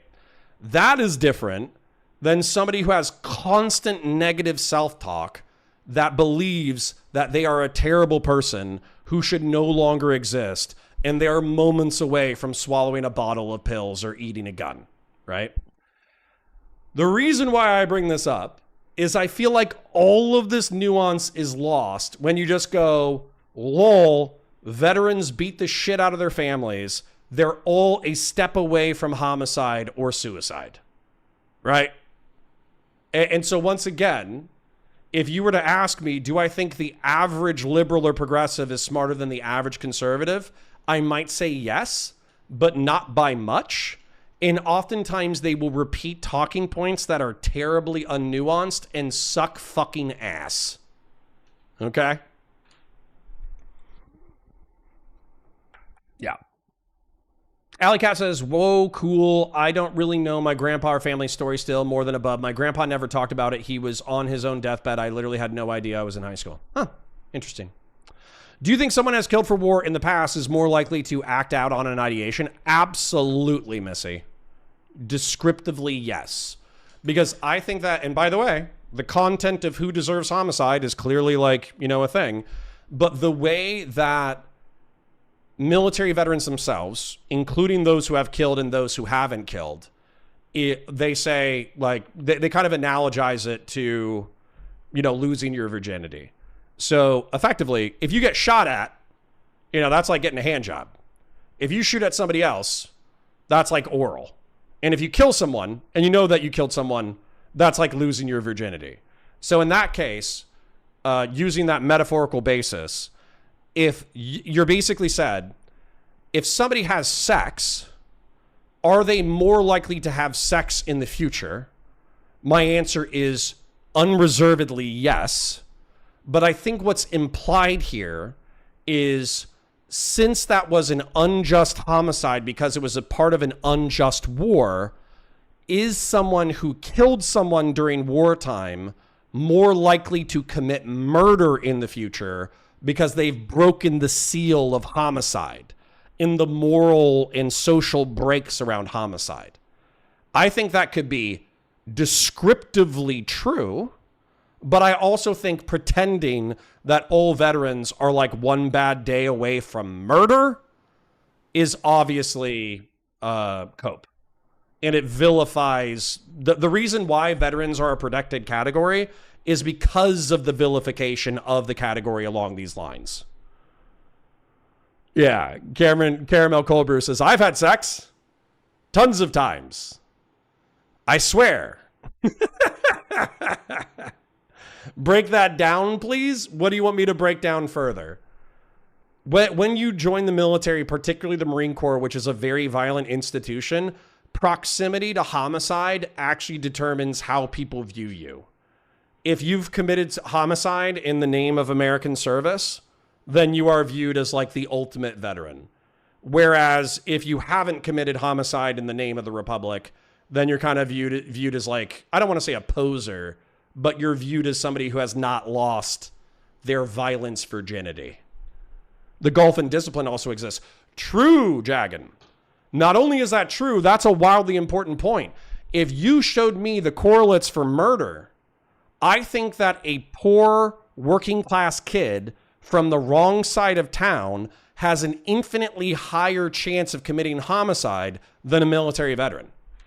Like I'm sure we could do the fucking math on it between veterans committing murders inside the United States and folks who are raised in poor communities committing homicides.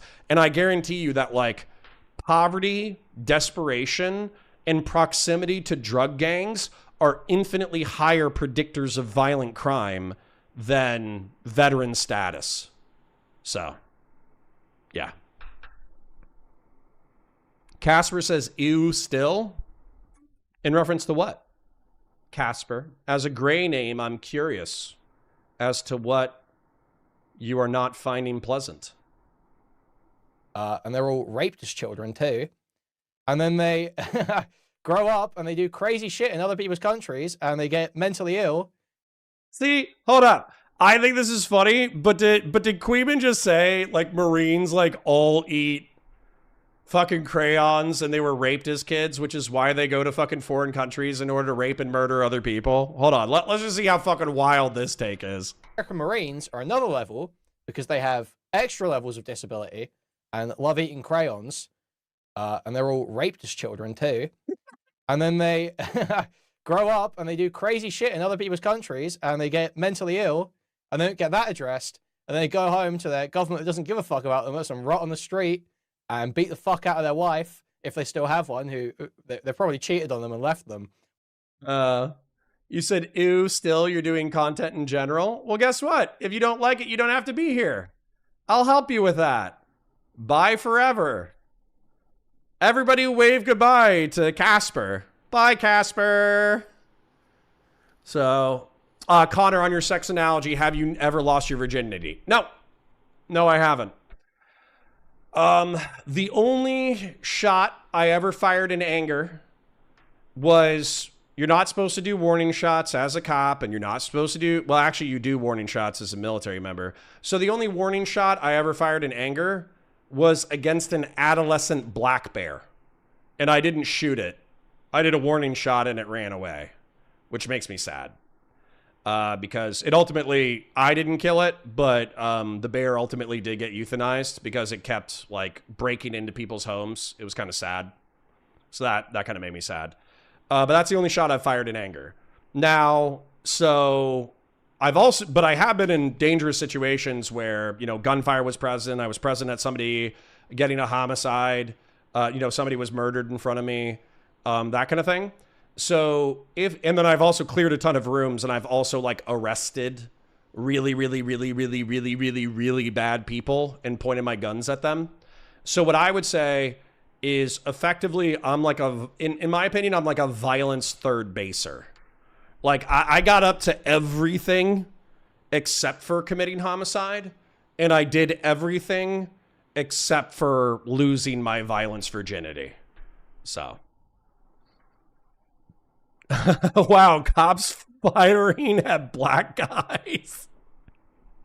It was a bear. It was a black bear. And it was a warning shot.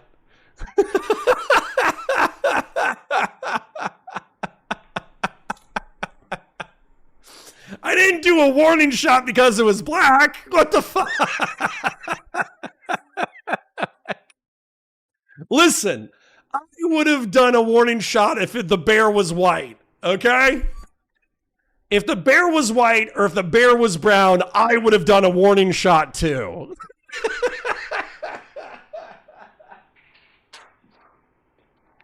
You know what's funny? Is bear racism is inversed. So a white bear you should shoot because a polar bear are fucking this. They're the size of school buses. They will fucking murder you. And then grizzly bears, which are brown bears, are also like 9 feet tall and 1,200 pounds. They will fucking murder you. And so, in my opinion, while it is funny to laugh about like bear racism, black bears actually have the reputation for being the most docile and human tolerant bears. They will attack pets on occasion. They will attack dogs on occasion. They will kill cats or other rival predators on occasion, but they actually very rarely attack humans. Sorry, hold on. Polar bear size compared to human. Dude, I want you to look at this. Truly, a polar bear is double the size of the average female when it's on its hind legs. A black bear is approximately the size of a human. A brown bear is like 40% larger than a human. So yeah. Aren't polar bears the only ones that actively hunt humans? I would not be surprised if that was true. So, yeah. Yeah. So, yeah. So anyways, that was funny. That was a funny tangent. But to be clear, if a brown bear or a white bear had done the same thing, I actually probably would have been more likely to actually shoot the bear, because in the, in the bear community, black bears are actually the kindest. While they were serving. But if they go back to a wife, they go back to her and beat the fuck out of her. And then they have guns at home still. And then they end up using them on their family or themselves. That's what Hasan's pulling on here, is the fact that this guy is some lead-brained, right-wing, Yankoid degenerate who went to Iraq. That's what he's drawing on here. And that's enough to know that they're an elevated risk to their family. That's applicable is to, like, a stereotype on actual veterans who've seen conflict. Like, it's just a slap in the face to people who had nothing to do with this conversation. So yeah, I understand. Because his enlisting the policy. Wrong. You're welcome here. You come back from Iraq and you fucking talk about how this was actually awesome and I fucking hate it. Like the American sniper who was killed by a deranged Yankoid vet. Very true. And it was his own fault too. Never let them forget that, by the way. Their big war hero, Chris Kyle, got himself killed by his degenerate friend because he's a degenerate fucking moron Yankoid who thinks guns fix everything. So he took his degenerate Yankoid vet friend to a shooting range who had a PTSD meltdown and then shot him and everyone else, or the instructor. So I think the glee with which Kuihman delivers this is a little disconcerting, but that's okay. Chris Kyle was probably, he's the legend. He's American Sniper. Fucking, he had a movie about him and he wrote a book and all that kind of stuff. I'll tell you straight up, I think the legend nickname is sarcastic. I truly think it's sarcastic. So the legend was his nickname, and I think it's because he literally made shit up. So just as an example, before I malign a dead veteran who did have a Silver Star, by the way, so he did deploy. Let's delineate what Chris Kyle actually did real quick. He joined the Navy SEALs. He passed BUDS, which is a notoriously hard school. I think it has like an 80 or 90% dropout rate.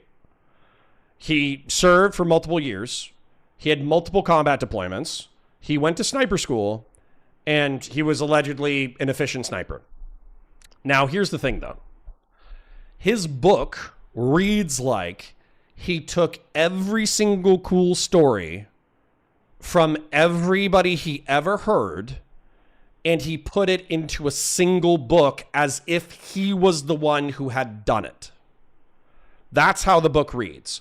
Because when I talk to infantry veterans with multiple combat deployments, they will normally have 3 to 10 truly insane, surreal stories that beggar belief. Whereas Chris Kyle had like 50. And they all happened back to back to back to back to back to back to back to back. Right? And then I will take the criticism that is underneath what Kuihman is being cruel about, which is that Chris Kyle and another Navy SEAL vet bro, they took out other veterans who were suffering like separation disorder and anxiety and PTSD, and they took them shooting. And I think that's okay. It's a little scary. It's a little weird because of what happened. So there are some people who have separation anxiety from service.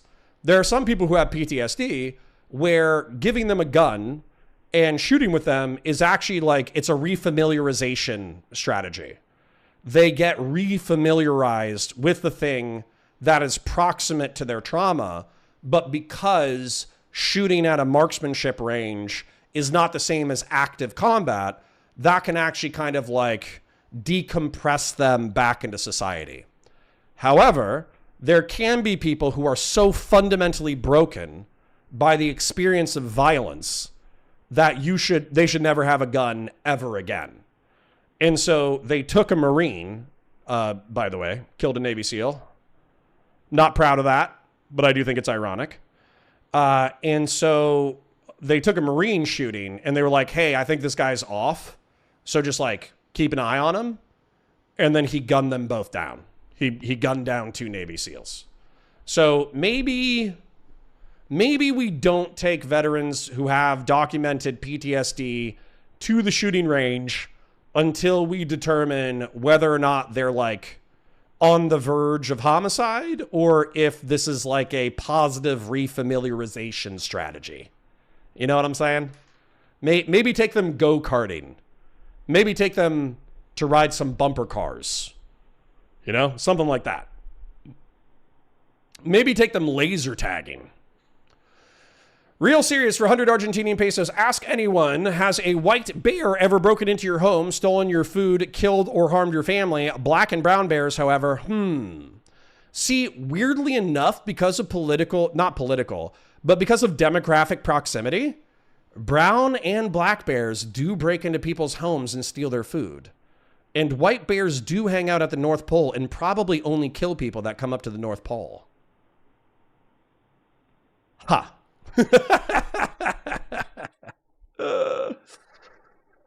Oh, that's why people in Arctic regions don't lock their cars. True. Horse God says, Connor, that pretty much lines up with what the accounts I heard from people in the SEAL community. Right. And like, I'm sure the SEAL community too, on one hand, they want to call out their bro and say like, hey, he was exaggerating some of this shit. Like he went to Hurricane Katrina for a private military contractor and shot 60 American looters. That's probably bullshit. And I'm pretty sure like there's not even that many recorded homicides during Katrina. So like, you know, he wasn't, There's also no private security establishment that was like working in Katrina that he could have worked for and, you know, shot like 40 citizens. He also made up, Chris Kyle made up a confrontation at a gas station where he gunned down 2 people who were trying to jack his truck, and he was released from the scene. Like, law enforcement didn't take him to a police station for questioning. They just let him go. That's obviously horseshit. So, anyways. Let me... Old School said I miss his super chat. My Marine uncle who was at Iwo Jima and could have inspired Cotton Hill was fantastically racist, walked into my dojo and said, feels a bit nippy in here. All right, I disavow Grandpa's school, but I will laugh quietly in my own brain. All right. Anyways, let's get back to it. Sorry, I'm working on it. Here we go. So, great job, American Army, great job, American military. Islam. Then fuck you. You didn't learn. Like, don't there's let a them reason forget that why one. veterans are treated Oreo as a commentator protected of the year, class the on best Twitch. commentator of the year. They won't be in this case. Can you but there's a imagine reason how why. funny it would be if Hasan got drafted into WWE? Chris, I know what to cheer you up. No, you can't get Chris you Kyle can't. Wikipedia page. You know why? Because they updated it and it's 25 and under. He's too old. Learn anything. You're goddamn cattle. You're sending other people like you to be in a similar fucking predicament to yourself. Whatever, bitch. 25 and under, dude. All your favorite YouTubers won't be drafted.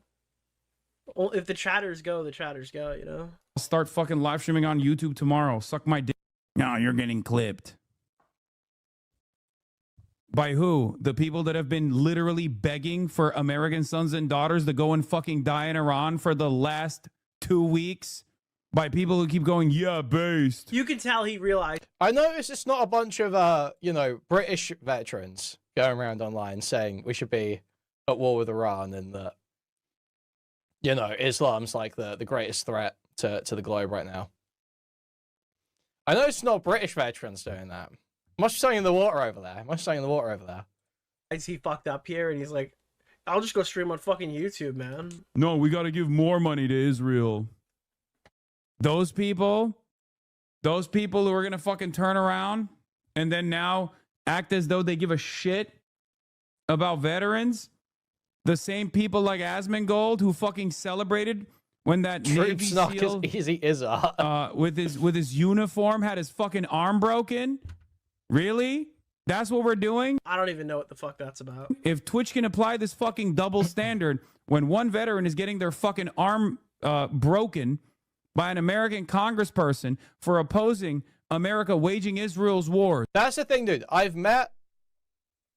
met plenty of like military fetishists that veer towards far right or straight up Nazi shit. Like I've told that story about that guy getting that SS book in my old workplace. I've met plenty of military fetishists in the UK who veer towards being like kind of, you know, but I've never met an actual UK vet who veered towards that sort of stuff. They're always usually pretty, you know, at least center right. You know, they're usually kind of like Tory-ish. You know, I haven't met a whole bunch of super far right vets. Now, could be limited experience, but it certainly seems worse for America. It's certainly American vets certainly seem worse. I'm not gonna lie. Okay. Contending with this. I actually agree with Kuihman in reference to most. There are people who LARP about military shit, and they're more crazy than the veterans themselves. And most veterans tend to be center right. And the reason why they tend to be center right is because they literally have to swear an oath to the Constitution of the United States, and they have to be willing to kill and die for the Republic of the United States. So that typically enforces a constitutional conservative culture in the military. But additionally, oftentimes in the military, you're serving with black, Hispanics, Jews, not that many Jews, but there's still some Jews, blacks, Hispanic, Jews, Caribbeans, fucking Eurasians, Asians, fucking name a kind of person. And I probably served with them in the United States military. because it is oftentimes a easier way for immigrants to achieve citizenship, or for a citizen who has immigrant family to effectively get preferential treatment in trying to naturalize their family. So, I think that's just true that the military tends to be center-right, but not super racist. Now, that being said, there are 100% exceptions. There are gangs that survive boot camp, and they basically use the military as a training tool in order to enhance their lethality. There are Nazi gangs, and there are Crips and Blood cliques that survive boot camp, and as a result, they operate as a criminal element within the military. But here's the thing. The second that they are discovered, they are fucked to the longest, dickest extent of the law possible. And I think that the bigger branches, like I think the Air Force doesn't deal with that as much because they're probably the most progressive of the branches. I think the Navy doesn't deal with that as much because of the close proximity of all of their employees living in cramped quarters on either naval bases or on ships. I think the Marine Corps doesn't deal with that as much because it's a very small institution. It's actually like, I think it's one of the smallest branches. I think we had like 200,000 Marines at any given point. But with the United States Army, I think that since they don't drill as hard as the Marines or the other branches, and once you're out of boot camp, you're treated as a more independent operative, I think gang activity is more common in the United States Army than it is anywhere else. So.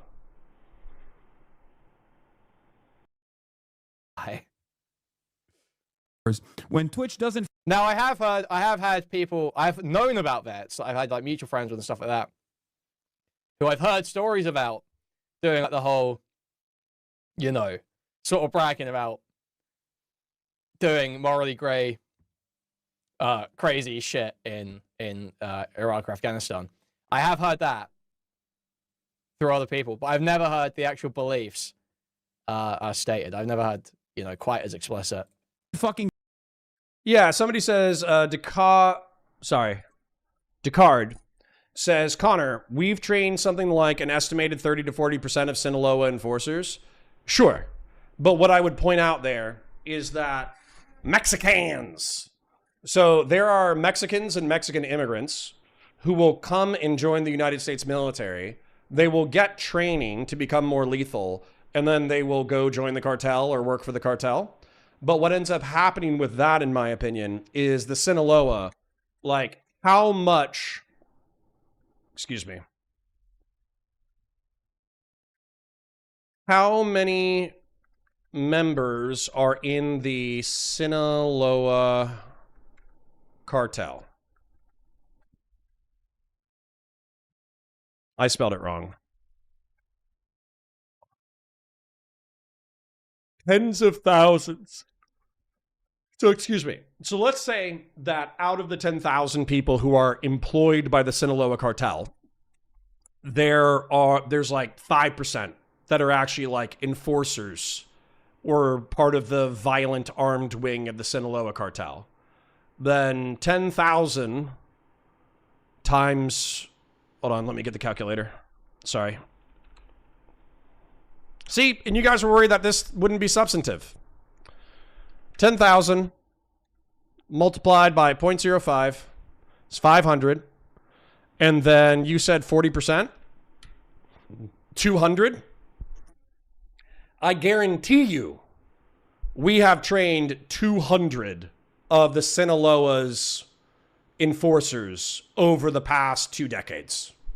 I'm with you 100% that the United States military probably trained 200 cartel members over the past 2 decades. I don't doubt it for a fucking second.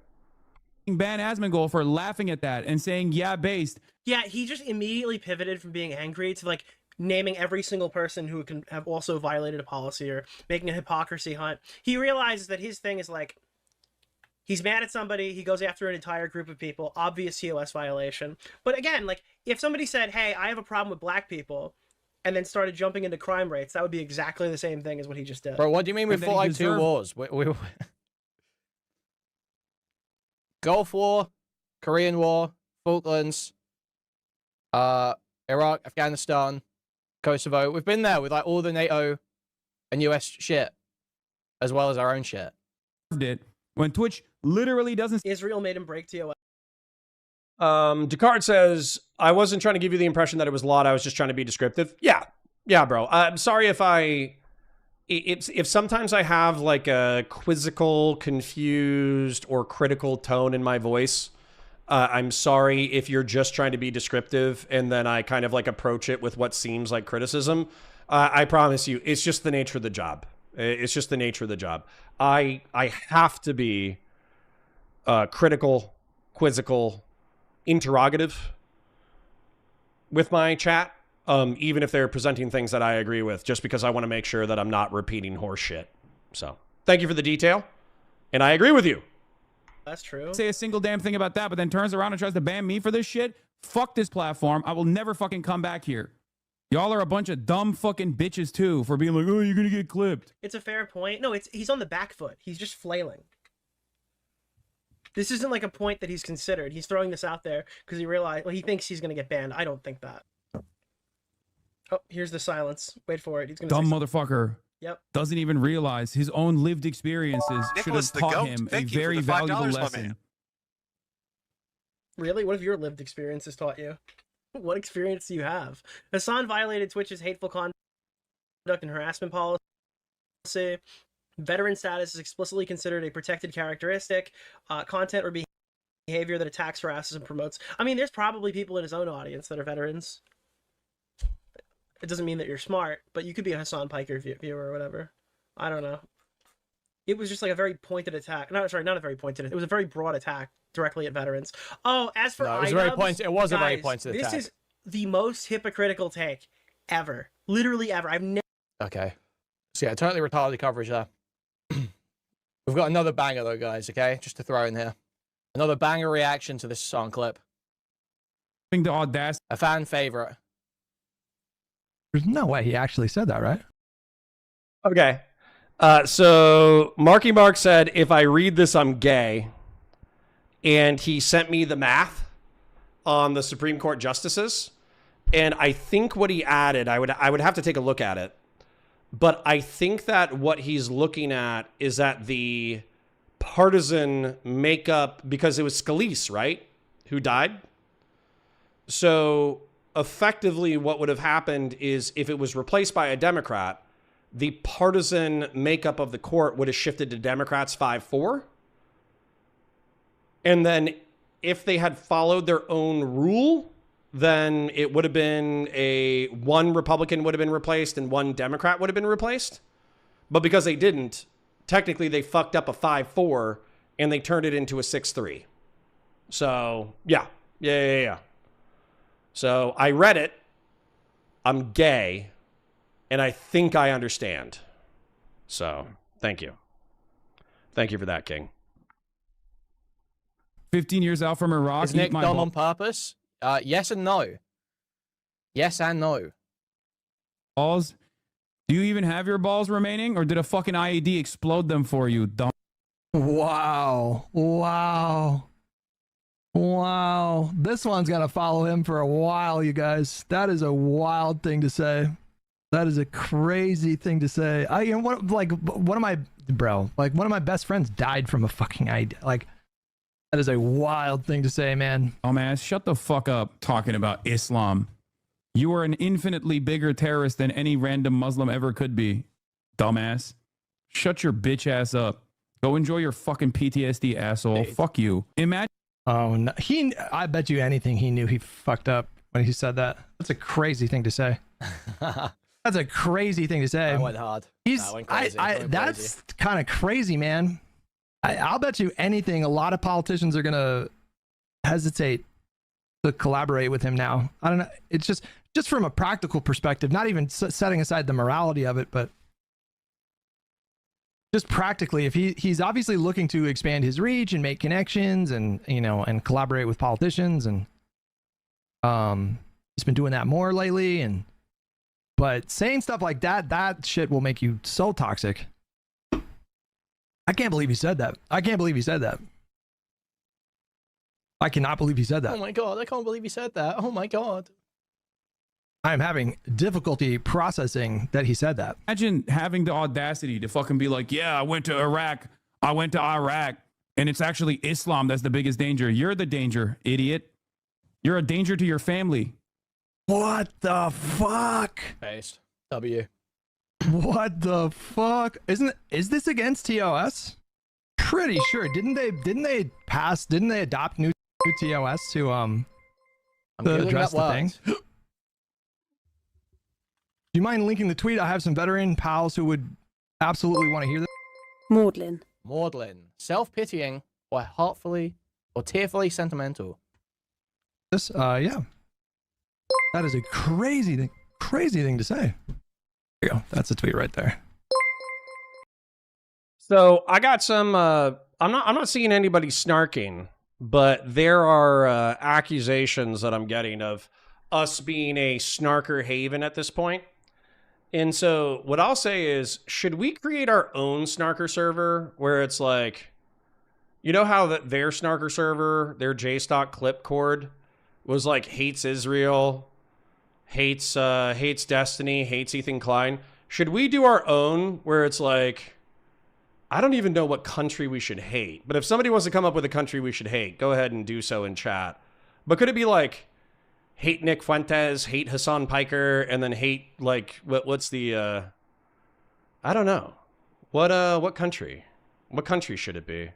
I don't want it to be Israel because I don't hate Israel. I don't want it to be India because that feels racist. I don't want it to be Russia because I actually wish the Russians would chill the fuck out. Is there a country that we could hate without it being like too horrible? Bolivia? Yeah, but don't you like big bootied brown women and cocaine? North Korea? That's not a bad suggestion. I think they're pretty fucking evil. I think China. I think it's got to be China.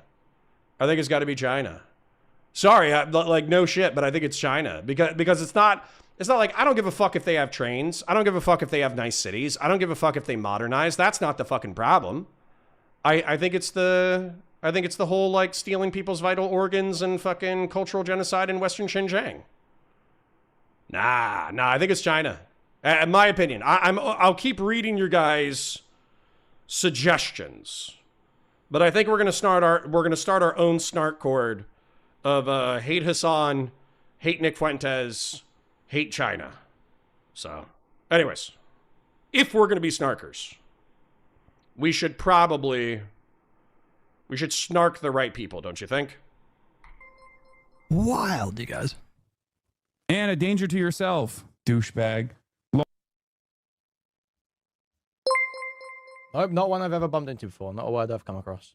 Oh man, oh my god, you guys. Oh, that's getting clipped, Lamont. I don't give a fuck, dude. Shut the fuck up. If you go to Iraq and you learn that lesson, you realize that was wrong, you're welcome I here. didn't recognize it. You come back from Iraq and you fucking talk about how this was actually awesome and I fucking hate Islam. If you ever then think fuck you you. can get away with a maudlin appeal to decency by invoking a story about some other guy that isn't you, veteran or otherwise, you'll sound just like Hutch. Thank you for the $10. Thank you. You didn't learn anything. You're goddamn cattle. You're sending other people like you. Well, what did the guy actually say? Hang on.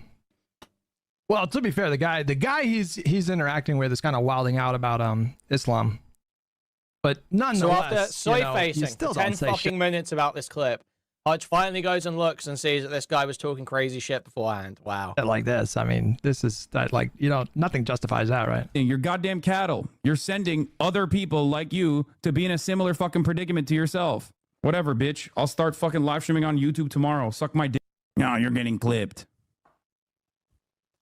By who? The people that have been literally begging for American sons and daughters to go and fucking die in Iran for the last 2 weeks? By Twitch's strictest rules apply when speech targets protected characteristics such as race, religion, sex, gender identity, sexual orientation, disability, nationality. Veteran or military service is not listed as protected characteristics, so insults towards veterans aren't classified as hateful conduct. It still may violate Twitch's harassment, abusive conduct rules. Such a fucking whoremonger, dude. Who gives a shit, bro? I thought they passed a new TOS. Been literally begging for American sons and daughters to go and fucking die in Iran for the last PTSD 2 weeks. That is for sure TOS. I mean, this is for sure TOS. This is for sure TOS. People who keep going, yeah, based. No, we got to give more money to Israel. Those people who are going to fucking turn around and then now act as though they give a shit about veterans. The same people like Asmongold who fucking celebrated when that Navy SEAL. Hutch, it's listed. Oh my God. What? Oh, yeah. All right. ChatGPT got it wrong again, guys. There you go. You beat ChatGPT. Twitch aims to be, oh, this is their hateful conduct policy. I see. Oh, you know, they added it. Yeah, for sure. Veteran right there. Twitch aims to be a place where everyone can come together and shared community experience. This vision is threatened. They didn't add it. It was already on there before Frogan. Just know what he's talking about. When people experience harmful rhetoric and abuse on Twitch, Twitch does not permit behavior that is the only motivated. thing they added to TOS because of these people was the stupid fucking Zionist is a slur shit. Or all this scum, like Hutch, like the Oreo, rode for while Ethan was supporting. By hatred, prejudice, or intolerance. Including behavior that promotes or encourages discrimination, denigration, harassment, or violence based on the following protected characteristics: race, ethnicity, color, caste, national origin, immigration status, religion, sex, gender identity, sexual orientation, disability, serious medical condition. That's another one right there, PTSD, and veteran status. With his uniform, had his fucking arm broken. Really? I mean, to be clear, the guy that he pulled up was wilding out about Islam, but you know, why is every other veteran catching strays here? You know what I mean? That's just such a. Wasn't about every veteran, was it? You fucking my brain idiot. went to inappropriate, but that doesn't cover it. I mean, this is such an unacceptable thing to totally appropriate say, man. You don't like that's unbelievable. It's fucking unbelievable. You know, a lot of the people that signed up for the military, like my buddy, may he rest in peace. He did that shit. He did that shit mostly because he was lacking direction and was struggling in school. Like, that makes it all fine then. Well, that makes it all fine. Who cares if you signed up to an illegal, immoral war to go and commit heinous acts in someone else's country? If you were struggling in school, if you were struggling in Yankoid school, silly little Yankoid struggling in school, better go shoot some brown kids to figure out what's going on in your life. Go and get your head straight by shooting some brown kids. Okay. This is where I know Kuihman is a see you next Tuesday. And Kuihman is rude as shit. And Kuihman is abrasive in the desire to pursue comedy. But he's also like a leftist, right? He's also like a leftist, or at least he's a social democrat, and maybe he would even want to do shit that's like more further, and he's probably sympathetic to systemic analyses and all that kind of shit. No one, including me, including Hutch, says it's funny that in America, like if you do have an identity crisis, effectively they do tell you to join the military. It is funny. That's a true point. But they tell you to join the military because they train you. They show you, they make you go to work every single day. They make you work 40 hours a week. They make you work out. They make you clean your bed and clean your room and all that kind of shit. So the level of discipline that people get and maintain from the military after they leave the military typically is pretty good for personal development. So while it could be funny, I think the straw man here is that, oh, yeah, just go shoot brown kids for fun. And that's what I articulated earlier. That's part of the reason why I wanted to do this content, was because, like, that's obviously horse shit. It's obviously bullshit. That's not what anybody's saying. That's not what Hutch is saying. Hutch isn't saying my poor failing in school friend is permitted to go to Iraq and shoot brown kids in the face, like the sister of the traveling pants. He goes to Iraq to find himself. That's clearly not what he's saying. What he's saying is he enlisted as a product of his material circumstance. So, as a leftist, don't you think you should be like, I don't know, sympathetic to systemic analysis? Now, the reason why somebody told me de-stuttering in It's Always Sunny in Philadelphia was the clip that I was looking for was because this was the only time, I think, this was one of the few times that I was like legitimately upset and offended by a comedy TV show. And then I realized like, oh, this is what I've been doing to other people. and then I was like, oh, well, if I made it 20 to 30 years with only being offended once, maybe I do have white privilege. And maybe, you know, maybe I should loosen up a little bit. If I'm constantly going to be telling people to loosen the fuck up whenever they get offended, maybe I should loosen the fuck up when I get offended. But let's see if this is it. I think this is the clip. I imagine them talking about it in the bathroom. So this might not be the right clip, but we'll still check it out. I like this new Connor. I've been the same guy the entire fucking time, dude. Anybody who says I like the new Connor, they just weren't paying attention to what I was saying before. They just liked that I switched teams. And I didn't even switch teams. Are they bat boys or are they butlers? You don't know, but it's like a sweet look. What is he doing? Oh, I'm just warming up my voice a little bit. You guys should keep warm. Stay warm. Oh, my God. I'm loving him in the bathroom. I mean, it's great. Yeah. Now, I did a little sketch of the outfit myself, and I wasn't quite sure what you were going for. Like, if we were all each going to be a body part, or if you wanted us mashed in this thing side by side somehow. What are you talking about? Well, you said that we're all in the same outfit, right? So I'm trying to figure, like, who goes where. Same as in matching, not same as in jammed into the same set of clothing. Okay. Not sure that's as good, because this really makes a splash with the crowd. What do you think about all this? Don't put me on the spot. I'm just a Jesus loving ex-Marine. That's really good. I mean, so sad. It's supposed to be sad. It's supposed to guilt them into voting for us, you know? That's not all. This Bible is the Bible of my daddy who just died in my arms of throat cancer from eating some bad pussy. You just earned your spot at the head of the suit, D. That was really good. That was good. Okay, that wasn't the scene that I was thinking of, and that's not the one that I was offended by. That one is perfectly funny. There was a scene where they were establishing their characters, because obviously when you when you see those singing competitions, they always have a backstory. And so D suggested that they got their fucking stutter from, watching their friend, like their Iraq veterans who got their fucking CTE and stutter from watching their friends get blown up in Iraq. And I was like, oh my God, that's so fucked up. And I was actually like offended for a second. And then I was like, okay, you got to stop being a pussy. You've said plenty of offensive shit to other people. Anyways, continuing. A whole world just exists for Americans to figure out their lives. That makes it all fine then, Hutch. I guess he's immune from any criticism or judgment. Your dead friend's immune from any criticism or judgment because he did it to figure out his head, figure out his life. What is the fucking argument here? What is the fucking argument here, dude?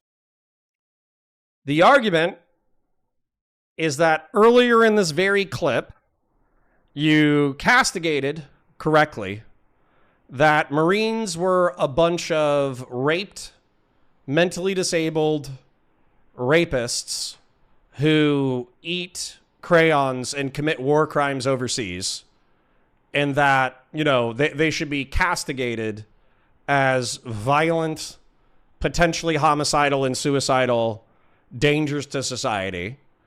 And that's obviously why this protected category exists, because it doesn't capture the nuance of the Marine experience. And so Hutch is trying to articulate to you that his friend was killed in Iraq, and he wasn't a bad guy. He was a product of systems. Chort says, you do understand Kuihman isn't trying to be funny, right? No, I think he's trying to be funny. When he says that, I don't think he's being serious when he says that Marines were all, molested as children, which is why they fucking go, and they're all mentally disabled. So they go overseas and commit war crimes and eat crayons. I don't think he was like serious when he said that. When he would like actually like go to the Marine Corps and be like, hey, were you molested? Hey, were you molested? Hey, were you molested? And like all three of them would say yes. You know? I think he was being funny. I don't know. You could go ask him. Do you think he was being literal? Such a smart guy, but he was never a good student. And you know, he needed the GI Bill. Like he needed that shit. Oh, well, and well, I guess it's fine then. He didn't sign up because he wanted to go over there and like fucking murder people. Well, if that was the case, Hutch, then I'm sure he would have a very nuanced, intelligent take about the Iran conflict, Islam, and his regrets from the Iraq War, wouldn't he? And as such, Hasan wouldn't be addressed. I don't have any regrets from the Iraq War. Okay? I think the Iraq War was bad because we armed Iraq in the 1980s. Then we sanctioned the shit out of them in the 1990s. Kicking them out of Kuwait was perfectly sane and rational. And then, who is it? Donald Rumsfeld and Dick Cheney personally enriched their golf buddies in order to invade Iraq. But do you think I have a fucking problem killing Saddam Hussein? Absolutely the fuck not. You think I have any problems killing Uday or Qusay? Absolutely fucking not. You think I got any problems killing ISIS? Absolutely fucking not. So sorry. Like the lefties, this is where you have to be like so raped as a veteran in order to hang out in like Hassan Piker in not Queeman's community. I'm sure he doesn't give a fuck that much. But you have to be like such a raped veteran to go to hang out in like Vosh's community or Hassan's community. Even if you were like a fucking Pogue administrator who just like push papers in California for 4 fucking years, you basically have to show up with a cat of 9 tails and walk down the fucking street yelling shame as you like whip yourself in the back bleeding. It's so cringe. And expecting fucking veterans, sane veterans, to do that is cope, cringe, lame. And any veteran who does do that, who goes like, oh, you know, the American military complex is so bad, man. It's so crazy. I can't believe all the war crimes I was a part of. I'm not going to lie. Pretty much my presumption is that if they take that attitude, they were a fuck up, right? So half of their reason for disliking the United States military is because of geopolitical objections. The other half is they fucking sucked while they were in the military, and the military treated them poorly. You know? Ex-cops is, well, I guess, yeah, if you get into the job and you fucking do nothing but talk shit about the job, I'm assuming you were bad at the job. You know? Anyways, sorry. Addressing him in this clip. As you would know, if you actually listen to the clip, instead of just crying about how your friend got, you know, just randomly happened upon an IED. Just randomly happened upon, he was just going about his daily life. Just going about his daily life, living a normal life, and there was just an IED. There was just an IED. He just walked into an IED for no reason at all. No. And there were plenty of fucking pogues who got killed, like motor transport. No offense to my motor T bros, but they are some of the dumbest motherfuckers I've ever met in my entire life. Motor T mechs are okay intelligence. Motor T drivers are truly, no offense to my professional drivers in my audience, I love you so much, but Motor T drivers were some of the dumbest motherfuckers I ever met in my life. But that doesn't mean they were bad. They weren't bad people. They were oftentimes pretty fun and pretty cool and pretty interesting. And they went on logistics convoys in Iraq and they got hit with fucking IEDs and EFPs. I almost guarantee you, like, probably top 10 most lethal job was Motor T driver, right? So, yeah, this whole thing of like, if you're complicit in the war machine at all, you're fucking evil until you apologize to all of us is cringe and lame and misunderstood and silly. So. Many such cases as far as people that sign up for the military. So I don't know. This is such an outrageous thing to say. That's what we're doing. If Twitch can apply this fucking double standard when one veteran is getting their fucking arm. Classic unfortunate IED incident. That happens, doesn't it, guys? You're just going about your normal civilian life and you walk into an IED. We've all had that happen, haven't we? Broke. Well, weirdly enough, didn't that actually happen in England? So not an IED specifically, but there was a uniformed British army personnel, and then fucking 2 random jihadist dickheads ran up to him with a knife, chopped his fucking head off in revenge for the war on terror. And then when they were arrested, covered in the man's blood, they said, hey, this happens in our countries all the time. So actually, a uniformed, non-combatant pogue in the United Kingdom actually did get fucking smoked for almost no goddamn reason. And then also, some pogues do get fucking smoked, and they're not active combatants. They're still combatants, to be clear. But anyways, totally missing the systemic analysis, I think, is very rich from like the people who are like, we just want everybody to have universal health care, and we just want everybody to have dignity, and we just want workers to own the means of production. But if you join the war machine, then you're an unforgivable Nazi piece of shit, and I'm going to laugh at your death. It's like, okay, yeah, you're clearly the compassionate people. I'm sure you can be trusted with power. By an American congressperson. Sorry, wait, no, I'm not an Iraqi child. Wait. For opposing America waging Israel's wars, when Twitch doesn't fucking ban Asmongold for laughing at that and saying, yeah, based, and that he deserved it, when Twitch literally doesn't say a single damn thing about that, but then turns around and tries to... Well, did Asmon, like... Where is the oil that we speak of in Iraq? They got a shitload of oil. Are you shitting me? It's small compared to Saudi Arabia, Venezuela, and Iran. But Iraq and Kuwait still have shitloads of oil per capita. Do targeted harassment against veterans? Or did he just... I mean, I don't... Listen, I obviously don't fuck with Asmon. But it's entirely possible that what Asmon said in that clip, whatever he's referring to, was extremely distasteful and disgusting, but not... When you slip on a banana peel and accidentally sell your soul to the US military. Doesn't that always happen, guys? Doesn't that happen? We've all had that happen, haven't we? When you just wonder, you slip on a banana peel in a comical fashion, you go falling back and sell your soul to the US military. Whoops. Whoops. Not technically a violation of TOS, right? Oh my fucking god, Hasan talking about a Twitch double standard is just so fucking funny. Yeah, for sure. Ban me for this shit? Fuck this platform. I will never fucking come back here. Y'all are a bunch... Yes, he will. Yes, he will. Bunch of dumb fucking bitches, too, for being like, oh, you're gonna get clipped. So out of bounds. Dumb motherfucker doesn't even realize his own lived experiences should have taught him a very valuable lesson. What the fuck do you know about his life experience, man? What he shared in chat, he's an Iraq war veteran. How could you possibly... You know, sometimes, man, people just don't know how to turn that shit off, and Why would you turn that shit off on stream?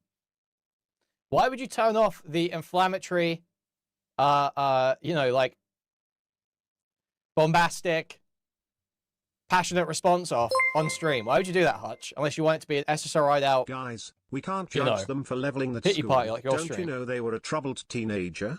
International law is for other countries anyway. Thank you, Spencer, for the $5. Thank you. Very true. So what did I want you to get out of that? What I wanted you to get out of that is that Hasan is rude and abrasive, and there's many reasons to criticize him besides wanting universal health care for Americans, obviously. I think that his geopolitics... I've heard Hasan talk about geopolitics. I think 70% of the time they're, like, descriptively true, but then he commits lies of omission, and then he also doesn't know shit about your, like, being in armed conflict or serving in the military or what being in the military is actually like or what the nature of casualties or armed conflict was in the war on terror. And unfortunately, I think that encourages people like Kuihman to run with dumb narratives that are popular on the left. Now, somebody was like, oh, he's just a lib, he's just a lib, he's just a lib. I'm pretty sure that we just talked last week and he said that he was a social democrat. I'm pretty sure he said he's a social democrat, and I don't know where we landed on like he's an incrementalist. He's a pragmatic person. He doesn't think that we're going to get decommodification of the basic human needs or workers owning the means of production or a moneyless, stateless, classless society anytime soon. So he's a liberal in that he values maximal human freedom, primarily because it lets him operate as a snarky critic on the internet. But then he's also a social democrat in that he thinks there should be like a robust welfare state that takes care of the civilian population. So, but at the same time, I think that if you look at his like geopolitical criticisms, he is incredibly sympathetic to leftist narratives about Israel, Palestine, and the nature of like Zionist control of media and, you know, their genocide and all that bullshit. So, yeah. Yeah, he's a labor supporter who would be fine with the Nordic society system. Well, dude, that's a social democrat to me. So, that's a social democrat. So, Hasan is a communist? Yeah, I think so. He hangs out with Marxist-Leninists and vanguard socialists, and he sweeps for them, and he says that he pretends to be a social democrat in public because he wants to get more normies to listen to him. But then he fucking tries to sweep for more extreme geopolitical ideas and leftist philosophy. That way people eventually become socialist or communist, 100%. He used to be more of a Zionist until the Gazan conflict. Yeah, that lines up with what he told me. Being a social democrat and standing Starmer is incongruous, but to be fair, the Kanzuk idea of the left is really that the American narratives. Maybe. But what I would say is that there are people who think that like it's necessary in order to put socialists and communists on the ballot to move the Overton window leftward in American and I guess Commonwealth discourse so that the result is social democracy. So effectively, like, even if your true position is social democracy, there are social democrats who will support democratic socialists in the elections because they think it's necessary to shift the conversation about like the material well-being of the working class, and socialists talk about that even if their prescriptions suck ass, right? It's like the Zoran Mandami argument. There were even liberals in my chat that were saying, yeah, Zoran Mandami is a democratic socialist, but because of the entrenched power of New York City, he's going to have to govern as a social democrat. Therefore, even as a liberal, not me, they were okay with, having a democratic socialist in power in New York City. Yeah, the ratcheting effect, yes. Jagan says, just my opinion, but I think he's like endless social conflict and perpetuates bullshit, and it doesn't matter if it's from the left or right, but I know I am wrong because he's self-identified. Well, right. Like ultimately, we only know what's in between our own two ears and whether or not we articulate them honestly. I just don't think he necessarily has a reason to lie. Like, who in his sphere is going to give him more shit for being a democratic socialist rather than a social democrat? You know, I don't think anybody in snark even really gives a fuck about that, right? The only thing they care about is hating Ethan Klein, hating Destiny, and hating Israel, which effectively, if you either have an isolationist or anti-Zionist perspective, your economic politics are going to be secondary. And to be honest, like a majority of his content is not even politics. The only reason why I wanted to talk about this was because it was like politically related to like veteran status and shit. But if you actually look at like Kuihman's content, a majority of it is just criticizing online personalities. PPP is not a political person. Wick is a political person, but I think that he hates him not because of his politics. Like, I don't think Kuihman hates liberals necessarily. He just thinks that Wick's articulation of liberal politics sucks. He obviously hates Destiny. I think he's probably okay with me insofar as you can be friendly with Kuihman. He's probably okay with me, but he's still going to take a huge shit on me for personal failings. Tectone, Noah Sampson, he hates Hutch, Nick DiOrio, Ethan Klein, me, Beckett. Dude, he shits on Beckett, and Beckett's arguably one of his online friends. A bunch of Ethan Klein and Hasan orbiters. Gaming for Hope. Yeah, he's not like, he does comment on politics, but he is not a political creator, right? Look at his second channel if you want his political takes. Yeah. Nega Kuihman. Right. All right. But that's where, for me, the narrative, one of the cringe narratives that I saw, and I'll try to be as nice as I can. Sorry, did I mute myself? One of the things that I saw a narrative that I think is cringe and gay, and I would like to say very mean things backwards, but I'll try to restrain myself from doing so. So, Mooten, and to a lesser degree Dan, said, oh, Connor's just a snarker now. No, I'm not. No, I'm not. I'm not going to be... And they were like, oh, it's so weak. He's running into the arms of J-Stock, and he's running into the arms of Lav and Mr. Girl. No. I had a conversation with these people. Do you know, like, you can have a conversation with other people and not agree with everything they say? Did you know that? Because I'm pretty sure they knew that. I'm pretty sure they know that you can have a conversation with people of opposing political and social perspectives and not agree 100% with what they say. Because that was true of me and Steven for a very long time. We were able to have conversations and contentious conversations without disagreeing, or while disagreeing. And so while J-Stock might hate Destiny, and I'm not a fan of what Destiny has done in the past 7 months, I also don't even think I hate Destiny. I think he's an asshole, and I think he's going to hurt himself, and I think he hurts the people he loves, and I can't be around it anymore.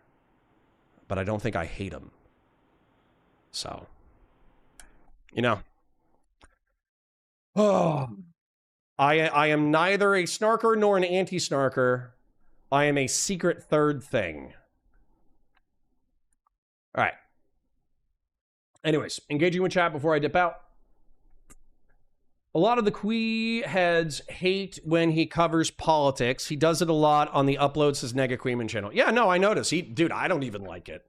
If I watch his content and he's talking about domestic British politics, like, obviously that is not my bag. So look at the second channel if you want. Nega Queeman, sure. He uploads politics content to a different channel. We love Beckett, sure. Nega Queeman. Chibi rebukes. Yeah. Chibi, the other pedophile. Kyle Kalinske called out Destiny 2. Yeah, well, you know, it is what it is. Communists and liberals fight all the time. True. He puts all his politics on the other channel. His politics might be similar to Mr. Girl since he was his strongest defender. Does Mr. Girl have public politics? I feel like he mostly talks about like sex and cultural issues. I would assume that he would be a progressive. Like a transgressive progressive. Like he wants everybody to do super well and would even like advocate for the government to help people to do well. But he would still want the right to say fucked up shit. That's what I'm assuming Mr. Girl's politics are, but I don't think I've ever heard him articulate it. Everyone that disagrees with me is a snarker, and all tactics against snarkers are permissible. Yeah, there you go. No, Connor is canceled for associating with canceled people. Thus, Connor is canceled by the court of public opinion. I know, it's not working very well either. That was the other thing. Somebody said this like cringe thing. And by the way, if you don't like any drama or stuff, I promise you I'm not doing anything super dramatic. I'm just engaging with some criticisms that I heard over the weekend. Somebody said, oh, his career is over. What? Literally half of my revenue comes from Warhammer. Literally 30% of my revenue comes from politics. I can keep covering politics and never mention anybody in Twitch and YouTube politics ever again. How would my career be over because I stopped being a friend with someone? That's such a silly and stupid thing. That's like back when Vosh had his Lolicon folder thing, and somebody pointed this out. It might have been Beckett. They were like, yeah, it's gross. And a lot of his community are going to dislike him or leave. But his ability to continue to create political and pop culture commentary is not affected by his grossness. And therefore, anybody pretending that his career is over is coping like a motherfucker. And I think we need to realize that a ton of creators have just streamed through and continued to produce content. And as long as they don't as long as they don't like get banned through terms of service, it is what it is. You know? His first big video was about Steven Crowder. Interesting. Mr. Girl was a bit anti-trans. Yeah. He seemed like a trans exclusionary, radical, egalitarian. What's the communist quote again? I don't know. It was in BioShock. The show must go on. True. His career is over makes sense if you're a fanatic. Sure. Hope my stream was way behind. My bad. All good. I hate when people conflate being critical with life ruination and label it all as snark. Beware those who use language loosely. Correct. Be precise in your speech. Your career is over equals viewer count exactly the same. Dude, yeah. I mean, I know that there's some people who are uncomfortable with the fact that, like, we are no longer DGG orbiters, but I've been streaming to 50 to 150 people since November of this year. I'm hard stuck here, which sucks, but we're currently at 83. Like, it's not that big of a deal, you know? To be honest, I thought that you were getting ready to leave. No. Okay, the reason why I said that I would rather go back to construction admin than continue if people insisted about being gross sexually and could not support me financially or with their viewership as a result of our disagreement, is because it's entirely possible that maybe some of my largest chippers and oilers viciously disagree with me on this topic, and as a result, they rescind their support. And therefore, not only do I lose viewership, but I also lose revenue, and I'm reliant on revenue in order to maintain, you know, my job. So, but to me, articulating my strong objection to bad behavior was necessary because I truly would prefer to go work a normal construction admin job and just do Warhammer and just, you know, interact with Twitch and YouTube politics as a hobby rather than, you know, be financially reliant upon people that we have like a vicious principled disagreement. That's what I was trying to articulate. But what I was hoping, and so far this seems to be true, is that the people with whom I don't share a vicious principled disagreement, they seem to be sticking around. And then the people with whom I share principled disagreement, it seems to be split, right?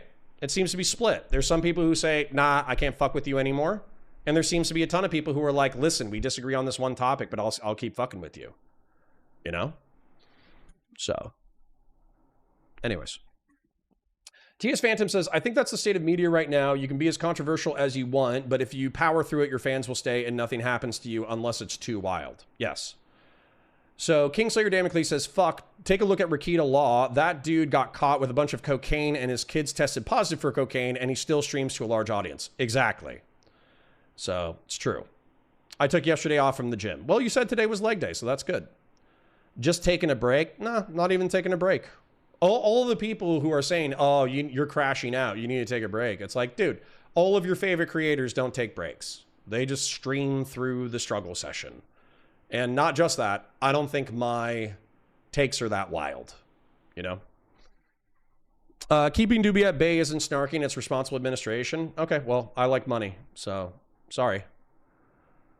The cog is strong, we grill while others collapse. I agree. Taking principled stances, even at financial detriment, is incomprehensible to a lot of people. True. In the end, the drama doesn't change much of anything, I don't think. I don't think it will either. I think we'll all move on eventually. Common Good says, the channel will grow and grow. You have natural talent, trust, heart emoji. Thank you. I appreciate that. I appreciate that a lot. Imagine having a consistent moral stance being the thing that makes a bunch of people call you fake. I know. But that's where, here's another part of it. I've articulated this in the past. I've articulated this frustration with Pisco. I think 70% of people in Twitch and YouTube politics, no offense to my chat, I think my chat actually does pay attention to some of the words that are being said. But I think it's common in Twitch and YouTube politics for people not really to, I've talked about like Mind Palace people versus non-playable characters. There are people who can create constructions in their brain based off of the words being uttered. And the ideas that they formulate are really interesting to them, and they like to play with these constructions in their mind in order to see what the world is. There's also a ton of people who don't respond to that at all. They only respond to the emotion of the words being said, and also whether or not their team is winning, based off of like a subconscious emotional analysis of what's being uttered. And so as a result, if people are vile to me, but their argumentation makes no sense, I seriously try to dismiss caring about their opinion. Sometimes it's hard. When you hear the same talking point over and over and over and over again, it can be hard not to, take it personal. But if their argument sucks, then it is easier to dismiss. So, yeah. At the end of the day, we are all anti-MAGA and anti-Hasan. This will always be true. Yeah, maybe it should be like anti-MAGA, anti-Hasan, anti-Fuentes. Maybe that should be like the three things. I'm definitely anti-Hasan. Good. Crashing out equals calling Fel a Reddit mod now. Well, it happens. All right. Anyways, I don't need to do anything, but I do have a ton of stuff to do. I need to go work on post-recorded content. I need to clean my house. I had the boys over for 3 days. I'm hanging out with the old lady today. Allegedly, Brian Shapiro is going to be on Raging Tomato tonight, so they want me to come out for an hour for Raging Tomato. And yeah. So we got plenty to do. Connor says, have you read the article, I Can Tolerate Anything Except the Outgroup? No, but that is a really clever title, and I like it a lot. So, all right. I'm still building the trebuchet. Well, good for you. I'm proud of you. All right. Anyways, ladies and germs, I appreciate you. Let me thank everybody who super chatted real quick before I dip out, though, because we still had some support. Grassroots is out there somewhere, but I didn't see him today. I think he's a little busy at work. So let me thank the people who did support today.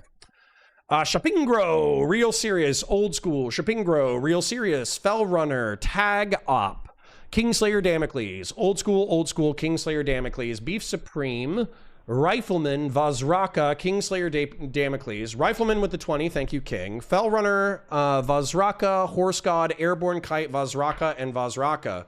Thank you, kings and queens, for hopefully not only enjoying the content, but also holding it down financially. I appreciate you guys. I hope you have a beautiful day, and I'll see you tomorrow on Counterpoints Politics at 9:30.